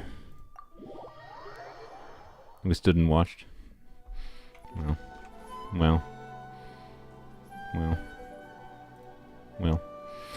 Anyways, how many viewers did I lose? Wow, only 400, or only like 20. I still have 430 viewers. Alright, unpin my message. Let's go heal, I suspect. That would be nice. And then we'll go on to Sumeru. 4 more regions, or 3 more regions to go through for our world tour.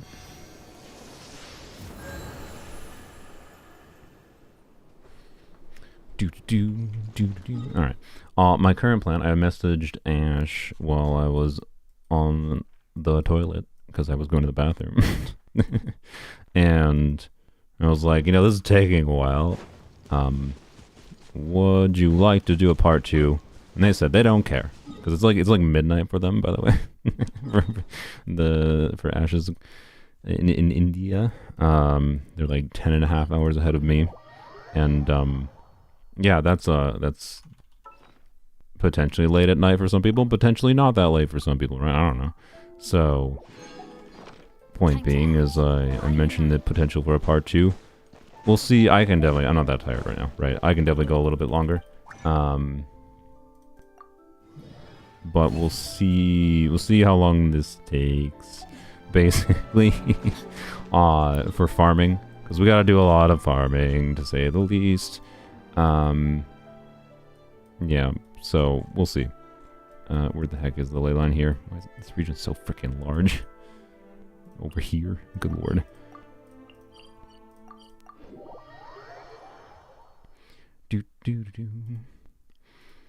But yeah, after we finish farming, doing the region tour, I think we will probably be at... No, we can't. I would like to get your chests and things, but we can't get distracted. We gotta focus. I think we'll be at like 3.5-ish million more or something. Probably more like 3 million. But anyways, yeah. Let's see. It's just gonna spawn them one at a time. Oh no, there's 2. Okay. Do that. But then drone them. I also don't have Cookie up. Wow, I'm being so good. Maybe we should have done Raiden instead, for the sole reason of for the sole reason of the uptime is higher, and I'm bad at clicking buttons. But you know, it's fine. Alrighty, next. That's fine. That's a little bit of an awkward spot. You know, I kind of want to put Fischl on the team just to see what happens. Wait, no, she doesn't have level artifacts. Never mind. That's pointless. It's kind of pointless. Hyperbloom's so good you don't even need skill. True. Oh yeah, speaking of, if we're going to do Fischl, should we level 90 Fischl's bow? I think that would be a good idea. Because this is already a fully ascended, right? And getting the... Oh, okay, do we have... Oh, okay, This is an issue I'm not going to fix. The two weapons that I know Ash is going to need to use their materials on is this to level 90 is probably worthwhile. Yeah, we need to use like all of them.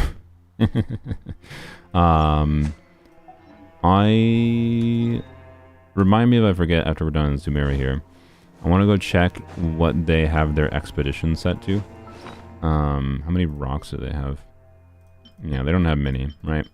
If you set your expeditions, and if you log in daily, if you set your expeditions to the rock mining things, you can end up getting a pretty decent surplus of those rocks over time. Eventually, obviously, if you need them to level up your crap, then it's going to take a while. But you don't have major weapon leveling issues other than like Farina's weapon will want to be leveled, and then you know leveling up like Fab Codex as an option on Nahida might be nice. But leveling Fischl's bow to 90, right? So like you don't need that many rocks is my point. Not too much ore, but you don't have much. So I will check their expeditions. I see everything. Rain outlines your fate. Ring cutter. This way. The Kazuha glider hurts your eyes. Well, you'll have to live with it. I'm not gonna make aesthetic choices for them. What glider is it? I didn't even notice it.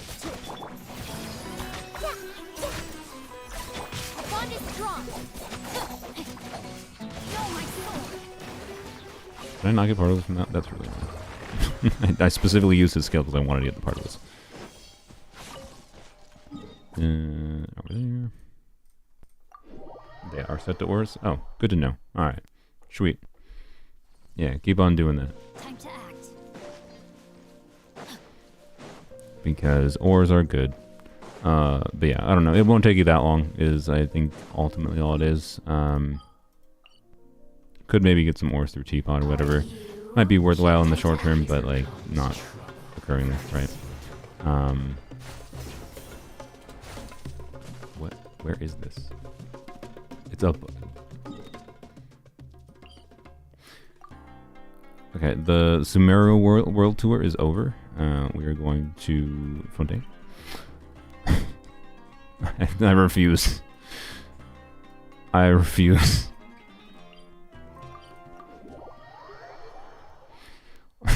Jesus.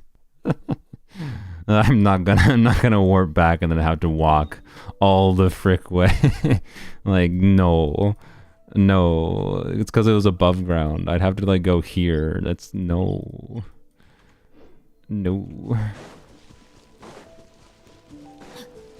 But yeah, I know it's 30 ore per day, right? But anyways, obviously like the main thing to keep in mind is like keep on like doing ores on things and keep on trying to craft ore in the thing. Like I don't do it every day, but I try to make sure I do it like 2 times. What am I doing? This is not the ley line. I try to make sure I do it at least 2 or 3 times a week, so I'm getting like 60 ore, right? Every week at least. Essentially is probably my like rate of growth of the purple crystals. What do you call them? I don't remember what they're called. Where are they? Are they in here? No, I don't know. The weapon XP materials. I see everything. You know what they are. Didn't even swirl. Rain outlines your fate. Witness the power. Wow, fab. How exciting.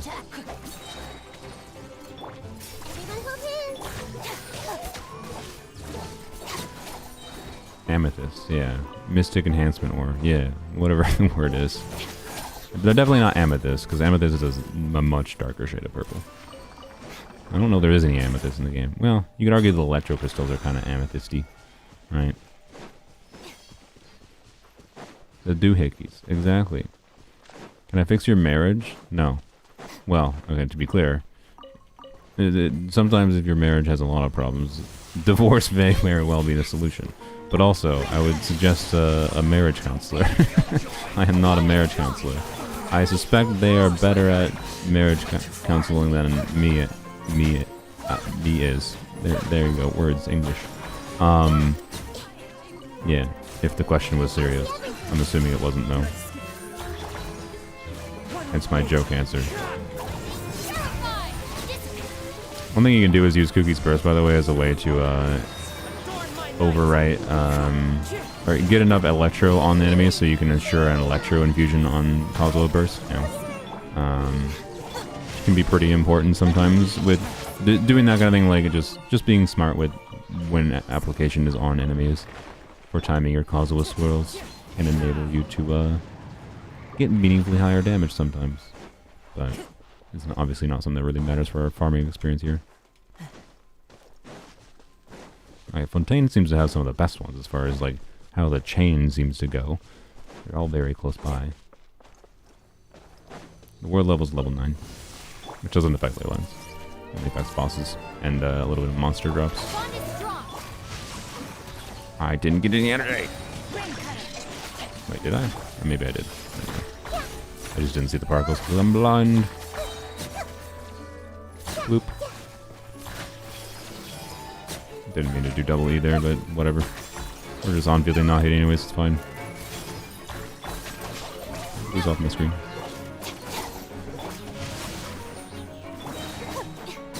You're dead.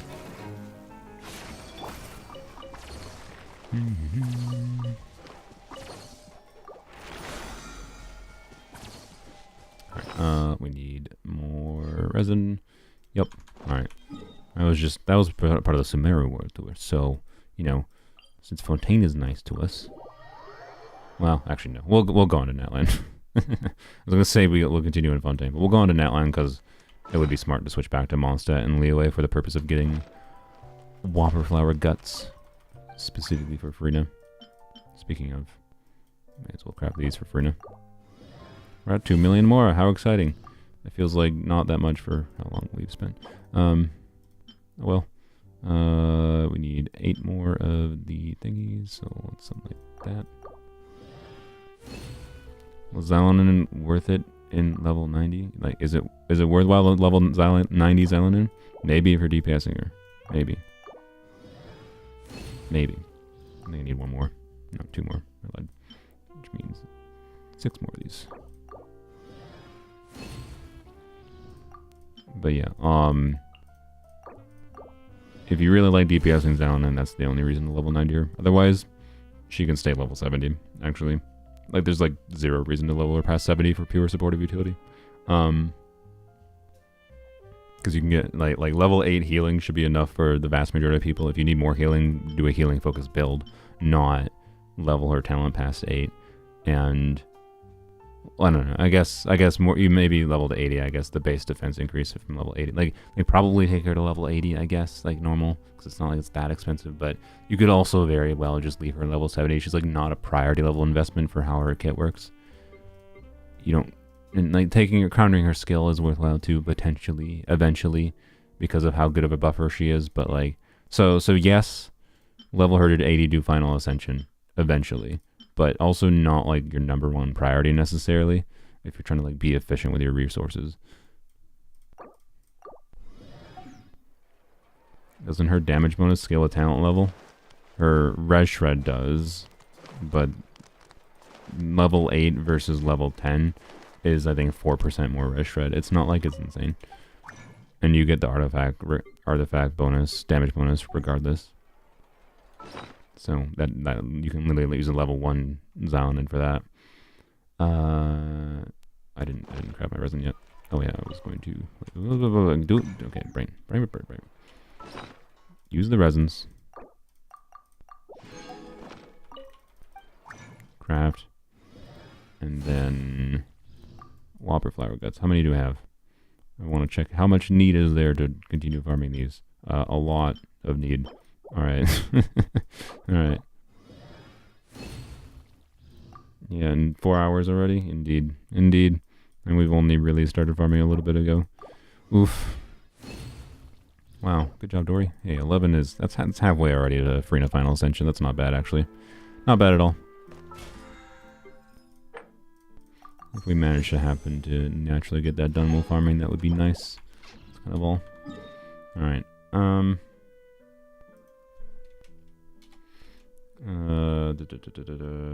Yeah, let's go. We'll do Natland and then we can return to, whatever. Finish our world tour, though, because, you know, exciting.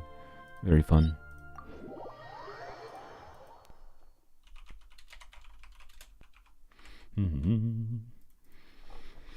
I think I was correct, by the way, with about a quarter of the fragile resins are going to be used on ley lines. Oh, good lord. I wonder if we... No, nope, nope, nope, nope. Not getting distracted. But there's a bunch of things there. Could be like a... Could be a ringle-dingle. Could be a sanctifying elixir. But we don't need that. We do not need that. No need to get distracted. I went the wrong dang direction. Should have just gotten into the dinosaur. Might still be faster to go in the dinosaur. Oh well.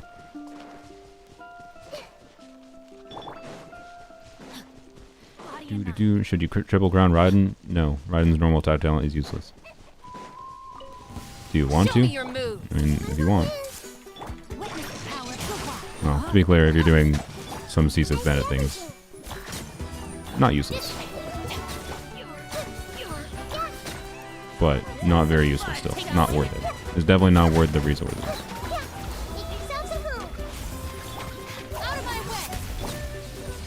I think I killed you before I was able to throw. Yay. Give me the goods. Alright. One.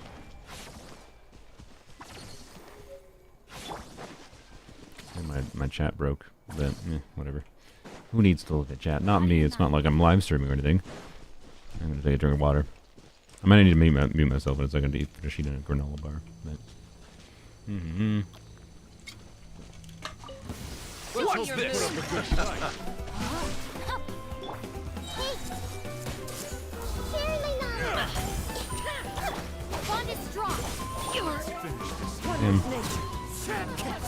That didn't swirl anything. Yeah, console was just actually not doing anything here.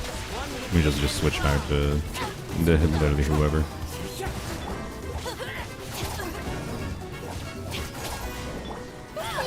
So if I do that. Thankfully this team, you know, still does damage when you don't use your brain. Crazy. All the way over there. What is causal with swirling? Nothing most of the time.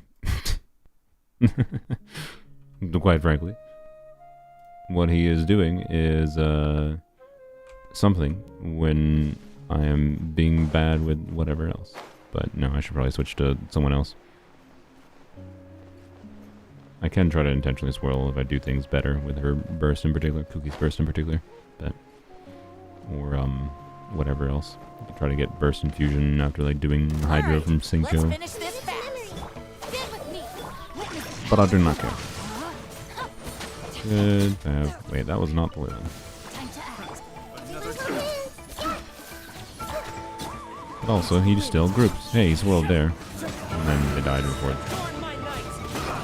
Wow, see? Causal burst damage. Crazy. Wrong test subject. They say after they die. Alright. You're still hearing show me your boobs when these enemies speak, the rocket ladies that move around? I hadn't heard that, but now I'm going to pay attention to it, and you're probably going to make me never unhear it. You know what we're going to do? Wriothesley. Yeah, I'll do my best. I know it says Ayato team, but that's because I swapped out Ayato. I'm going to do Wriothesley. Why? Because he's a catalyst user. That means he'll do some cryo. and whatever without having to do like he doesn't have to, I don't know. Ayato might be better. It's fine. It doesn't matter. It really doesn't matter. But freeze. What am I doing? So 2 left. Okay. Go here.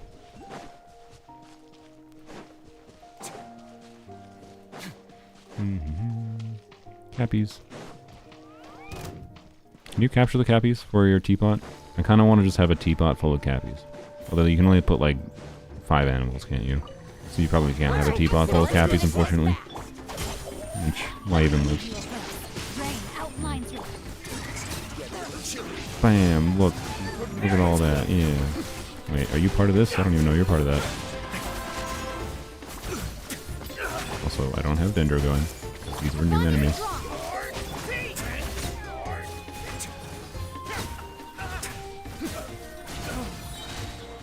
Back, please.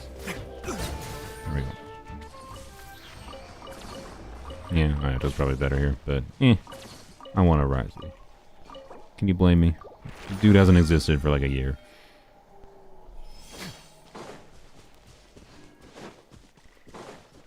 But bro, can YouTube chat like actually function? I just refreshed it and it's still dead.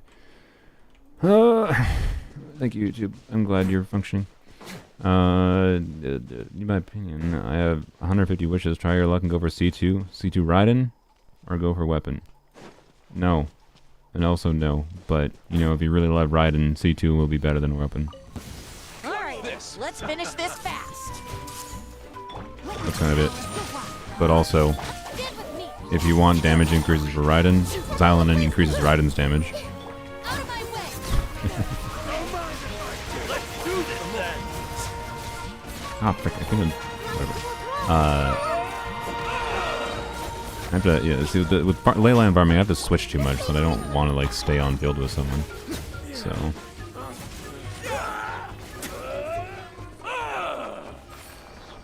Oh, C2 Xylonin.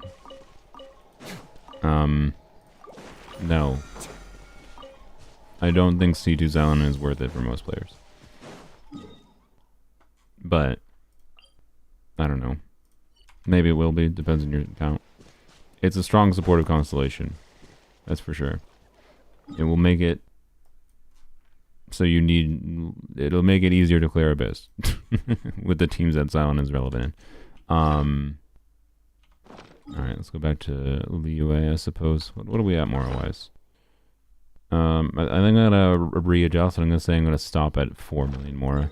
And I'll farm more Mora if I need more than 4 million, which we probably will. Where did the ley lines leave off? That's an annoying spot. That's a really annoying spot. Honestly, is the Mondstadt one's less annoying? Oh, that's the one. No, it's kind of annoying too. Well. Is this faster or that faster? This is a cliff. Wait, I need to... Ah, frick. But yeah, I don't know. If you're like free to play and you have 150 wishes, and let's assume you have a guarantee. I'm assuming that might be why you're asking.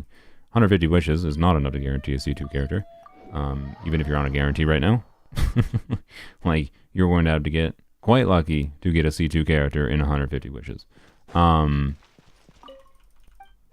So, like, realistically, no.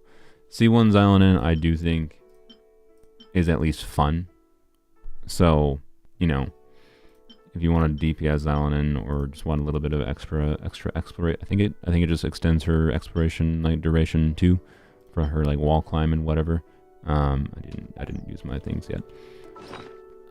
Like I don't know, like constellations, like you're getting a constellation on a character, which means you're not getting a future character potentially instead, right? Like is Xylonin constellations worth sacrificing? Like getting Xylonin C2 would mean potentially not getting Chaska, would mean not getting Sitlali, not getting Mavuika maybe even, right? Or you might be able to get one of those three, but definitely not all of them, right? So would you rather have one character be a bit stronger or more characters to play around with? Some people, they might prefer the one character a bit stronger, especially in Xylonin's case with their C2 making other characters that you enjoy meaningfully stronger.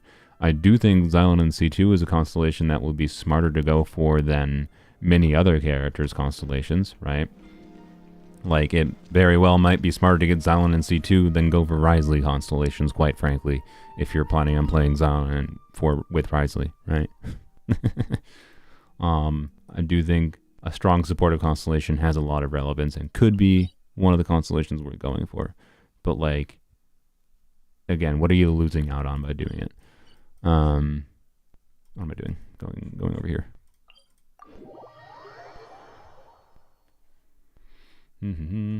Yes, and the cooldown reduction, to be clear, on Xylon and C2 makes it very, very interesting and fun. You know, as much as I am personally interested in it, like my brother like said he was considering, he has a guarantee he's saving, and he was like, I think I might spend money for Xylon and C2. I'm just like, okay, what are you going to do with it? Because, my dude, you do not even play Abyss right now. His account for a long time has had the capability, if he tried to configure his teams properly and tried to learn how to play teams semi-properly, actually tried to understand the game's mechanics, like, quite frankly, which, to be fair, he's a more casual player. It's fine. You don't have to care about clearing Abyss. But he has the capability to easily clear basically every single Abyss cycle, right? I want to emphasize that. He's played the game long enough. He has enough different characters. But he doesn't. He never does. He, like, usually clears, like, just clears to get, like, rewards with, like, 1 star and 2 stars, right? And I'm just like, what do you want more damage for? like, you don't care about the combat in the first place, right? And yeah, you don't need Constellation to clear Abyss in the first place, yes. But most of what Xylon in C2 does is just a bunch of stats, and the damage stats are only really relevant in Abyss, right? Anywhere else doesn't really matter. Like, if you want it because it'll, like, make you see a bigger Navia number, then, you know, yeah, cool. It'll make you see 20k, 30k, I don't know, 40k, it depends on the team. More damage in your Navia. Maybe that is worthwhile to you, if that's all you want to focus on is just Navia. But, like, spending money for it, right? We're talking my brother might have to spend hundreds of dollars to get Xylon in C2, if he's mentally committing to that idea, right? Is that worth hundreds of dollars when he doesn't care about the main end game combat in the game, which is where stats start to be truly relevant?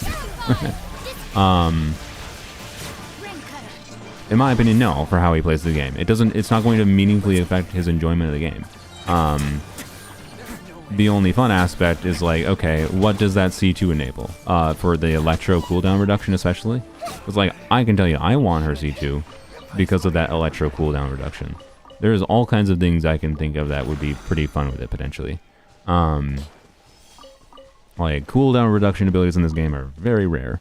I wish they did more of it, and I wish Xylon in C2 was in her base kit, because it would make her much more fun and interesting of a character if, like, her C2 was her base kit and her red shred was in her constellation. But it's not how it is, so, you know, I kind of want her C2 for the cooldown reduction. But that cooldown reduction, right, is going to be very situationally useful. And again, it's something that, like, my brother does not mess meaningfully with the mechanics of the game. He does not look at a character kit like Cookies and go, what can I do with a 25 energy refund and a 6-second burst cooldown reduction on Kooky? Oh, I can do it's HP scaling damage. I can do a HP, like a Key of Caution suit build on Kooky, and then I can do 2 bursts per rotation on Kooky with her front-loaded elect. Like, that's interesting, right? It's interesting. It is fun and interesting. Like, for someone that's, like, committed to Genshin as I am, and, like, who likes messing around with the mechanics like this and likes thinking about that nuance of characters. My brother doesn't do this, right? It's not how he plays the game. So, like, I'm gonna mention this kind of thing in my Xylon and Wishing video, and, like, I'm going to go for Xylon and C2. I'm pretty committed at this point. It just looks fun to me, and I want to have things that I think are fun, quite frankly. And especially when I'm in a circumstance, it's going to be annoying. Like, I might regret it because of, like, in the long term, it's just probably going to be I'm going to get annoyed by having to power down my characters for videos. But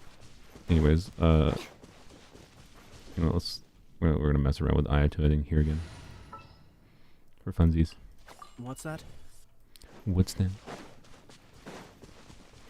I'm sure like 2 people have C6 Riding. I think actually 3 people have 3-6 Riding. Stand with me. But definitely not more than 3.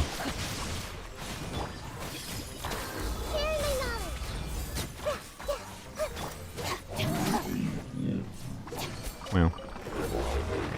I feel like the Mondstadt ones are also the quickest. Sometimes.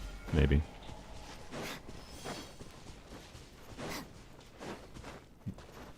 Someone asked if this is polearms only? No. Did you not read the title or the thumbnail? I'm trying to fix someone's account. And we're obviously doing a butt ton of farming right now. We doing the free-to-play ley line farming experience right now.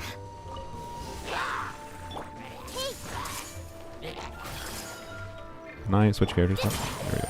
Good job, Ray. Body and mouth. Cascade. I think Ayato's range makes him a little bit more comfortable here. I see everything. Yeah, Ayato, you know, Ayato's range actually makes me think that, yeah, Ayato Ride in Hyperbloom is going to be quite a bit more compelling. Alright. than Kuki Hyperbloom. Because he just kind of likes to sit still and hit things from range, right? I don't know. I haven't messed with Ayato Kuki Hyperbloom much, obviously. So I don't know how much the extra range and faster triggers would be felt on Raiden, but point being, I don't think we're going to level 90 Raiden, but Ash, if you want to level 90 Raiden, might be a consideration. It's not like it would be that hard for you to do, right? We're talking, you have to spend like 2 days of resin on ley line farming to get Raiden to level 90, probably. Maybe a little bit more than that, factoring the Mora cost, I guess. 3 days of resin, okay? So, might be worthwhile, but again, it's like annoying because you'd have to like change Raiden's build for it and whatever. So. Yada yada. It's not objectively better. You can move, obviously you can move Ayato, right? Like we are doing. Oh, you're alive. Oh, you're not. Ayato's literally on-field Xingqiu. I mean, yes, but he doesn't do as much Hydro. He does not do as much Hydro as Xingqiu does. So, yeah, but yeah, that is definitely an option. You could switch this team to, you know, still being a Hyperbloom team, but with a different unit instead of Xingqiu. You could lose a little bit of Hyperbloom damage in exchange for having a stroke. In exchange for more other, like, off-field damage, like, say, Fischl or something, right? Fischl could be a fairly meaningful form of additional damage. Ayato's long legs. True. He is the best for overworld because long legs. Definitely better than Nayuta.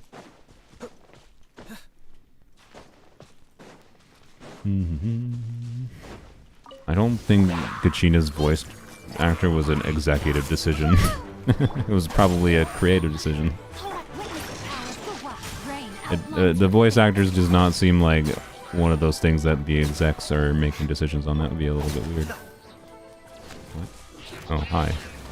Hey, look, an Ayato burst. Ayato damage.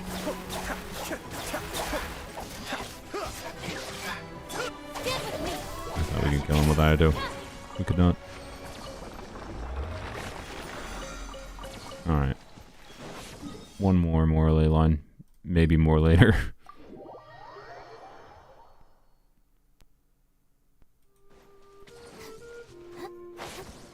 I hate Ayato's legs. Why? Aren't they like the same legs as every freaking tall male in this game? I'm gonna do this. Wanted to blow those up purposely with the burst iframes. Hello.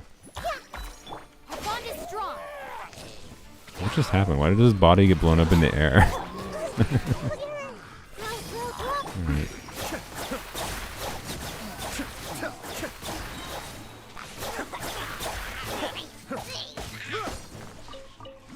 Wow, very nice.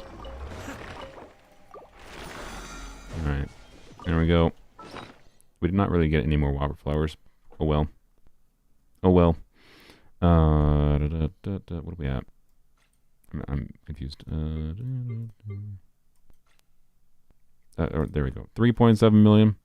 I am sick of farming leylands, and I still had to go farm some for Heroes Points. So, you know, we're gonna stop there for Mora until we need more. But I want to get up enough Mora to level official 90, because that will matter in most official teams, which is, well, not most, but like any team where you're doing aggravate, which is a lot of teams with official. So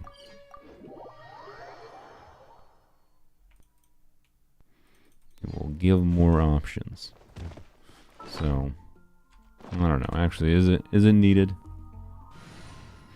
Is it the priority? What teams would actually be using official? Tignari would want to have official level 90. This team would want to use official level 90. Chevrolet teams would not need official level 90.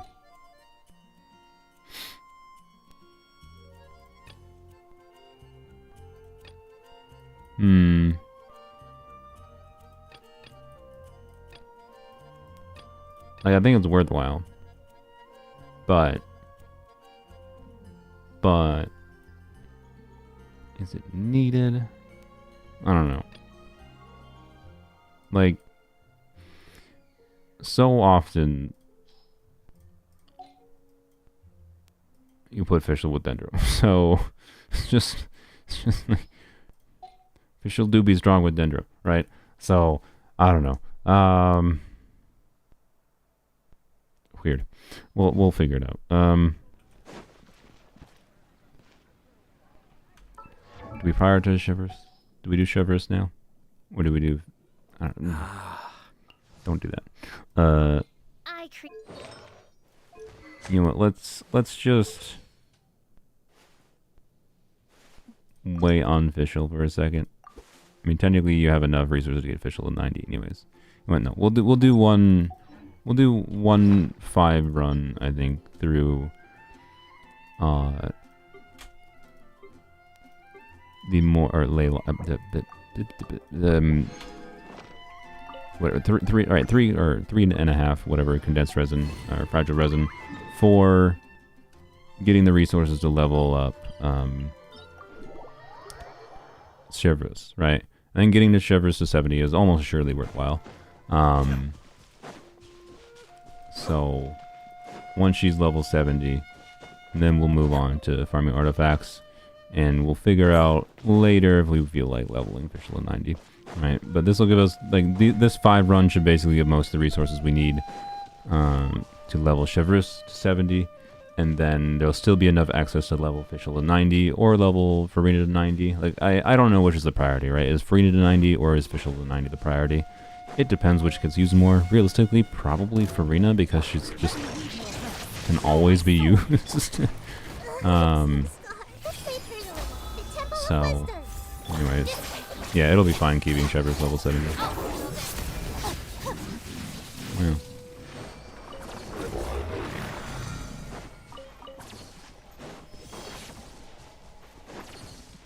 And this is not enough Heroes Wits to get Shivers all the way to level 70, to be clear, but just a little bit of extra one, so we have enough to do official or Farina, and I might leave that up to Ash. Honestly, like, you know what, Ash? I think I'm kind of leaning towards we're gonna have to do a part 2 next week for this. I think we'll leave like actual abyss clearing or whatever till next week. So it might be a stream that starts at the same time as this one started. That's what I'm currently leaning towards, because we still have a bunch of farming to do, right? So I think I might do a part 2, and then part 2 is going to be Abyss, right? But I want Ash to level official to 90 and level Farina to 90 in the next week, right? That's your task, Ash, okay? That's what I think makes sense. Level official to 90 and level Farina to 90. And if you have the ability to, if you have any spare resources, maybe try to level Farina's burst to level 9. But that's only if you have spare resources. Just prioritize, you know, I think in 1 week of farming, right, this is Ash's homework, right, between part 1 and part 2. I think Ash should have the ability to level Fischl to 90 and Farina to 90, because they should still have spare Hero's Wits. They might need to farm a little bit of Mora and a little bit of Hero's Wits to do both of them, but that should be doable in 1 week. But yeah, Farina is definitely worth the level to 90, and crowning her burst eventually is worthwhile, but that's not the priority. So this will be secondary if you're able to do both of those in a week. So that's what I would say. That's your homework, Ash. I will message them later. And Farina, you'll have to finish the final ascension with 2, but that's just going to take like 2 minutes of farming Whopper flowers. So what we are going to finish today is Chevreuse to 70, and then a lot of artifact leveling. Also, oh, you know what? I guess in conjunction with level 90, try to level up your secondary homework. Actually, instead of after leveling Fischl and Farina to 90, Ash, your homework is level up their weapons, right? You might not be able to get this one to 90, especially because 5-star weapon's expensive, but this would be the second priority, I would say, not talent levels, probably. I don't know. Talent levels might be smarter, but try to get this to 80. I wouldn't get too stressed about trying to get this final, like, all the way from 8 to level 90. But try to get Fischl's weapon leveled up probably to 90, because it's not that expensive. You already have it ascended, and then get this to level 80, is what I would say.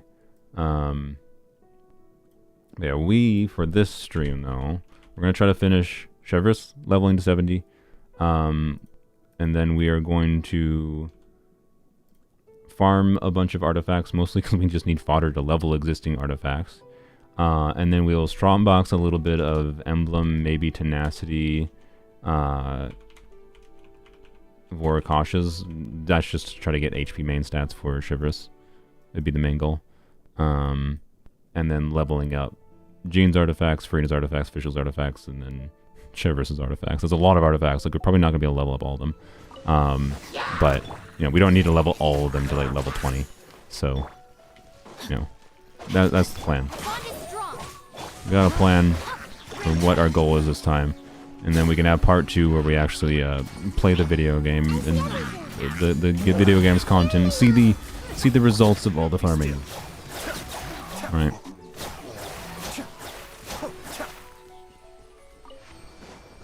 By the way, the 87 fragiles this account started with, I think, is like probably about a month's worth of resin. I don't think we're going to use all of it here, but maybe we will. Maybe. We'll see. We have 3 left. Alright. Yeah, we have used like 20 resin just on ley lines, which was necessary, I think.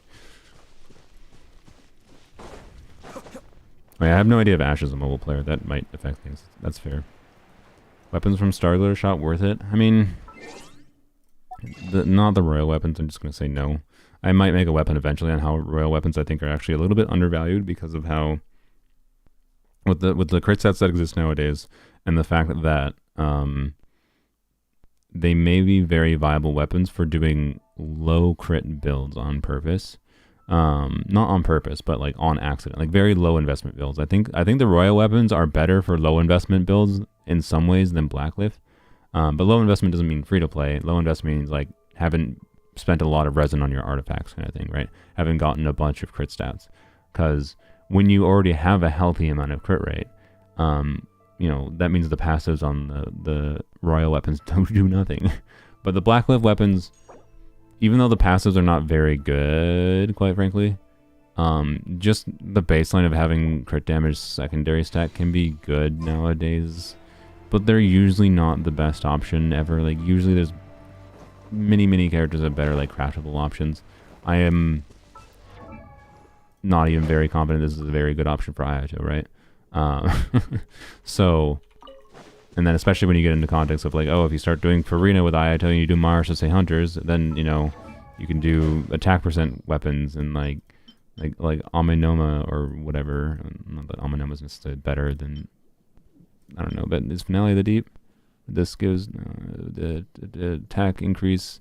Yeah, Like I'm pretty sure this would be better, like with Farina, for example, than this would be when you're using Martial Hunters with IHS. So there's that weird factor nowadays too.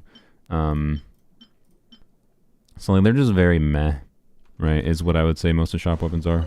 I wouldn't recommend defaulting to spending a lot of Star Glitter on them. Prioritize Star Glitter for those 4-star characters. Mostly because you can get some of their important constellations or progress towards their constellations. Mind the danger. Amenoma looks great on him. That's true. That's true.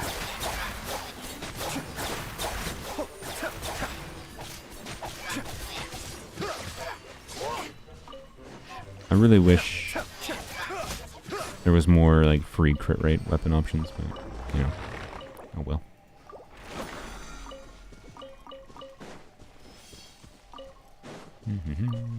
Alright, where's the next ones? Over there. Alright.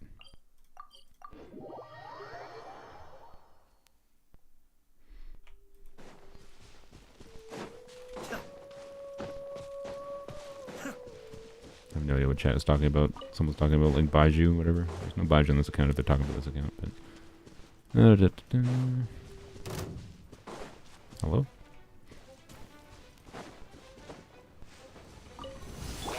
I see everything. We certainly have not gotten many waffle flowers here, but oh well. That's not my job anymore. I've already given that as homework.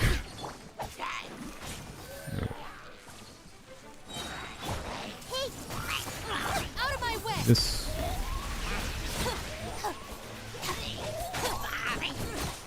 I do think Mondstadt domains are probably, or Mondstadt Leylands are, what? No.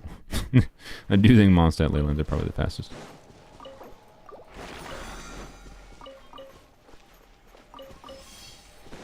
Alright, one more, and then we can get on to level more interesting things. Oh boy.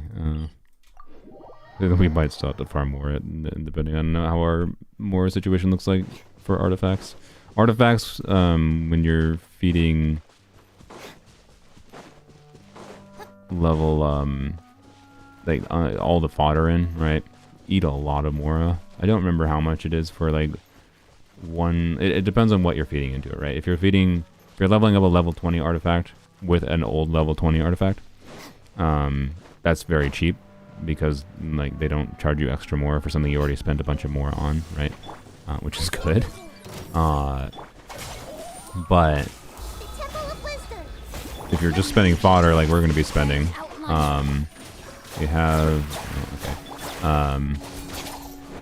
we have a situation of it being expensive.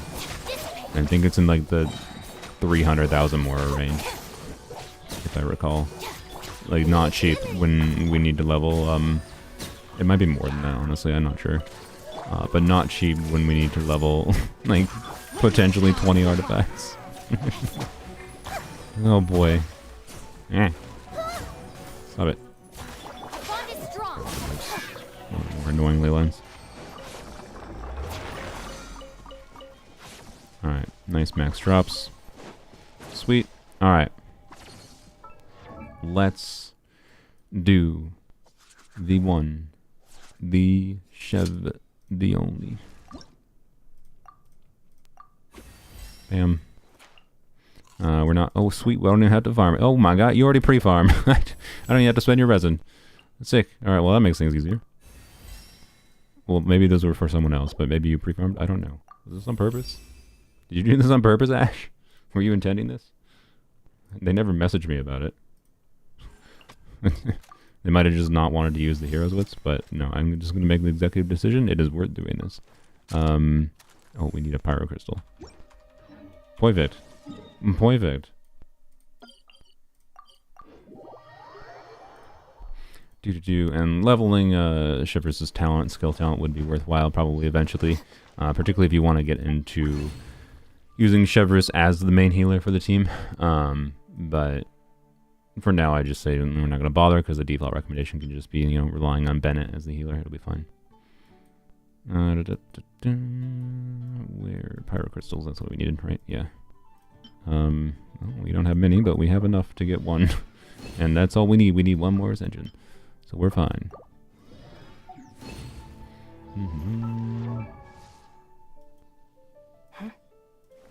Alright. Oh, and a standard witch. How exciting. Yay.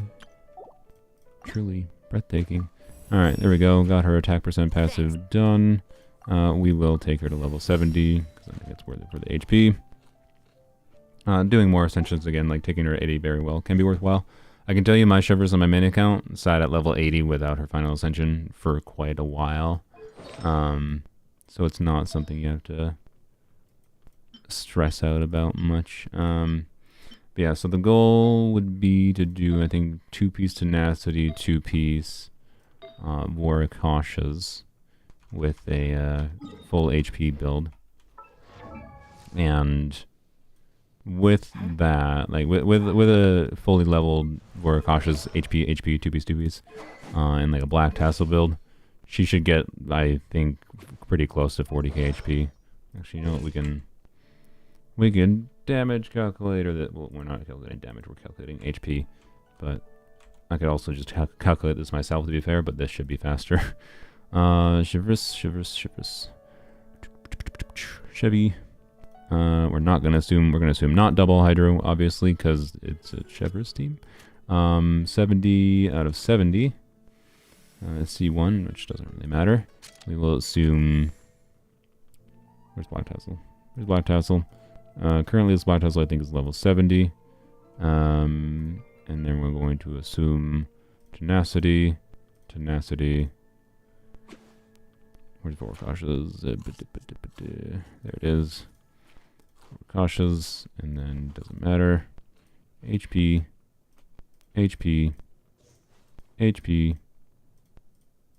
And she's at 35,000 with no substats.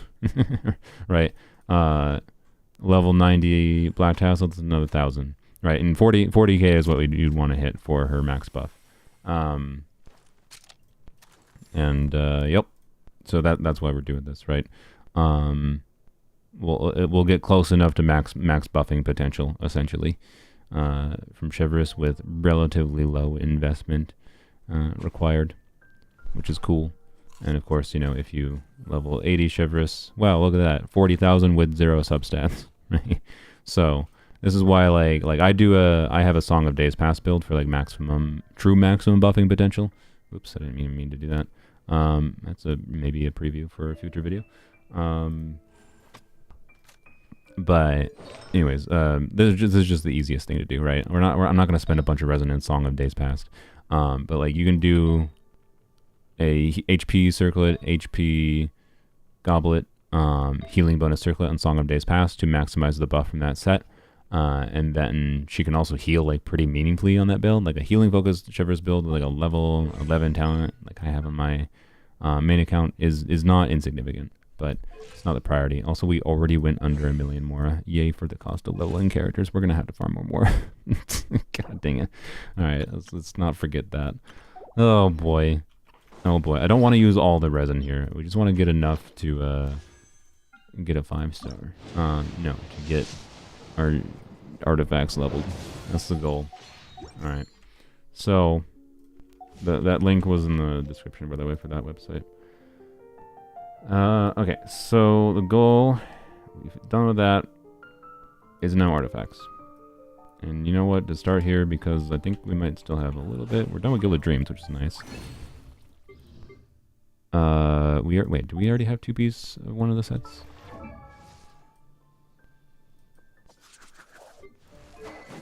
I don't remember I don't know which one to Strongbox first, right? Am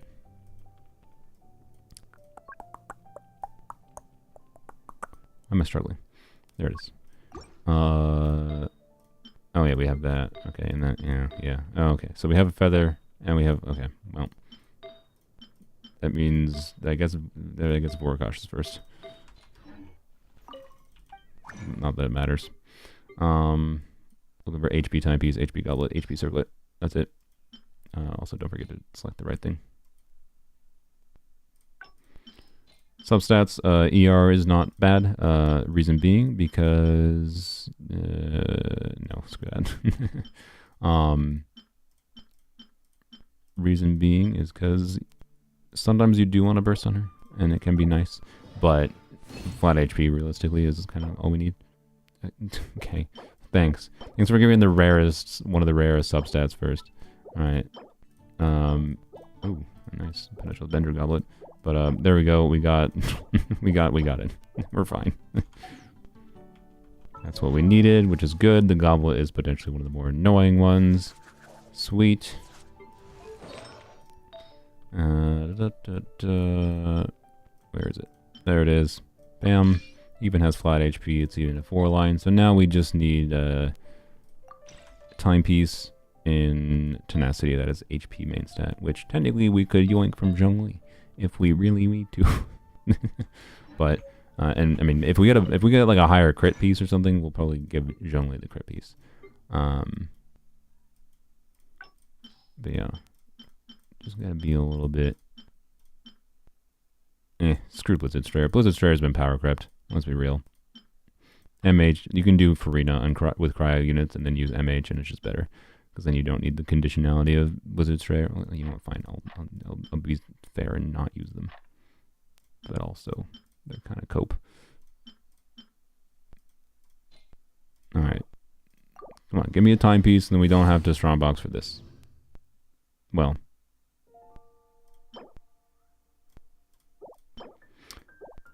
I'm seeing a notable lack of you. Of course, you give me a. Of course, you give me a HP goblet. I already got that. I already got that.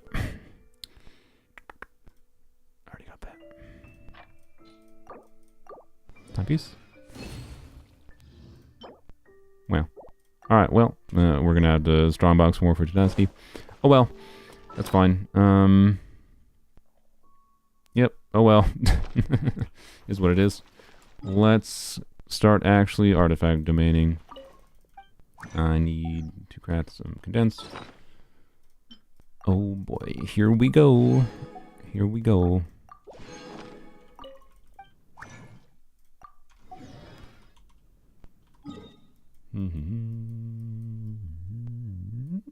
There we go. This one. Because MH good, more MH good, and then more official Farina artifacts. Notably, we'll be looking out for crit, dirt, and then more specifically, just probably an ER timepiece would be the biggest thing we could get for Farina. Since we already have a ridiculous potential on-site goblet, we really don't need... Alright, we need a circlet would be nice, I think, because I think Farina's on off-piece circlets. So that's what we're looking out for Golden Troop. ER timepiece, off-piece circlets, and then just whatever crit pieces for official and Farina. And then MH pieces, just MH, so, you know. What team do we use here? Probably this team, I guess, because Hyperbloom Gober. It'll be fine, I think. We could maybe clear a little faster with the Burn Melt Wriothesley team. Maybe we might test it. We'll do it. We'll do 5 runs here with this and see. Question, $5. Thank you for the $5. What's this? Good sea level is worth Nahida. Good sea level is worth. I'm sorry. What does sea level mean? Like constellation level? Nahida is very good at constellation 0. But anyways, and can you make her a healer? Yep, you can. I mean, I kind of yapped about that a couple different times and like how many situations I feel it's relevant in to do prototype Amber on Nahida. Yeah, if you're asking constellations, Constellation 2 Nahida is a very strong supported constellation. The damage increase can very well be worthwhile over doing other potential constellations, quite frankly. But, is it worth it when you could be getting other new characters? Not necessarily. Oh my gosh. Oh my god.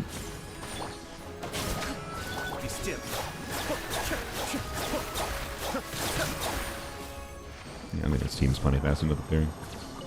That was... the timer is bad, but yeah. Auto lock 2 pieces. Well, okay, sure. Remember, we needed a Wriothesley circlet. I don't know if this is streamer luck or what, but and good lord. It also has HP percent too, so like if it rolls in HP percent, it could be for an HP scaler. What in the world? That's really funny. All right, congrats, Wriothesley. Where is it? Where'd it go? Bam. Even if that rolls poorly, right? Now we can do... So there's two options. One, use this absolutely goated off-piece feather, right? And like... Damn. Nice. I mean, the circle's not leveled, to be clear right now, right? Or... Because this feather is still pretty dang good. Gooblet. This goblet currently has like no bad rolls, right? It's got 2 low EM rolls and it's low crit value, but it's a bit higher crit value than this, right? Which will be better is I don't know, probably the goblet right now, I suspect. So we'll try to remember to level up Wriothesley. Oh, great, more artifacts to level. Yay! Great. We're gonna honestly, I think my stopping point is probably like spending 40 fragiles here is my guess, and that's probably nowhere near enough XP. So, y'all.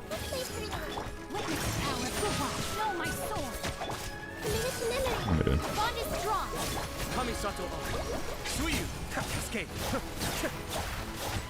Now this next run, the second run, we're gonna immediately get the Farina and Fischl artifacts we wanted, right? That's how this works.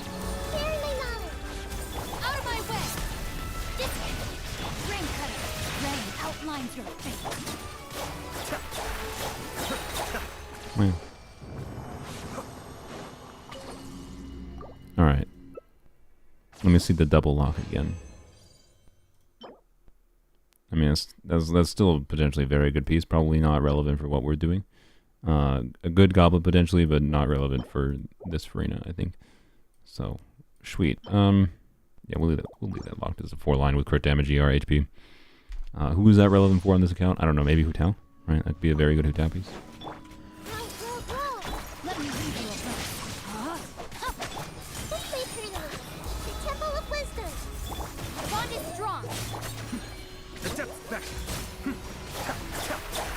I just read the title. You didn't call it a free-to-play account? It is a free-to-play account. It's in the thumbnail.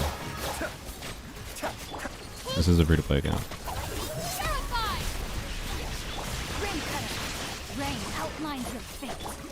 I have no way to verify that 100%, but if they have spent money, it certainly hasn't been very much money. You've ever gotten overwhelmed by YouTube? Oh yeah. Oh yeah. Wow. I mean, look, it's... You might need this eventually. I don't know what you have currently. I don't know. I'm not gonna log it right now, but...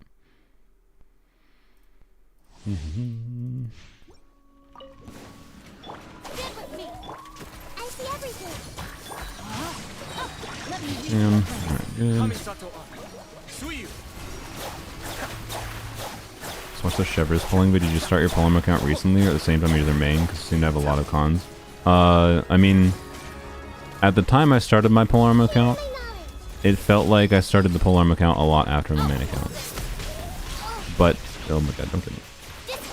But my Polearm account is like 5 months younger than my main account.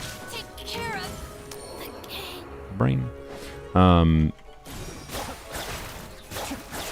So functionally they're very close to the same age at this point.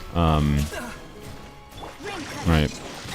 My main account is much closer to each other than, you know, any player that has, as far as progression goes, than any player that has started playing in the last year. So yeah, the account is old at this point. It's like it started in May 2 years ago, so 2 years and 4 months old. And I think it started beginning of May too. So I think it's actually only 4 months younger. Why is it? I mean, look, it's not bad to auto log ER pieces, to be clear, but like, I don't think we need that. I think so. Anyways, yeah, is an old account, and I have done Welkins, so you know. Also, there's another situation like, you know, Kuki becomes meaningfully less at risk of dying, like even in this team if like Nahid is unproductive Amber. I don't know. I'm sorry for being such a silver Nahid unproductive Amber, but like, it's just so nice and comfortable to just have her unproductive Amber in so many teams. It's just really funny. Bond is strong. Like how much I've noticed it. Like I only truly got sold on it when No, my sword. Purified. after Farina release, because it's like, oh, additional healing, good with Farina, right? But like now I just have her on Prototype Amber all the time, always, 100% of the time. Even unless I'm specifically trying to like maximize Nahida's damage for some reason. It's just like so nice to turn her into a little bit of additional healer. So like, Kuki would have a little bit more HP. Nice, and yeah, both of those are potential Farina artifacts. Sweet. This in particular could be really good. Yeah, you don't even lose that much EM. So, anyways, for like Overworld, I do really like Sack. Like this Nahida's using Sack frags, which is nice. But do I only put Kuki over Raiden and Hyperbloom if you don't want Baiju in your team? What? No. Why is Baiju a factor in that question? The factor of Kuki for Hyperbloom versus Raiden is mostly how much you want the healing. So, you know,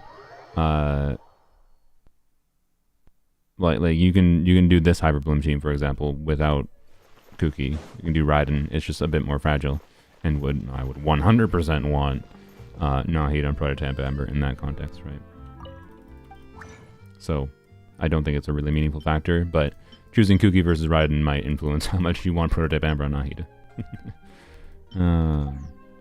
Let's do a couple more. Well, we're gonna have to go get Crystal Flies. Ugh. Well, we're just gonna get a couple of those right now. I might miss some of them or whatever, but there we go. Good, got them all. There's a couple this way. Obviously, there's the main ones I know of, like easy areas to get Crystal Flies off the top of my head. There were some over here. They're not. Maybe I'm wrong. I could have sworn there was a couple over here somewhere. Oh, there they are. There we go. And I think there might be one in this bush. Is that Rainbow Roses? No, it's nothing. Okay, I lied. Anyways, I know there's some there. I know there's the underground route. And then there is the bunch over here is where I usually go to in Fontaine. They're my favorite spots currently. And then there's obviously the couple spots in Leeway that I know about, and then a few spots in Mondstadt that we might go to. After that, I think I so rarely am able to get all four of those in one go. After that, I am mostly out of spots. I think this waypoint's correct one. I don't usually go to this underground one because I think it takes too long. Frick, yeah, I missed one, whatever. I'll try to come back later, but I think this way you go, right? And then the plants have them.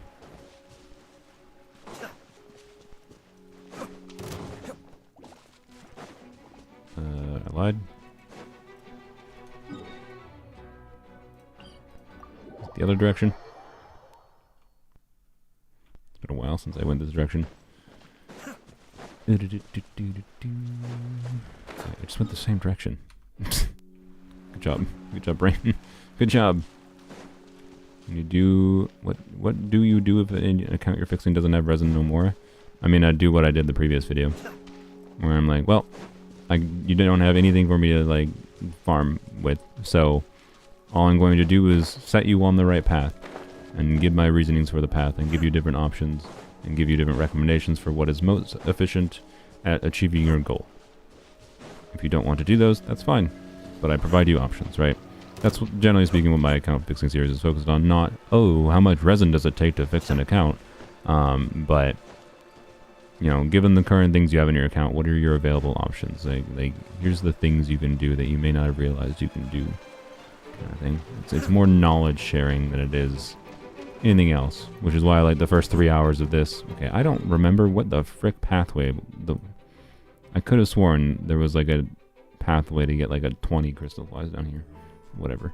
We're just gonna exit this one because I apparently don't remember. I don't need to scroll that far. Yeah, so, anyways. You know, I think we're going to switch to Wriothesley, by the way. So freeze the enemies.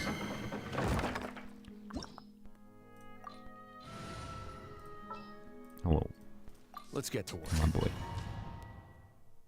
Can you go in that one cave? Yeah, they probably were. Yeah, I know they're hidden in plants. I was looking for the plants. I didn't see the plants. After going both ways, and I was just like, you know what? I give up. Sorry. We might look more later.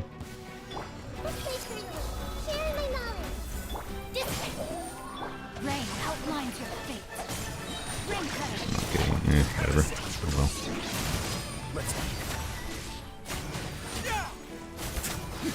This seems worse.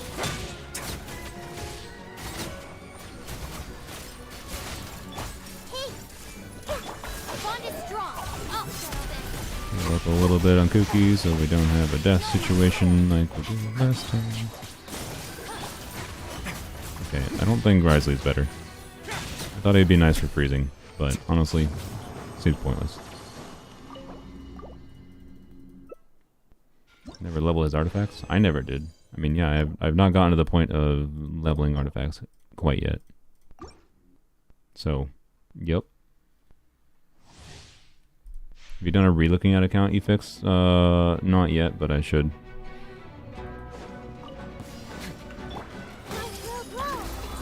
I actually told the last person that it would be interesting to look at it, particularly because, like, you know, I didn't do much. I just gave them a bunch of different advice. They're AR-55, so, like, you know. But yeah, like that AR-55 account I fixed. You know, had the problem of I don't know where all their fragiles went. I don't know I honestly have no idea where a lot of the resources they had went. It was not actually very easy to track down. I actually cut out a good like 20-30 minutes of the video combing through like, oh, did they spend all their fragiles on like unnecessary talent levels? Like a little bit, yeah, but it wasn't anything insane. So like I honestly don't know what that person spent their their resin on, their fragiles on. I think it might have just been leveling a bunch of characters, but never like trying to finish out anyone. So, you know. We might try to switch to a we might try to switch to a non-Hyperbloom team here, or maybe we can try Hyperbloom with Farina shortly here after we level her up. But yeah, Farina's not really going to be very functional until we get her ER.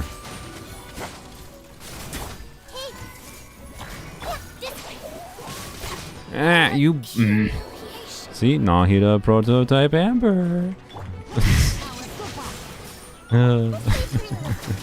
I honestly kind of want to put the level 1 prototype Amber on here right now. Oh god.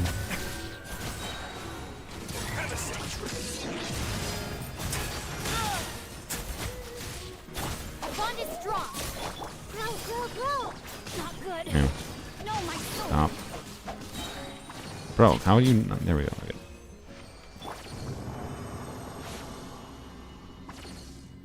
Why can't Farina activate Vermilion set bonus? What do you mean? I'm pretty sure she does. Isn't Vermilion set bonus just HP going down or something? What the heck are your auto lock settings? Like, why? I'm confused. Do you just have it set to auto lock anything with 8 attack percent? To be clear, this could still be a usable piece with like a crit damage roll and the whatever in the last line. It is MH is annoying like that. We're not like there's almost freaking 80% of the artifacts you get are worth leveling to 4 technically, but why I don't know, whatever. I don't like the auto lock settings personally because I think if you set auto lock settings, you create bad habits for yourself.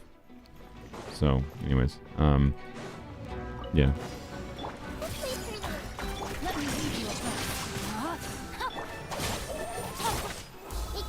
You still have to look at artifacts anyways, so yeah. I find it pointless personally, but it's not a bad thing to have as an option in the game, obviously. As I said, find it helpful.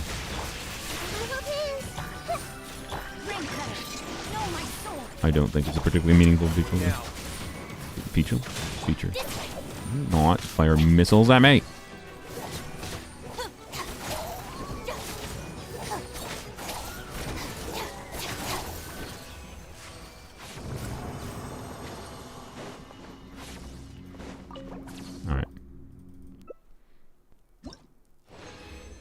Sure. We get nothing for Farina pieces, which is unfortunate. It would be really nice to get a crit rate circlet on set for Farina.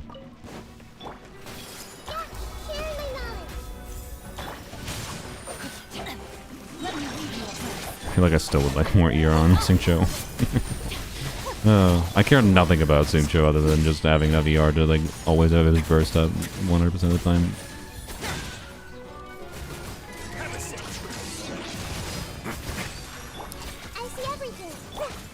We never finished leveling up his timepiece, to be fair. I should have cookied there, but it's fine.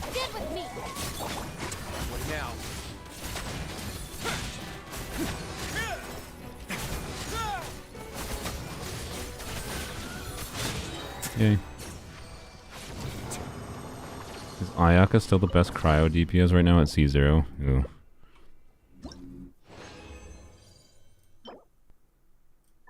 Maybe? What are your auto-lag settings? If it has HP and attack percent, lock it. That's what it seems like right now. I don't know. Is Ayaka the best cryo DPS? Probably, I guess. Maybe.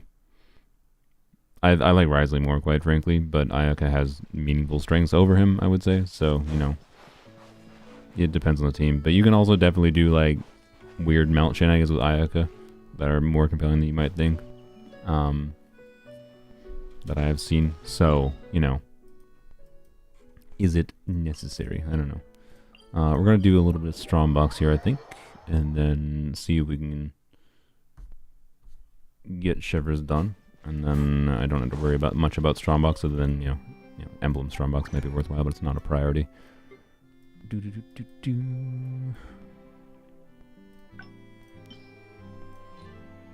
Yeah, Tenacity. Almost forgot what we're doing. I think we're good. I'm watching all those individually, so I think I'm good to throw any MH pieces and those pieces in.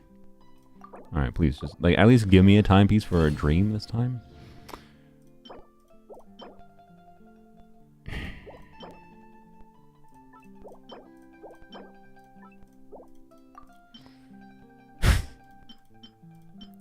You know,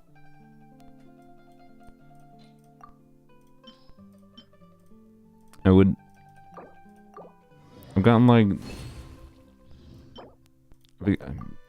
I've done like 12 tenacity pieces from the Strombox and I didn't see one timepiece. Oh, this is why this endless system is so much better. It's like, literally this endless system is so much better. Oh god, alright, whatever. Yay, Strombox. Okay, it's fine. More Stromboxing ahead of us, I guess. Alright, let's see what we want to do for a different team. Mess around with things a little bit. Very well. I shall put my official. So you know what we should start? We want to mess around with some Farina team variations.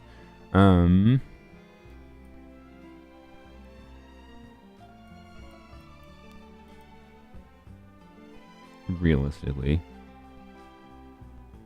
we could just do, I don't know, what do we do?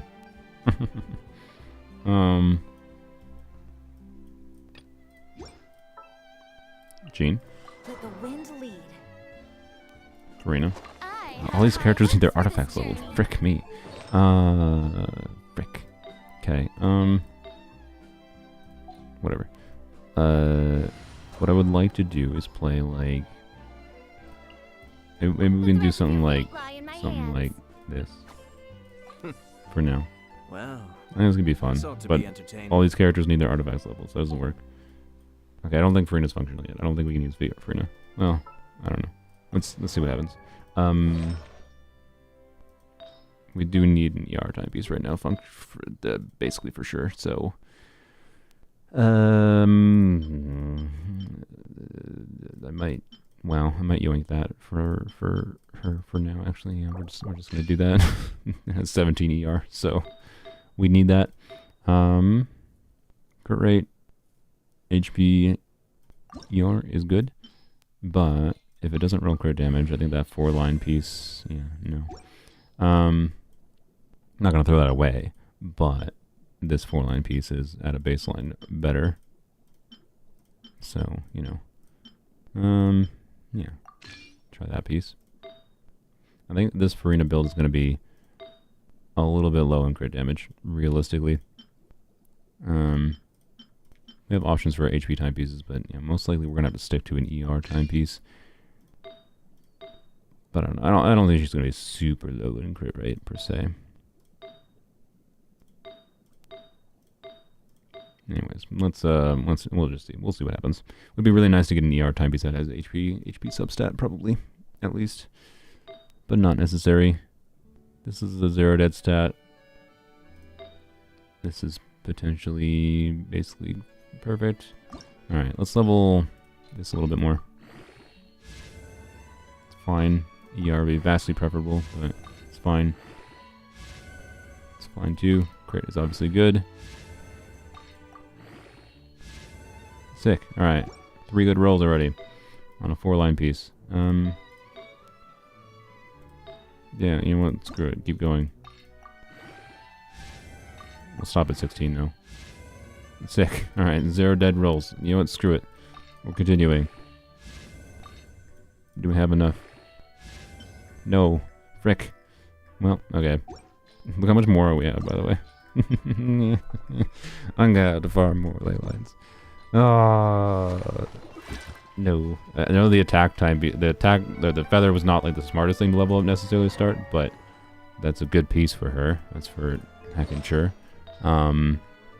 Would prefer personally actually to get another ER roll. I think the last roll, and like ER roll there, ER there, like 1 ER roll there. This ER 10 piece leveled up, and that's actually looking pretty dang good, I'd say. Like the goal would be able to have the ability to do this weapon on Farina with solo Hydro, right? So we're looking at like 200 plus ER. And then in situations where you could do double Hydro and switch her to an HP timepiece, you know, you have like these HP timepieces available, right? That's the ideal. So, also I didn't even think about the fact that actually because of the fact that we're doing Kyokasha suit, maybe you do want to do an HP goblet, but Hydro Goblet is still better for her damage, I think, technically. But HP Goblet might be better in some ways for the buffing potential, but Like, she's actually going to be this is going to be a fairly low HP Farina, but we have, like, enough HP substats that I think it's not going to be a problem. Really. So, I think we're fine.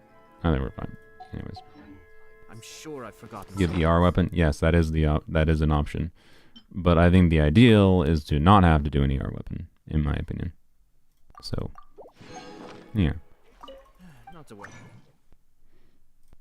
Blam. I'll simply send someone to fetch it. That's the wrong domain. That's Polearm's only habit.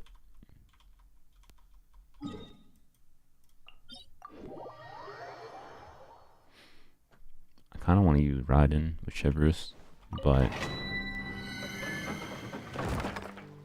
there's so many artifacts to level. This account just needs to do a lot of artifact farming, quite frankly, to get a lot of their equipment leveled.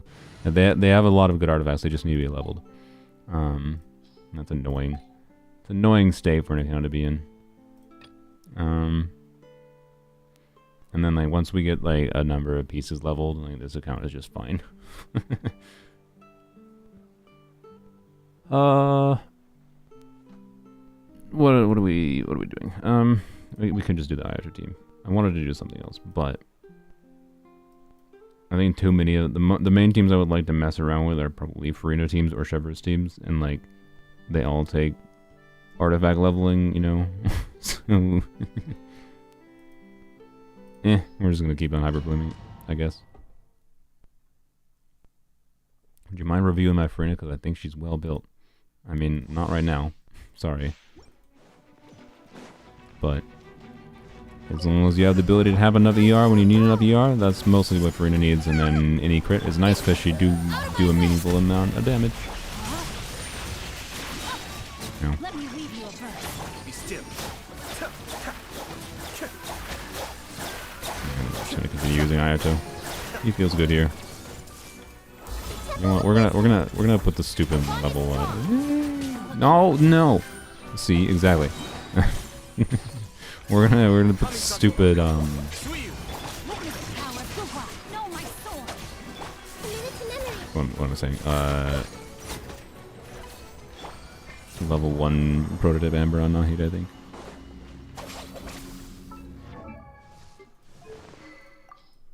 I want that healing. It doesn't really matter. It doesn't use her HP to heal. It just heals the party based on her bursting. So it doesn't need to be leveled. We are meaningfully lowering her damage, to be clear. But, oh well. Sad moment of missed your question.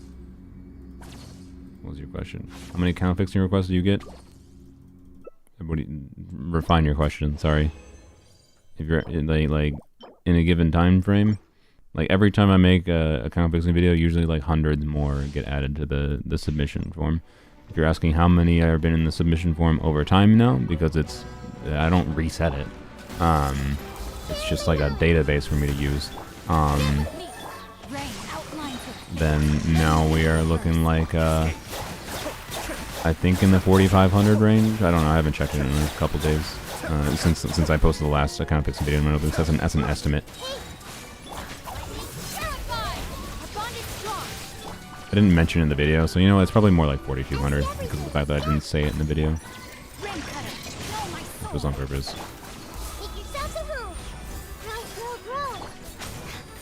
Be still.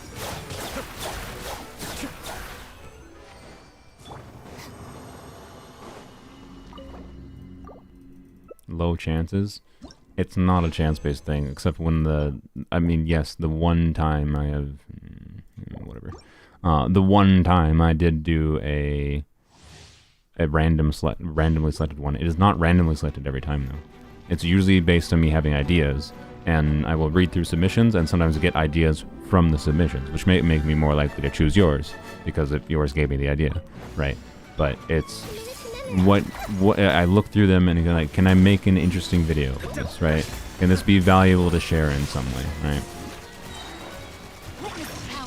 And in this instance, I had a bunch of different people with free-to-play accounts that I selected, right? And reached out to as potential options.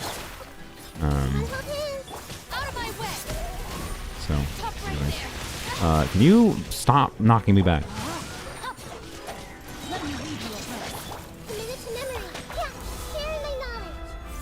I didn't have the cookie going. Whoops. Stupid.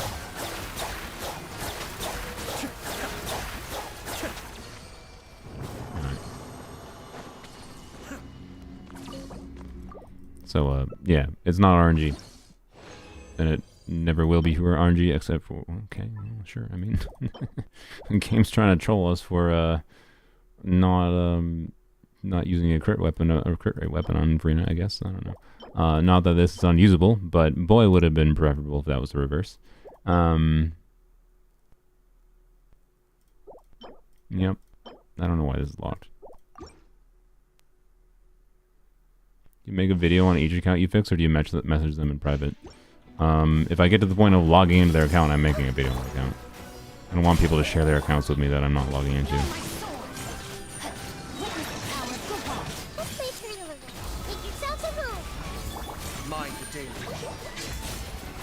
A circlet could be usable on Farina, to be clear. Like, my Farina, I usually run like a little bit of an unoptimal crit ratio, but I just prefer it. And I usually run a crit damage circlet with a non-crit rate weapon on her. But I have the ability to have like, my artifact distribution is like such that I can get about 60% crit rate. 60 to 70% crit rate without needing a crit rate circlet. In this account circumstance, that's not necessarily the case, but, well, actually, I don't know. With how that freaking artifact just rolled, now I think about it, right? And especially with the option of switching to... Right? If we get a double crit ER piece, and this rolls into crit rate at all, honestly, you know what? Yeah, I'll just equip it to it for now. Like, this would theoretically be the ideal, right? And then,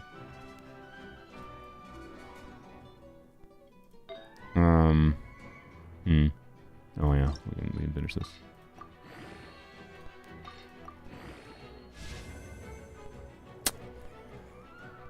You gotta... Okay. I don't like when the last roll goes bad. I don't like when the last roll goes bad. That makes me salty. It's not a bad artifact because of that. It just makes me salty.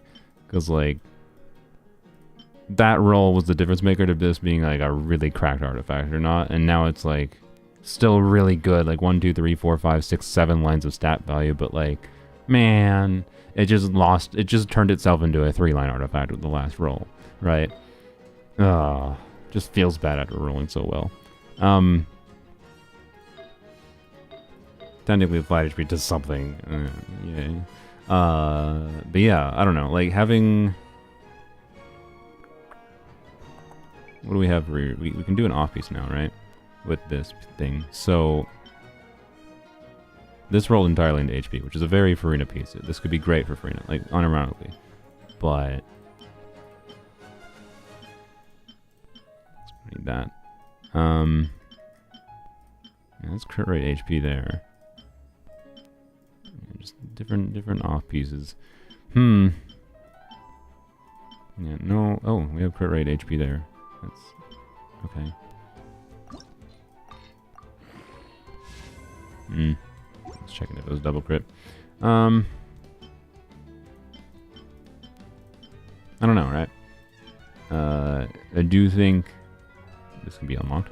I do think this is a very compelling choice, right?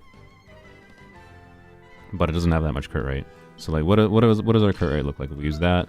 We have this piece, and then let's be idealistic and assume this. Let's be idealistic and assume this rolls twice more into crit rate, and then we get, you know, 2 more crit rate rolls. Let's say we get 4 more crit rate rolls between this final level, this piece leaving leveled up, and this piece, right? What does our crit rate look like? And we get there's a final ascension too that goes to 45. That puts her at, like, 4 more crit rate rolls is hopefully at minimum, like, low crit rolls would be 12% crit rate, which would put you at 57%. Is it worth it to use the crit damage circlet? That's the question we're asking, right? I think it might be.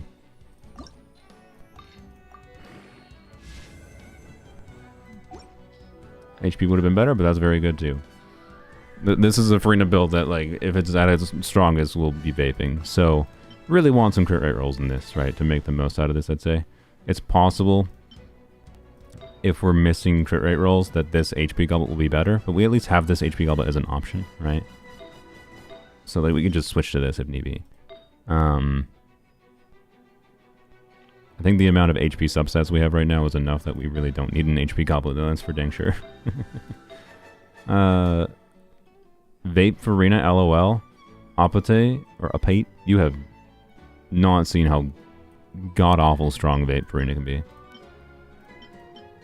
And, like, they already have Key of Kasha suit. And we don't have, it's not like we have stats that are required, that are gonna be bad for Vape Farina. My point is that EM isn't a dead stat. We don't want the rolls to go into EM, but it's a good stat. So, anyways. Why is Key level 60? Because they didn't level up past level 60. I mean, this can be some fodder for us, which I think we need. Actually, do we throw this away? Yeah, I think we throw that away. In fact, you know what? We're going to throw it away into her flower. Also, I took Xingqiu's timepiece, didn't I? That's good.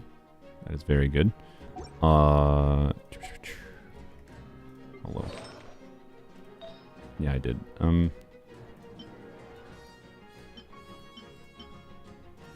wish you had more ER timepieces leveled up already. Alright, I'm gonna be bad, and this is gonna make me, like, forget about it. Okay, we're gonna keep this because we just might need that as a bad piece for him. I'm gonna switch to, actually, no, you know what? No. We're gonna do this. So So that's crit rate, right? Yeah, that's crit rate. We won crit rate for triggering 5 on him. Bam. Look at the crit rate. There we go. Is that enough ER on him? I mean, we're doing Ayato, so it's probably fine. We'll prefer to level that more, but we'll see if that's fine. Otherwise, I was going to steal Strong Limbs, but it's... yeah, we'll keep it like that. Alright,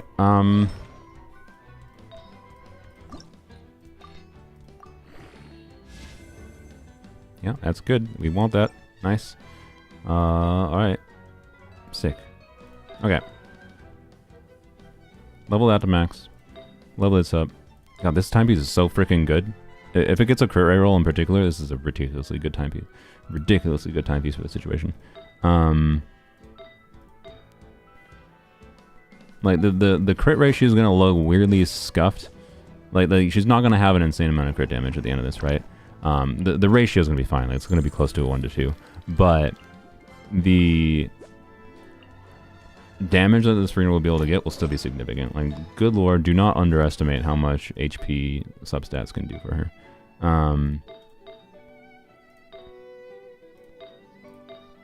Look, it's actually kind of crazy how many good stats we have. So yeah, let's try to, we'll keep farming here. We'll try to finish leveling up this.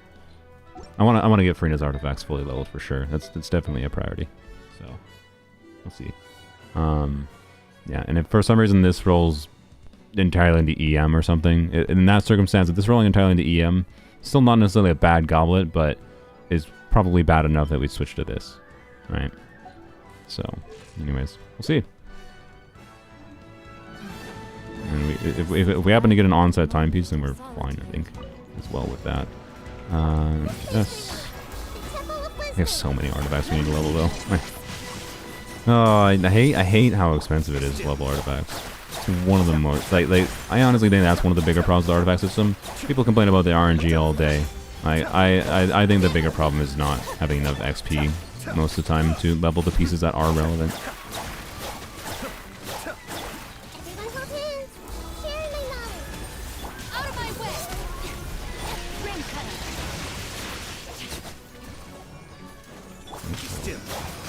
He's alive. Bond is strong.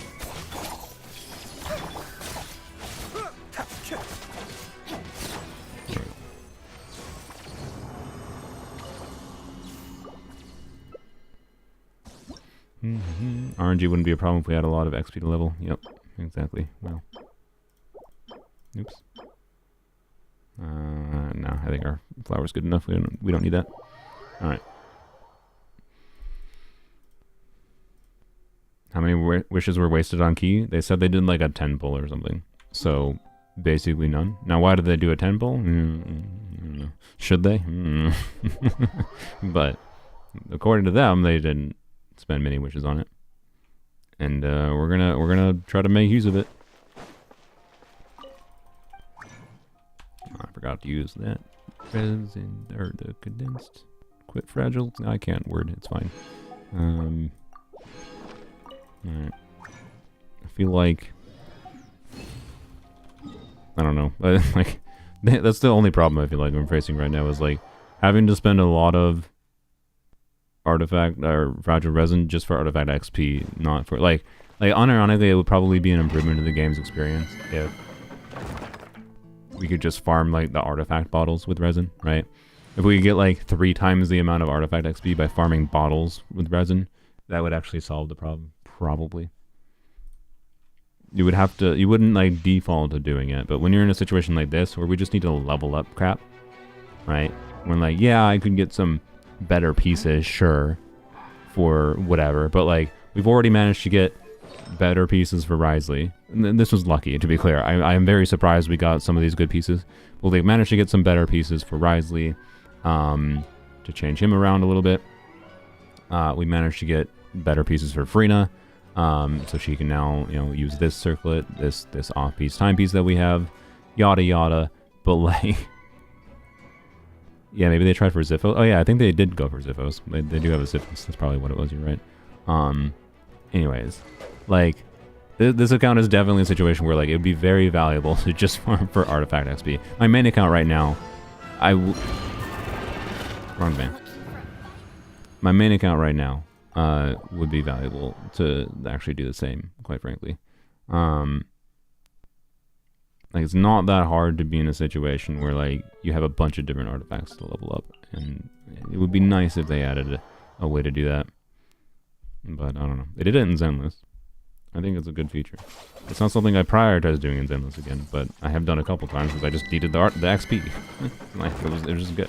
They still give you XP when you're farming the Zenless is a little bit weird, but as far as comparing to the Genshin, but you know, they still give you XP when farming, but you get less total XP when farming the pieces than you get from if you just farm the XP alone, right? Which is a good balance. It gives the player control for deciding when they need to get things done. So free-to-play shouldn't pull for 5-star weapon. I think free-to-play shouldn't pull for 5-star weapon if you're a newer free-to-play account. If you're free-to-play and you played for 4 goddamn years, you probably have a pretty solid idea of and a very high amount of invested enough characters that you know the things you like, and you like certain characters enough that you know you would want those, like, you know, minor improvements for them in some way or another, right? Was it worth it for this account to use summons on the Kiyokasha suit banner? In hindsight, yes, because they got Kiyokasha suit and a Zyphos and like a 10 pull. But was it worth the risk? Like if they were going to consider going to pity, probably not, right? But so I don't know, right? Point being, I do think there is a point where free-to-play accounts can see meaningful value from weapon banner, but like your focus should generally be, you know, characters first, and weapons would only be a thing after you have a very solid roster of characters. You know what's going on with the game, you know the value you get from the weapon, you know the characters you really like. Eventually it might be worth it, right? Otherwise, you know, the best approach to it might be like for a while I liked the approach of, you know, that if you're being smart with how to pull for characters, right, is plan around saving enough for a guarantee, right? But let's say you're on a 50-50 and you saved 150 wishes for Kenichi. You go to pity, you got Kenichi pity. Now you have a pity's worth of weapon of wishes left. What you should do is not spend all those wishes on weapon banner. That's what some people would. They would just spend the remaining 70 wishes on weapon banner. But a YOLO 10 pull on weapon banner, every like few banners or whatever, when you happen to win the 50-50, you do a YOLO 10 pull on the weapon banner, might actually be worthwhile, right? Like within reason, right? Like losing 10 wishes to the weapon banner is usually not the end of the world.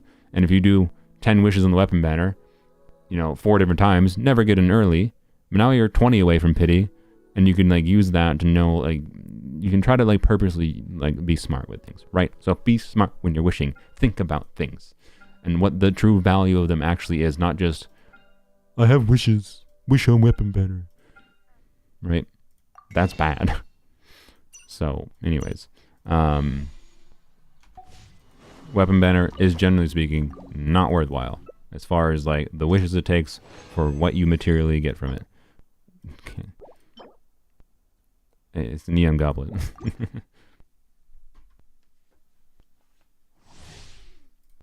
Those 10 pulls and weapon got me to 62 pity. I can't do it anymore. I mean, yeah, but then then you're at the point. If you're at that point, then you're at the point of, you know, like being like, okay, where do you stop? And oh yeah, yep, they were not lying.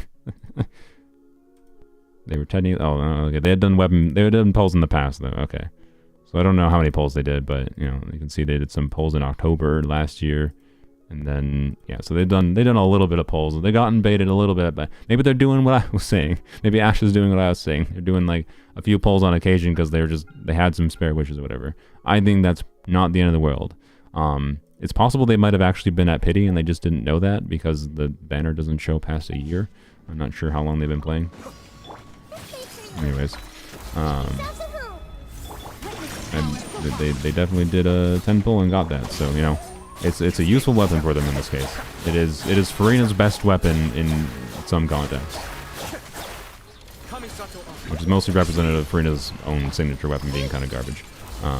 For like not, it's not bad for Furina, but like generally speaking, they seem to tend to make signature weapons. Oh, good job, me. They tend to try to make signature weapons, you know, better than any other option for these characters, and they just didn't do that for Frina. It's like they just forgot Key of Kaja's suit exists. But I don't know. Anyone who existingly had Key of Kaja's suit or gets Key of Kaja's suit wins from that. I honestly think Key of Kaja's suit makes more sense to go for on Frina than her signature. So if you really want a 5-star weapon for Frina, because it has more superlative value for other characters, other use cases. Not a lot of them, but Frina can make very good use out of that EM. EM for teams where she is triggering Vaporize, like burn teams. And then it can also just give her a good amount of damage stats in general.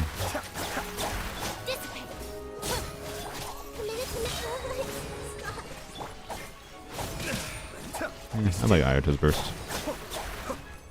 So nice just to have some passive Hydra application going. How good is Key for Farina? It's like when Farina isn't doing vaporizing, right? So that would be when EM. So when Farina isn't triggering a reaction, right? The EM isn't doing anything for her, right? It's not as good as her signature. That's not surprising.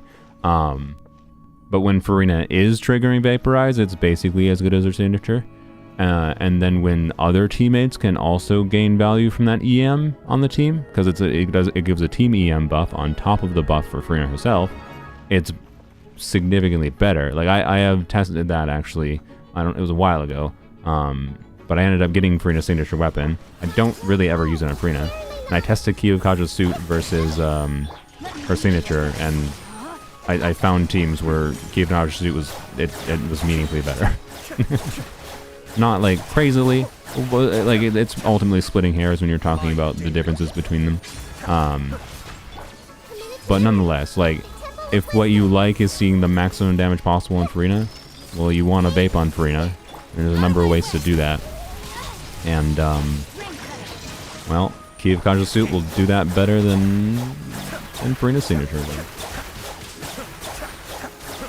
YOLO temples for fab weapons can actually make sense too, yes.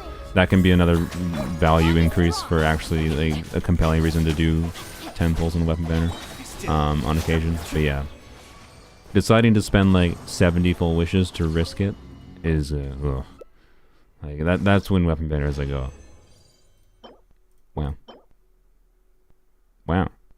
well, that's probably Fischl's Feather, unless it rolls all HP. That would be a bit of a troll. I don't think that's going to be a piece for Farina because it would have to we'd have to have a lot of ER. Like that kind of piece for Farina could be great, switching Farina off of Kiyokaja's suit, which again could make sense in some situations. Even if we get a lot of ER substat rolls, there might be situations that Ash still needs to switch to an ER weapon.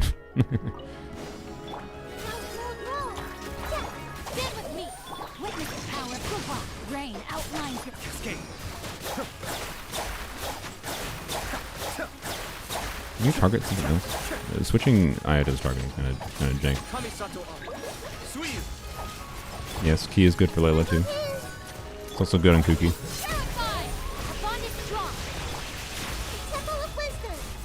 Be still.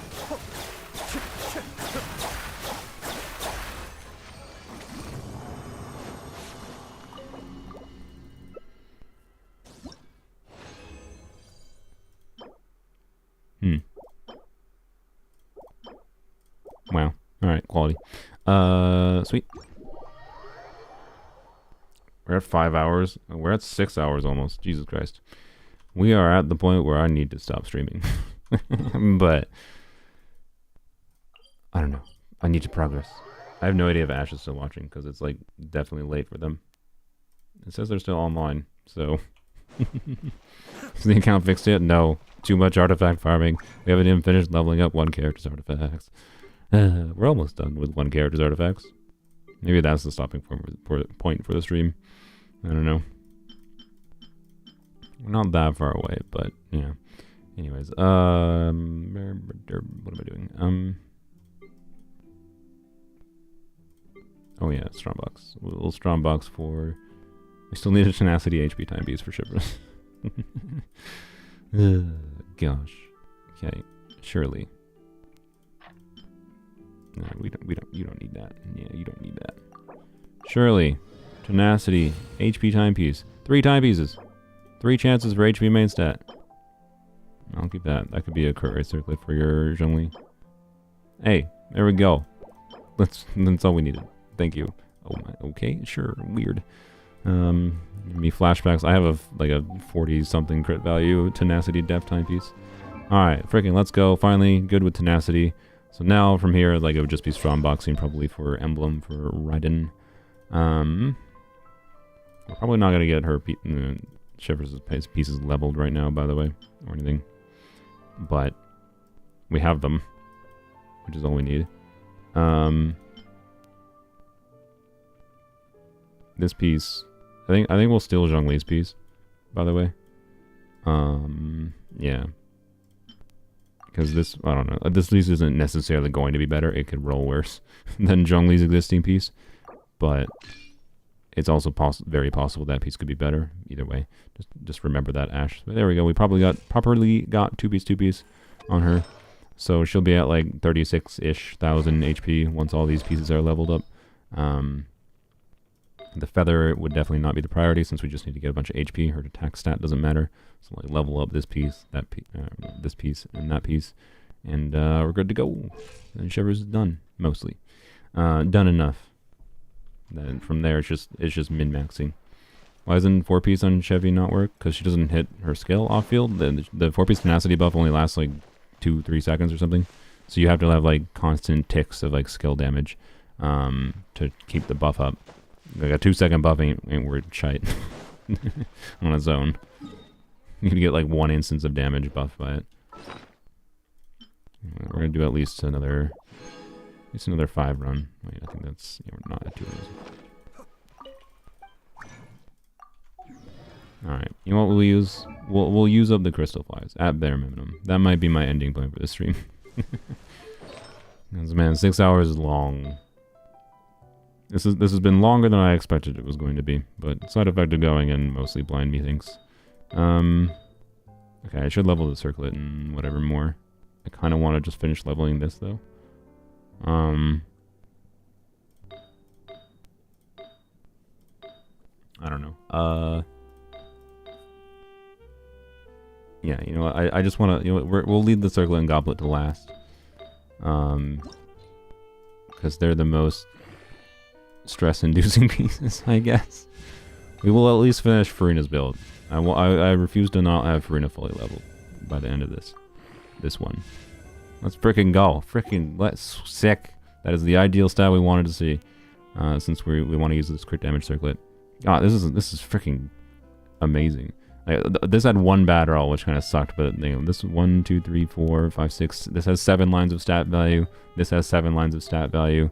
This has 1, 2, 3, 4, 5, 6 right now. This could have 7 lines of stat value. This is a ridiculous Furina, quite frankly. When are you gonna finish? Probably when I finish. We're gonna do a part 2 next week, I think, for my own sanity. That was only enough to level 1 piece. Oh my god. Like, my list of things to do, right, is leveling Jean artifacts, leveling Furina's artifacts, and leveling Fischl artifacts. And then also leveling Chevreuse' artifacts. That's actually on the list too. So like, and not to mention like the Chevreuse and Raiden artifacts. Chevreuse artifacts is last though, because Chevreuse artifacts is only relevant in conjunction with like other units that are invested into, like Raiden. So like, anyways, at least like 2 other characters worth of artifacts that still need to be leveled. Both Jean and Jean kind of needs to be leveled. Maybe we will. Maybe I'll keep on farming to get Jean at least leveled a little bit more, because we kind of like we kind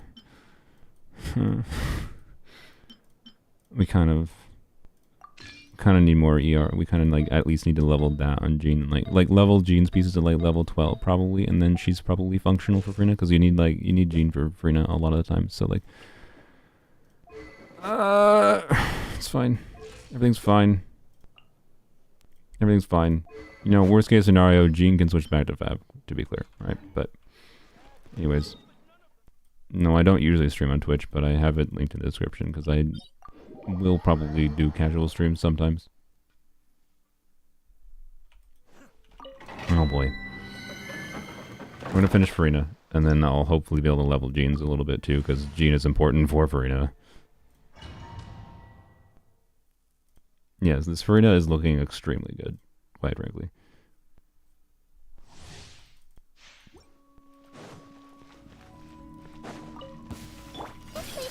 I actually think it's incredible how good this Farina might end up. No, I don't stream every day. I think I would lose my sanity if I stream every day. I've streamed every weekday this week, I think. But it's because I had things I wanted to do.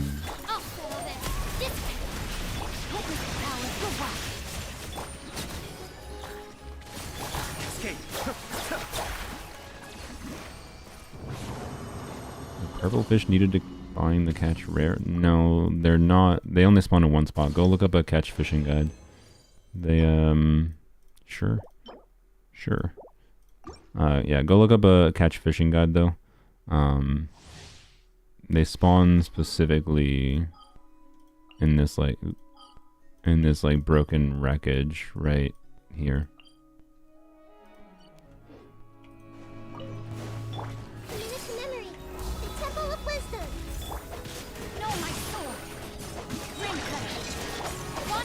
In my opinion, they're not even the most annoying part of the fishing for the catch, though. I think all the other fish are more annoying.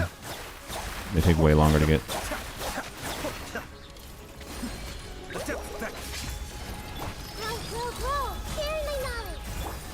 I'm going to say that as someone who has farmed for the catch multiple times.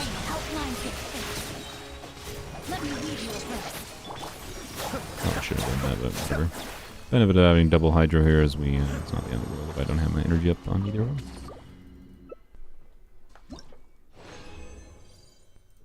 Wow. Maybe it locked it because it has percent. I mean, another potential official piece.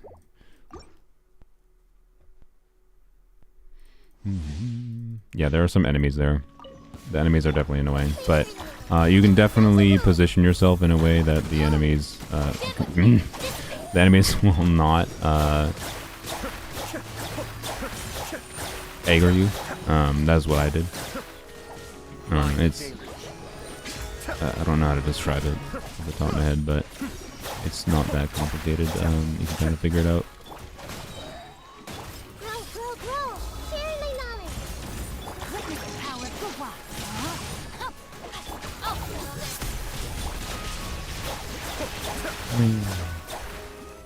Reactions go. What does it take to make Raiden a hyper carry? C2. Sorry. This is how they balance Raiden. I'm locking this on principle of it having the best supportive stats it could possibly have. You know, maybe off-piece healing bonus circlet. Hyper carry requires hyper carry is in Genshin, basically, in my opinion, it's most appropriately a term for when a team's damage output is basically entirely configured almost around like 99% of the team's damage kind of thing, or 95% of the team's damage, whatever. I would draw the line like at least 90% of the team's damage though is from one unit, and usually it's a crit based unit, right? And that means they just have to have like really good multipliers so that it's that worthwhile to just configure the whole team into just buffing that unit's raw damage. Versus like diversifying the team's damage profile. And even then, I still think diversifying the team's damage profile tends to be more valuable, even for units that are hyper carry worthy. But something like, I would say, when I'm doing like Arlecchino, Bennett, Kazuha, Candice, I think that's a hyper carry Arlecchino team. But there are definitely teams I can play where Arlecchino is not a hyper carry, right? Arlecchino has the raw multipliers that she can very much be a hyper carry. You can focus full on in just her team, her damage in the team, and it can be very good. Raiden's raw multipliers are not that good at pre-C2. So it's just not good. Like you can do hyper Raiden, right, with like hyper carry Raiden. The generic format is like Kazuha or Xylan, Kazuha, Bennett, Sara C6, and then Raiden, right? But doing that, even if you have Sara C6 with the C0 Raiden, which being that Sara only runs with Raiden seems relatively unlikely, but it's possible, obviously. I do believe I got Sara C6, I think, on Raiden's first banner that I wished on my main account. So, you know, it's not like it's impossible.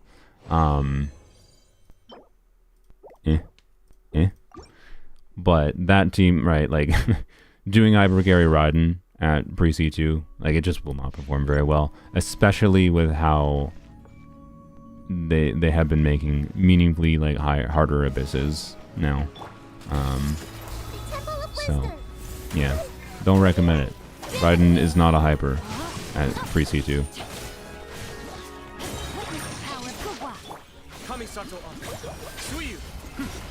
What about Overload with Raiden C0 and C6 Chevrolet? It's not a hyper carry team. Okay, well, okay. I guess you can do hyper carry Raiden Chevrolet teams, right? You could do C6. It's the same thing with different buffers, though, right? Again, like you're putting too much of the damage output on just Raiden's damage, and it's not going to be a good time in my opinion. But is it going to be impossible to make it succeed? Not necessarily. It's going to be dependent on the Abyss cycle. It's going to be dependent on your investment level into Raiden. It's going to be dependent on your investment level into other teams, how much time you have to clear the side of the Abyss that you're using, right? I'm not saying it will be impossible, but like a hyper carry Raiden Chevrolet team would be Raiden, Sara, C6, Bennett. Well, you still really want off-field Pyro though, which usually would be Xiangling, which means it's not a hyper carry team because you've diversified the team's damage into Xiangling, and like that's one of the main values of like doing something like that.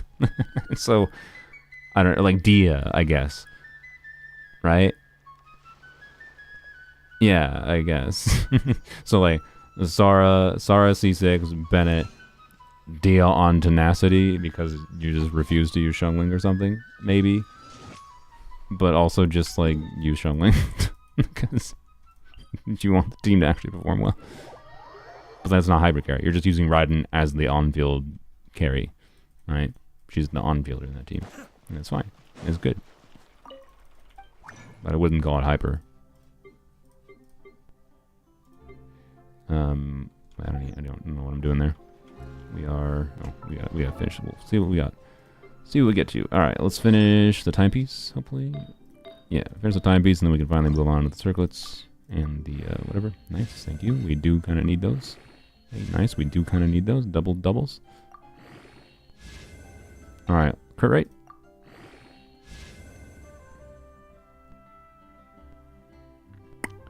Well. It's weird. This is a weird piece, right? Because it has a very high overall stat value. Like I said,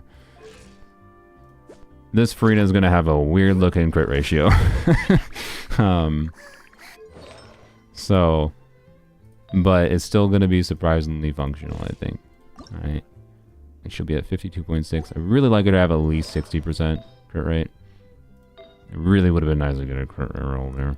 I don't know. This piece could very well be replaced in the future, just because of the fact that we already have so many other HP substats going on, potentially, that, like, I don't know, right? Like, it's still valuable, though, like, especially in the vape context of that HP being converted into EM stats, too. So, with Keep Caution Suit in this situation. But that is definitely an unfortunate roll. Oh, well. It's not like we have any better options as far as ER timepieces go for her. It's still a very high stat value ER piece, but it's possible an onset piece could replace it in the future, right? But also, it's not like it would meaningfully improve the build with an onset piece, so I don't know. Anyways, the real determiner is like, I don't know. I think the ideal now would be getting like 2 more ER rolls, I'd say at least, would be nice. And then whatever in the crit rate in the circlet. So the circlet's definitely the biggest question mark piece here, I'd say.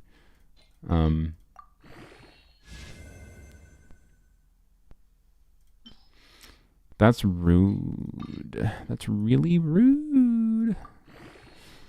Really rude. That's really rude. That's not what we wanted. It's really not what we wanted. To fetch it. Oof. Oof. Assuming I remember what it was. All right.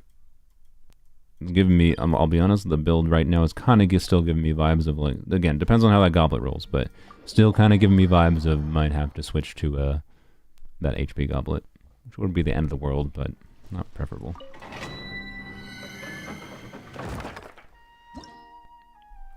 Xilinx is going to be a good option for Mualani, probably substantially better than Chao. Or Chao. Brain. Kazuha. Shoopadoop. Oh boy. Yeah, yes, I am indeed still live apple juice. I am getting ready to wind it down. I'm definitely committed to doing a part 2 next week. This has taken a bit longer than I expected. But,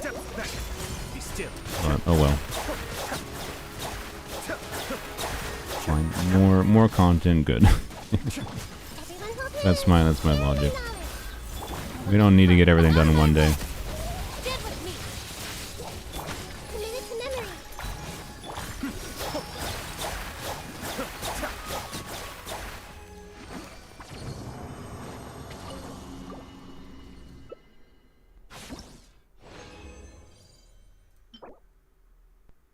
No. I mean, hey, maybe there's a physical skill damage off-field unit in the game in the future. This is yet another Onset Goblet for Farina, potentially, so I guess lock it. Seems unlikely to be relevant. When was the last time Kuki reran? Them not rerunning relevant 4-stars, like, pisses me off so much. Like Chevra's taking this long to rerun when they made her as good as they did for not just Raiden. Like, I get that Mihoyo probably made her for Raiden to fix Raiden having just really shit team options for her carry playstyle. So that, you know, she actually had some kind of accessible teams to make her a relevant, useful carry. Like, it makes sense to run her with Chevra's with Raiden, right? Like, duh. But also, Mihoyo, you made this character really good for many other units. Like, please run her more often. Please stop being dicks. I don't know, maybe. I feel like you have a good enough other flowers already that I'm not going to bother locking that. So can you run with Ioto last? When the hell did Ioto run? 10 months ago? Jesus Christ. Oh, Mihoyo. Raiden literally got a rerun before Kuki did, is what you're saying. That is absurd. Please fix 4-star acquisition, Mihoyo. It literally makes the experience of playing this game long-term, or short-term, honestly, at this point, kind of shit.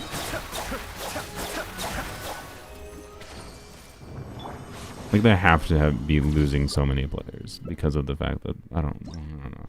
Because most people are just affected by Gotcha Brain Rot, and, I mean, look, it's early.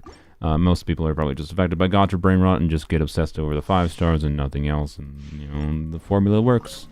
Why change it? So they don't see losing players because of their cringe 4-star system as a problem. That's my vibe. The cap on ER on Raiden? They have a signature weapon? I mean, I don't remember. Functionally non-existent. Is there even a cap for it? I don't remember. You don't have to worry about it. Like, you shouldn't build 400 ER. There's not really a reason to do that. Can you get to 400? You might be able to get to 400 with, like, max ER rolls on all substats, maybe. I'm not sure. It might be possible. But, like, don't. You can do it, technically. It'd be funny. Hey, an ammo goblet. Yep, nice. Cap is from Emblem. Oh, yeah, that's the cap. Yeah, Emblem caps out at 300. You definitely don't really need more than 300.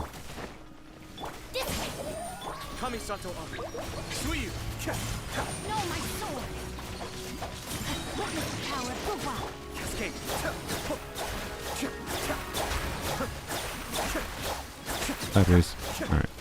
Grow, grow, grow. The Temple of Wisdom. Yeah. Oh, nailed it. The bond is strong.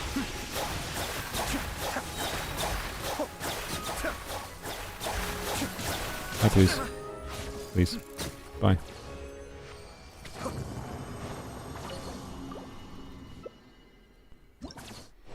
$240 ERs was generally agreed upon with her signature. Yeah, it seems fairly accurate. Well, getting all these Nuvilet pieces or something.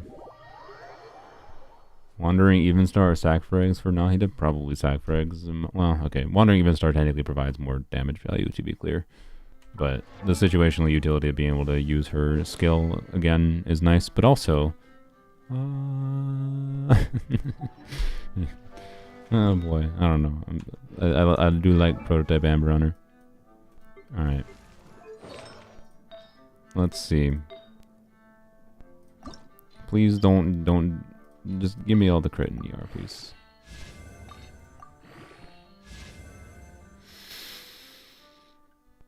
Okay. We might end up feeding this piece into the piece that I think is on Gaming. Well, it depends what the last roll is. The ER is pretty important on this piece on Farina. That does not have ER. Okay, maybe not then. I don't know. Double flat dev hurts a lot though. This build was looking so potentially juicy and really.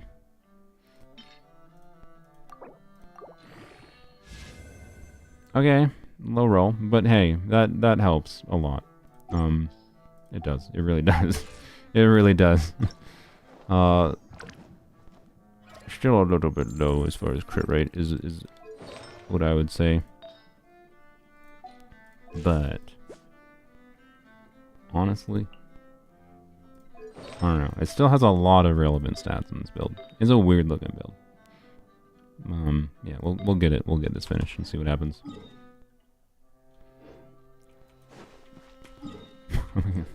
God, this is how much resin it takes for leveling one character's artifacts, by the way.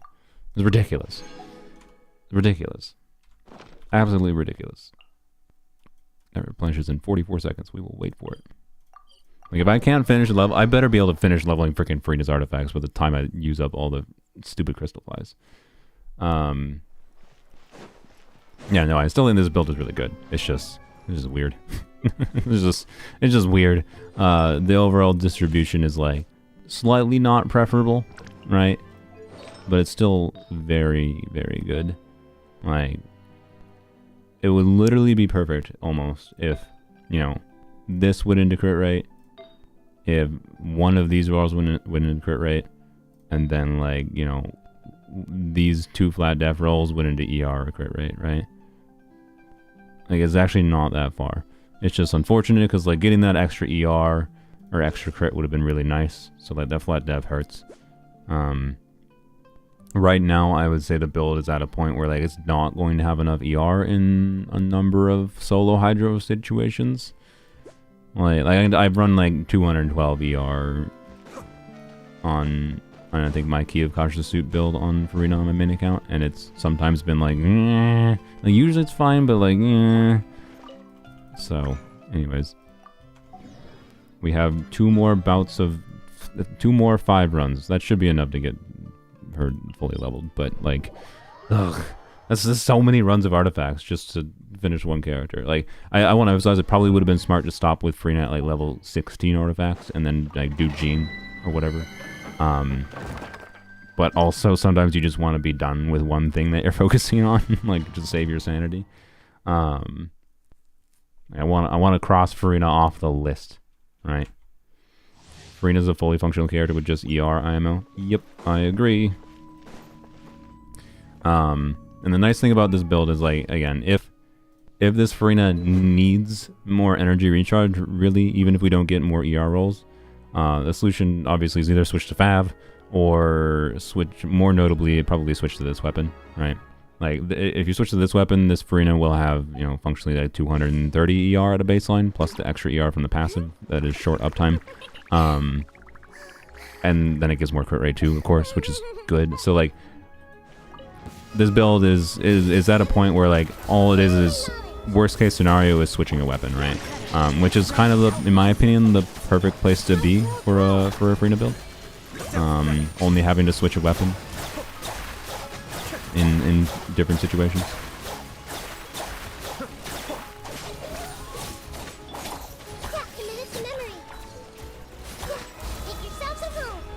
Is the goal to 36 star this? I mean, not necessarily. I don't remember if Ash specifically asked for that, but I do think they want to like just make better teams in general as their main goal.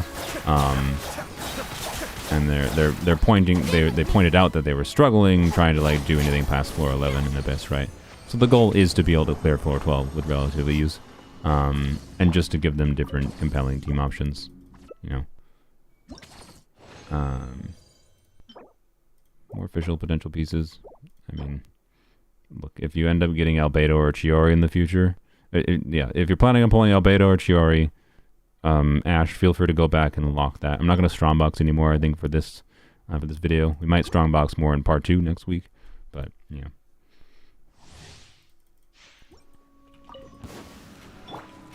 I play her with 180 ER and a little, and it's enough most of the time. Yeah. It depends on me, like, favs you got going on, too. I definitely... part of the reason I like having more ER on her is I oftentimes, very often, find myself liking bursting a little bit early on her. Like, because she has an 18-second burst duration, right? But the cooldown ends after 15 seconds. And oftentimes I just find, like, you know, okay, I have finished doing whatever with whatever characters with her, and I will just want to switch back to Frina, restart the rotation, start Frina burst again. Like, I really actually like that she has a burst cooldown that's shorter than her like duration, for that reason. But it does it does increase your ER nades if you do that. So like that's a kind of a me problem in a habitual way in some way, but also like it's not necessary to do that necessarily. It's like yeah. So anyways, the build we have right now with the amount of ER we have is fine. I'm just saying some ER rolls would be nice. It would certainly have been better than flat dev, to say the least.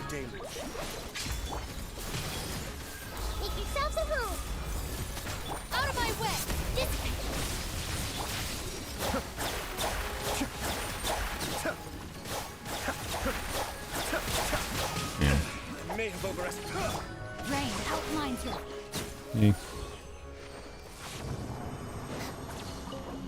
My Frina C2 77 258 crit 173R Splendor double Hydro plus weapon effect.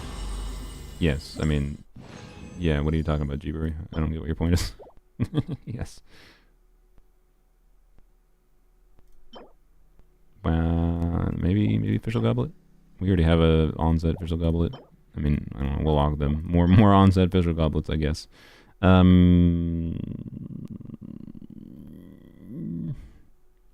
I'll keep that locked. EM crit rate is enough, you know. That has to roll into pretty specific stats for needing a pretty, like I don't know. It's possible. Like that could be the kind of piece that, if it rolls a bunch into crit rate, could enable a crit damage circlet on Wriothesley or something, right? So I think it's worth it to keep those kinds of artifacts.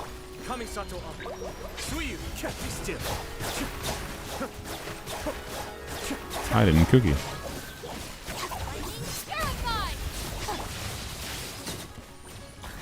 Alright, well, so we used her skill again for some reason.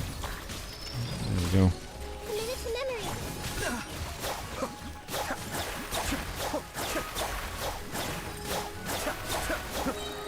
Mostly pulling for Splendor because I don't have artifacts for Frina without Splendor. Oh, you don't have a Splendor yet. I see. Okay, I mean, pull for the thing if you want. I don't care. Your freaking wishes. All I try to encourage with people is be smart with your damn wishes. I can tell you, like, I have wasted a hacking lot of wishes for things that were not very valuable.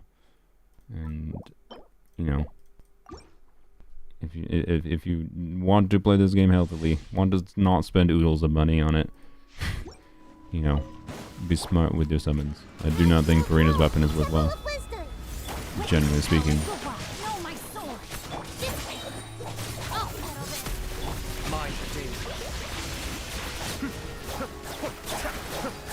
I have no idea how my Kave team is stronger than the meta ones I tried. It's just Kaveh being that strong. Why are you surprised?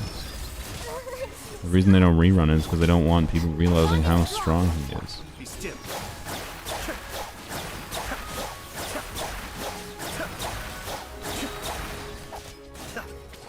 Okay. Good. Alright. We'll finish the circlet. Surely get a good roll in the last roll. I mean, that is yet another HP goblet for Farina. You know what? Just screw that one. We have like 18 different HP goblets for Farina, potentially. Actually, yeah, do we even need this one? I feel like no. Let me double check, though.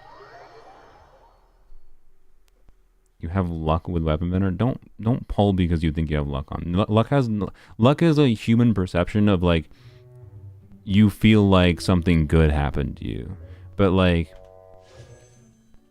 it's all just statistics. Like acquiring the shit is statistics, right? And the more you wish, the more you will trend towards being in the average, right?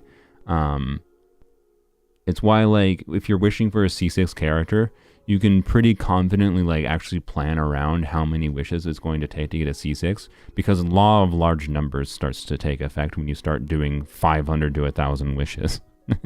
Like you'll still have variance. It's still possible to get lucky and get a C6 and 400 pulls, but like, you know, it's not actually crazily unlikely. And like the average being like 600 pulls, and like go look up bell curves, learn about statistics. Luck has nothing to do, should have nothing to do with your decision making for how to pull in this game.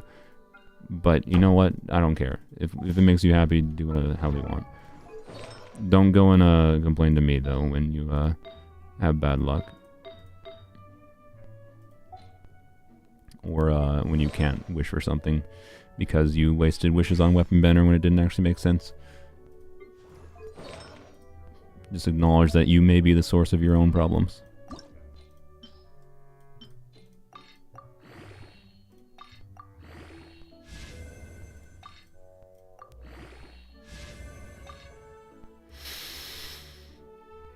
Please.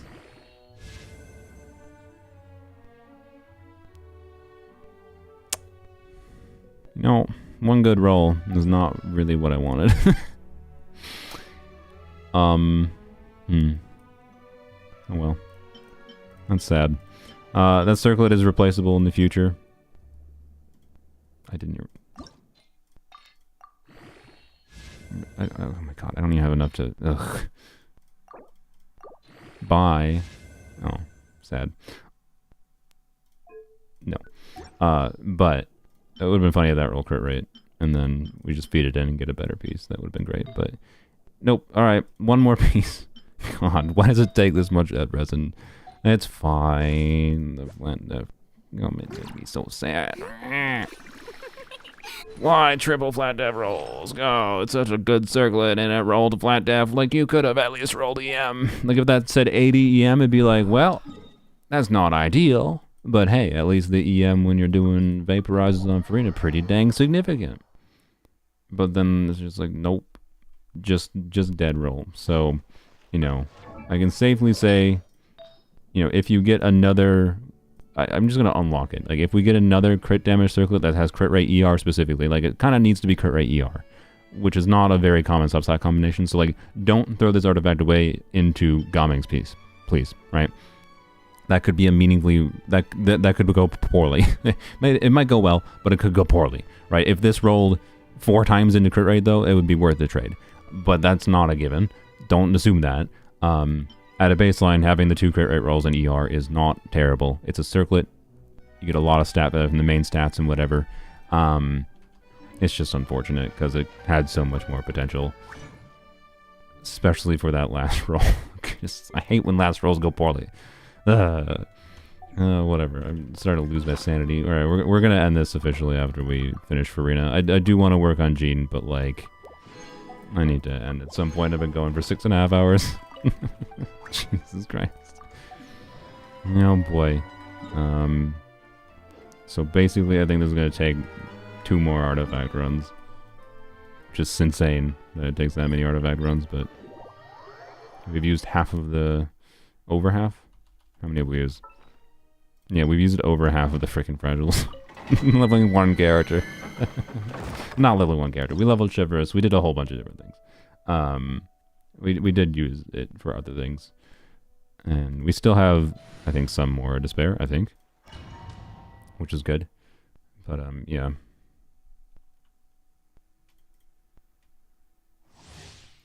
Trying to explain to your friend that Farina needs ER, but he doesn't believe it. I mean, tell him to go play Farina without Nubilet. But also Farina with Nubilet still needs some ER. Like, I don't know. People like to complain that like they're not able to clear the content or whatever, and like, oh, Abyss is hard, but it's like, and then they refuse to believe that they need to burst consistently on Farina. Like, same thing I said to the other dude, you know. You know what? If you don't want to put ER on Farina, you do you. You do you. I don't care. Your freaking account. But don't ask me for advice and then like ignore it.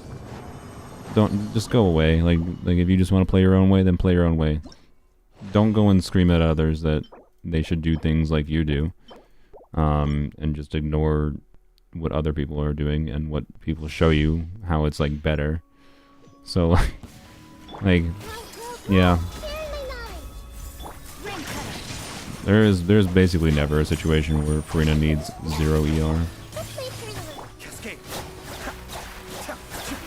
If Farina's still in Deepwood, you're never gonna switch her set. Honestly, kind of based. I have kind of had some of the most fun with Farina sometimes when she is just on a support set. Like Tenacity Farina, one of my favorite kind of Farina builds, quite frankly. I'm kind of tempted at some point to just have like a really cracked build of Tenacity Farina. It's because, you know, more buffing. I need attack buffing. I don't need Farina to do more damage. I need more buffing. No.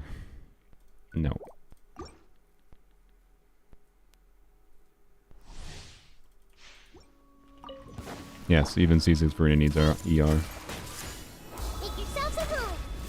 I suspect C6 Farina and Mono Hydro, like, you know, Farina, Kokomi, Yelan, especially like with Yelan C1, you know, there are situations where you might be able to get away with 0 ER Farina, obviously. There's not that many of them, though. Looks like Dukuki, believe it or not.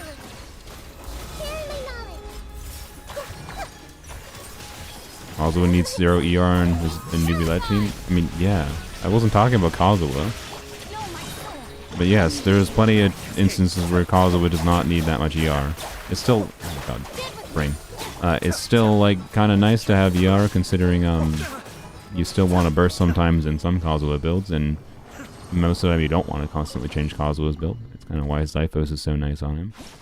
And, like, I'm not bursting on Kazuha in my Arlecchino team either.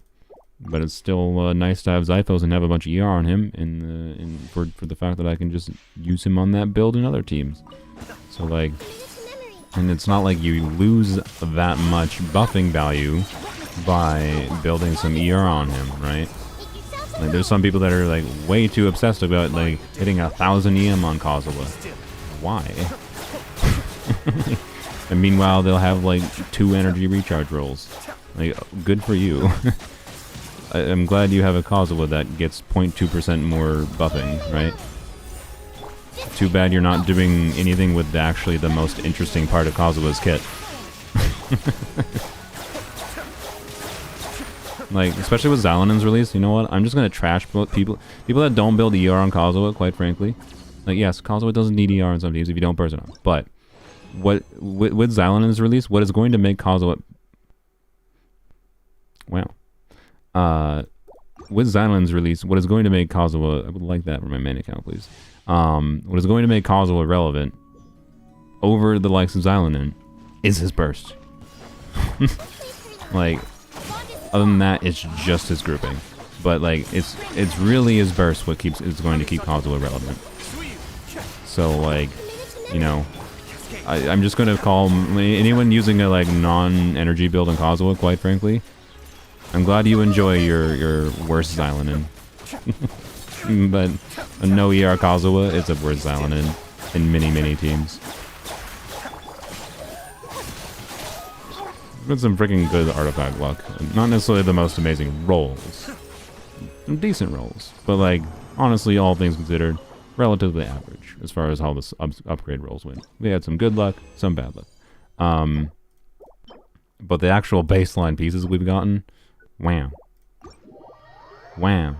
Minimum ER requirement for Kazuha? I mean, it depends. Quite frankly, if you want the easiest option, use Sacrificial Greatsword, or Sacrificial, Sac Sword, or... Sac Sword is less ideal because it requires 2 skills. But like, Fav is the easiest option, realistically. But Fav is also a little bit annoying because you'd want a little bit of crit rate substats. So, you know, there's no easy recommendation for it, but, you know, hitting like 180 ER is probably what I would personally aim for. But it's not like, it's not going to be very specific. I think my Kazuha has about...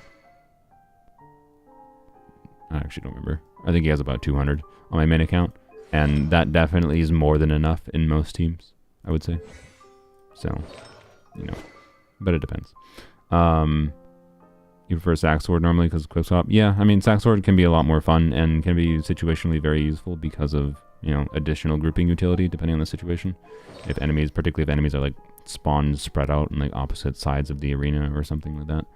But anyways, let's see how this goblet rolls. Again, if this goblet rolls, HP would not be preferable because we already have a bunch of HP substats. But if this goblet rolls heavily into EM, we'll probably switch to the HP goblet, which has crit rate substat. Yeah.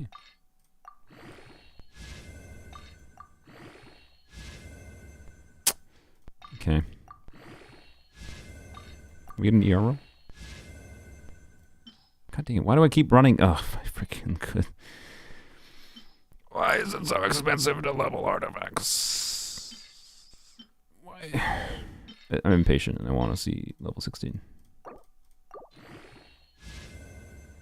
Yeah, sweet. Let's go.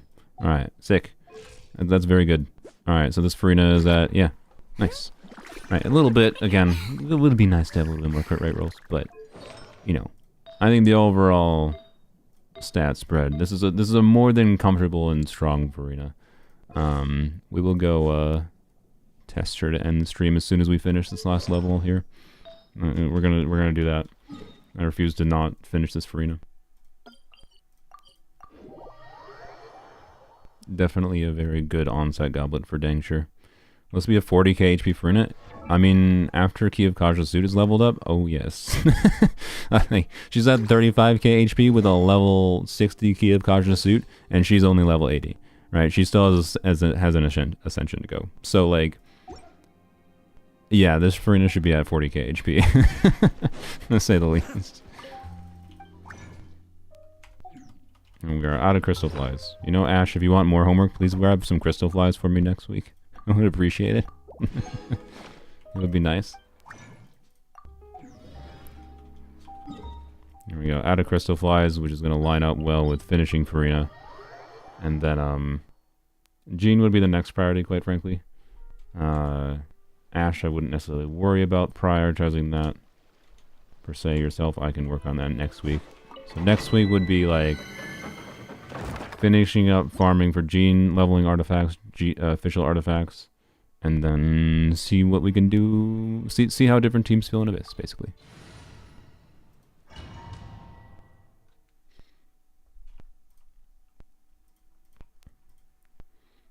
If it's not 100%, it's 50% crit rate anyways. True. Yeah, that's definitely not an ideal crit ratio. Like, this Farina's gonna be a little inconsistent. Just a little bit. But, same time, she'll be able to hit some big damage.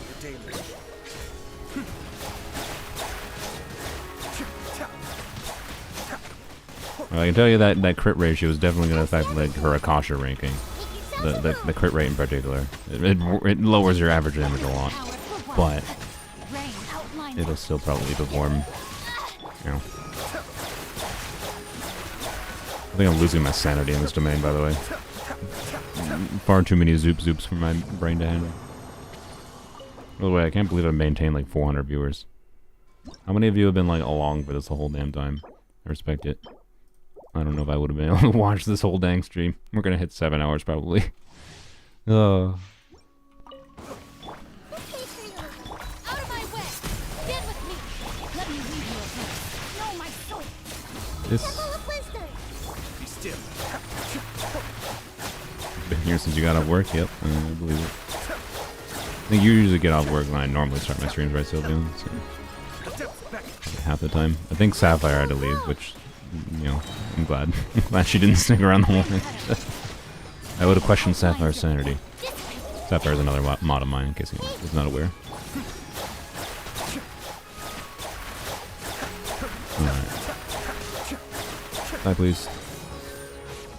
Thank you. I feel like this Iato could be improved meaningfully. But the build, I don't know. The build is not, like, the build can't be improved. But I feel like, I don't know. Man, I can almost assure, like, we use Iato with Farina and do, like, I don't know, like, some Iato, Farina, burn, like, Iato, Farina, Nahida, Dia, or something. And, like, man, that'd be satisfying, I feel like. Maybe, I might add Dia to the list for, part 2. We'll see. Ash, by the way, if there's days this week you can't log in, let me know. I will log in for you. I won't record it or live stream it probably. Well, I mean, maybe if I'm live that day, maybe I will. But I think normally I don't like do account fixing, like logging in, doing daily farming for people, or anything. But I don't know. I'm now like mentally invested into progressing certain things on this account, and man, to see like the true value of Farina's kit, or Farina's build now. I kind of want to have Dia leveled up to 70 with an instructor's build. Right? Which would take much less investment than we were doing with Farina. So, anyways. And Iato would be an interesting option in that team. Iato might be bad, actually, because it might be just too much extra hydro. Might prevent Farina from vapes. He might steal Farina vapes. That could be much larger damage than he gets, quite frankly. Like, I think he's better in this kind of context where he's just an additional hydro driver on field. Doing a little bit of talent damage, but nothing insane. Like Hyperbloom Iato with Farina might be the most compelling way to get additional damage out of him. Right, doing Nahida, Farina. Nahida would ideally have a healing bonus circlet though with Farina, and it should ideally be an EM healing bonus with an R5 prototype Amber. Oh, nice. More Nubilet artifacts. Or Hu Tao pieces. This could be Hu Tao pieces. We actually have gotten quite a few compelling Hu Tao pieces, I think. You might have kind of a very gross Hu Tao build. There's a lot of artifacts we've gotten that need to be leveled up. And about 500 that are currently under characters need to be leveled up, so, you know. Anyways. We'll see where we end up with Farina, but, apparently used his skill by accident before. I didn't Nahida. Good job, B. You'll fix all other characters before you do Farina. Yeah, well, no, we're finishing Farina, so we don't have to frickin' worry about it. We are finishing Farina here. We definitely didn't do this the most efficient, but I just felt like finishing one thing. Jean should not take that much effort to finish, because we don't even necessarily need to level all of her artifacts fully. Nice. And also nice. Alright. Let's finish leveling up this gooblet. Yeah, finishing Jean artifacts, finishing Jean official artifacts, and then finishing leveling Dia. By finishing, I mean start. But like leveling Dia just to like, because it would just take level 70, right? Which actually technically level 60, but level 70 would be nice just for, you know, more HP, more tankiness. You already have some of the boss drops actually, so that's enough for almost all the ascensions anyways. We only need to do what, 4, 5, 6. Need 14. Yeah, need to do 2 more boss runs for Dia, I kind of want to go do those. Maybe we'll actually, yeah, you know what, screw it. We'll go finish this. We'll just commit. We'll go fight this thing twice, so you have enough to fully level Dia to 70, and we'll do that to test out Farina. What snapshot means, it means the character's damage for their ability. Like the most notable ability in the game is Xiangling's Burst. When you cast Xiangling's Burst, the damage throughout the entire duration. So with C4, this is like the entire 14-second duration. Uses the stats that Xiangling had when she casts the burst. So if she loses, so if she goes outside of Bennett's attack buff, for example, like when you switch her off field, she loses Bennett's attack buff. But the Pyronadal is still doing damage based on having Bennett's attack buff because you cast it while she had Bennett's attack buff. That's snapshotting. It is taking a snapshot of the character's stats to calculate the damage. Most characters' damage does not do that. And that's a good thing because I think snapshotting is very unintuitive. But when a character's ability does snapshot, it can be very beneficial to the character. So, anyways. Farina, it's time to finish you with one final ER or crit damage roll.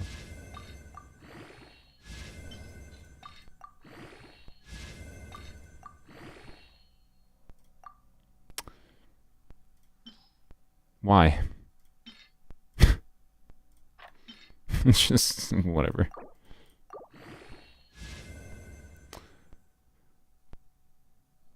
Oh, that's rude. Well, that's very rude.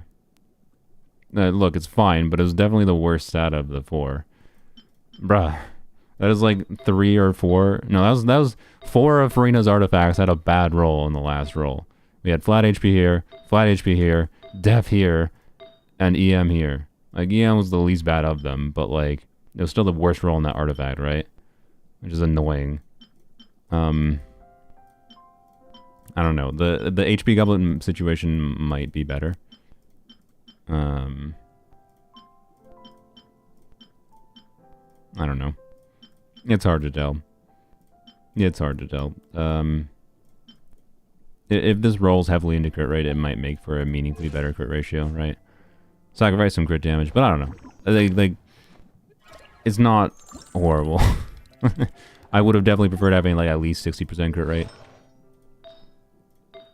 But also, it's honestly a good start.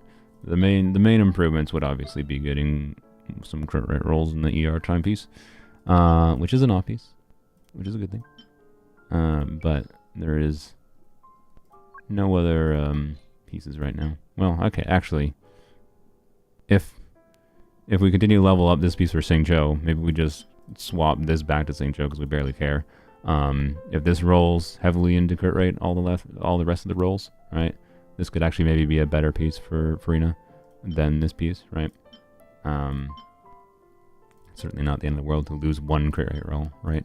So, point being, would like some more crit rate, but we don't exactly have any way to... Oh, okay, that's a 4 line. This is another option, right? There's avenues here, but we don't have any XP to do that. There's avenues here to optimize things a little bit. But let's go see what this Farina. Not fully ascended, not level 90, level 60 key of Kaja suit. Let's go see 8 talents. Let's go see what she can hit.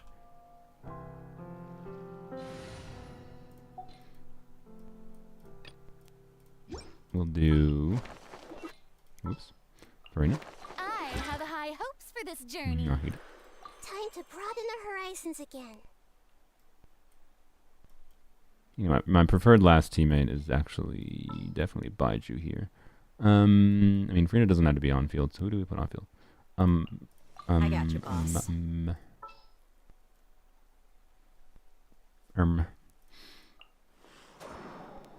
I guess, yeah. You may leave at any time. We should be able to vape, or we should be able to do VV. It shouldn't be that hard, so we just do it. Just do like Farina EQ into Jean into Nahida, bam, right? And Nahida's also on prototype Amber right here. I should switch her back to Sacrigs though, since we're using Jean. Although, well, okay, Jean doesn't have her leveled artifacts, so she's not necessarily gonna heal super well, but it's fine. We'll figure it out. Also, we're definitely not going to die on Dia, right? Right. You'll get your burst back. All right, sweet. Let's go. Well, wait, we're gonna fight the Dorito. Yeah, duh. Have you ever encountered a non-fixable account? Nope. I mean, like, to be clear, the last one I wasn't really able to fix because it just required farming. That would have required... They had no fragiles, so, like, it required farming. That would have just taken, like, you know, a month of farming. Shush. But, you know, did that count as fixing? Did me setting them on the right path? Like every single account I've looked at has, you know, a path forward, is what I can say. It's just like, how much time does it take? Yeah.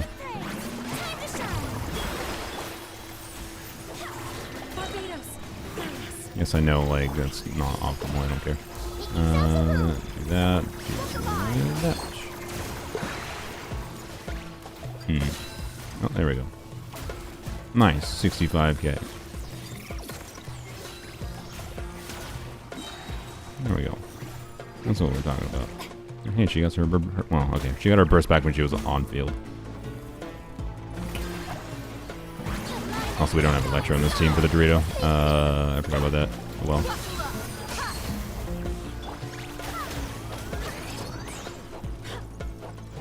No.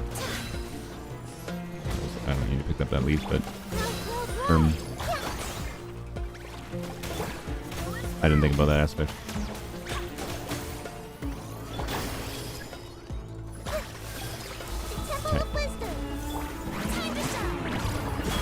Jane's probably not ideal, quite frankly, but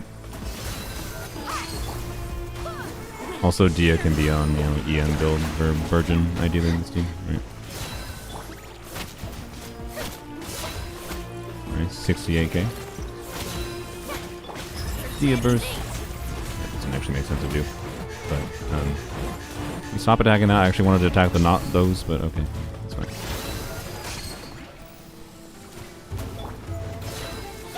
What is it doing? I'm gonna run away. I've never seen this move before. Yeah.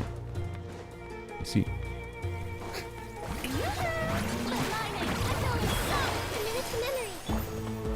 Oop. Oh, you're on cooldown.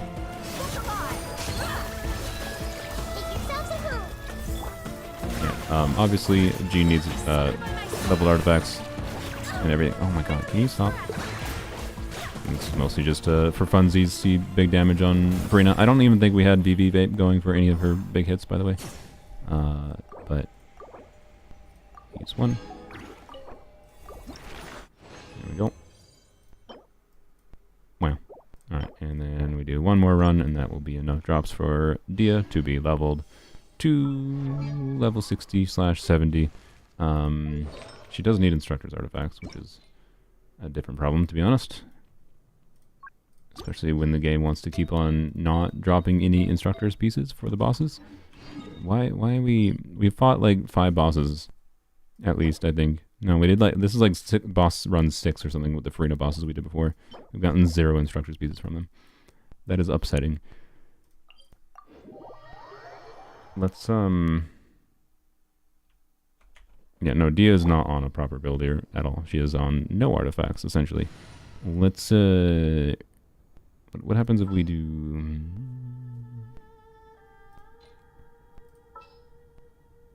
You know, just out of curiosity, what the heck happens with Xiangling? And we could leave Jean here. But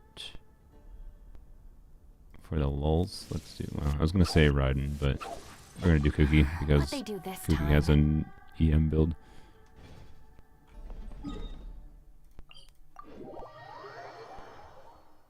I was going to do Raiden and do a Raiden burst, but Raiden has like a nothing build right now, and I don't feel like I'm switching artifacts around. Also, Xiangling has no energy, but oh well. Structure's better than Vorakaash's Glow. If you want to actually buff the team, yeah. What does Vorakaash's Glow do? It does shit all. It does like... It increases Dia's damage. Like, to be clear, I use Vorakaash's on Dia, but I do a carry build on Dia. And I'm too lazy to change it half the time. But like, if I actually want to increase the team's damage, I do change it. So, you know,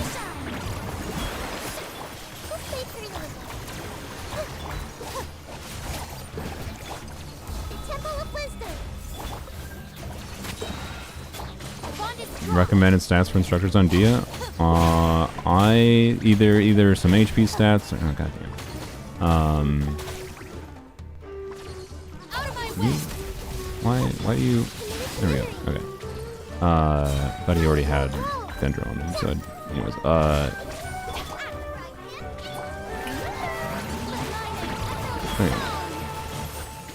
there we go. Wow. Magic of causing a bunch of different reactions. Like for something like this team, on principle of it being 4 lines 0 dead stat, yeah. In something like this team, right? You have a sorry, not this team. Like we had before when we had Dia. She can trigger some Burgeons. Oftentimes, right, when you're doing Nahida, a Hydra unit, and then a Pyro unit, and she has coordinated off-field attacks. So, like, I think the ideal for her is actually, like, in that specific context, because she can trigger Burgeons, she would be, like, level 90 with EM main stat instructors, right? And with, like, instructors buffs and whatever, she can, like, I have a build on my main account, she can get up to, like, 800 EM on an instructor's build. Once the buff is up, it's like 500 and something, whatever, pre-buff.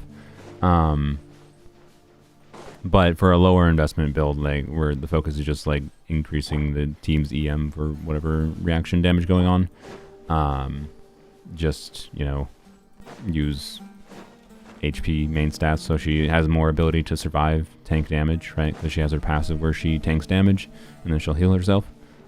If you don't have her, that's why you want to level her to 60 so she can actually heal herself. If you don't have enough HP stats on her, like, because she's like level 70, right? She's lower base level, and don't have any other HP sources or whatever, then she can just kind of die off field pretty commonly. A fully leveled Dia, though, at level 90, with that, doesn't really need, in my experience, doesn't really need HP main stats or anything to survive. It's just like a lower investment thing. So, anyways, we might mess around more with Dia there. Of course, I just wanted to see what would happen. I just figured bringing Electro there would make that boss easier, obviously. So, anyways, yep. All right. So I have no idea if Ash is still watching. I feel like they should have gone to sleep hours ago. If they didn't. You know, we'll plan on doing this again next week, probably the same start time as this stream. Hopefully not a 7-hour long stream.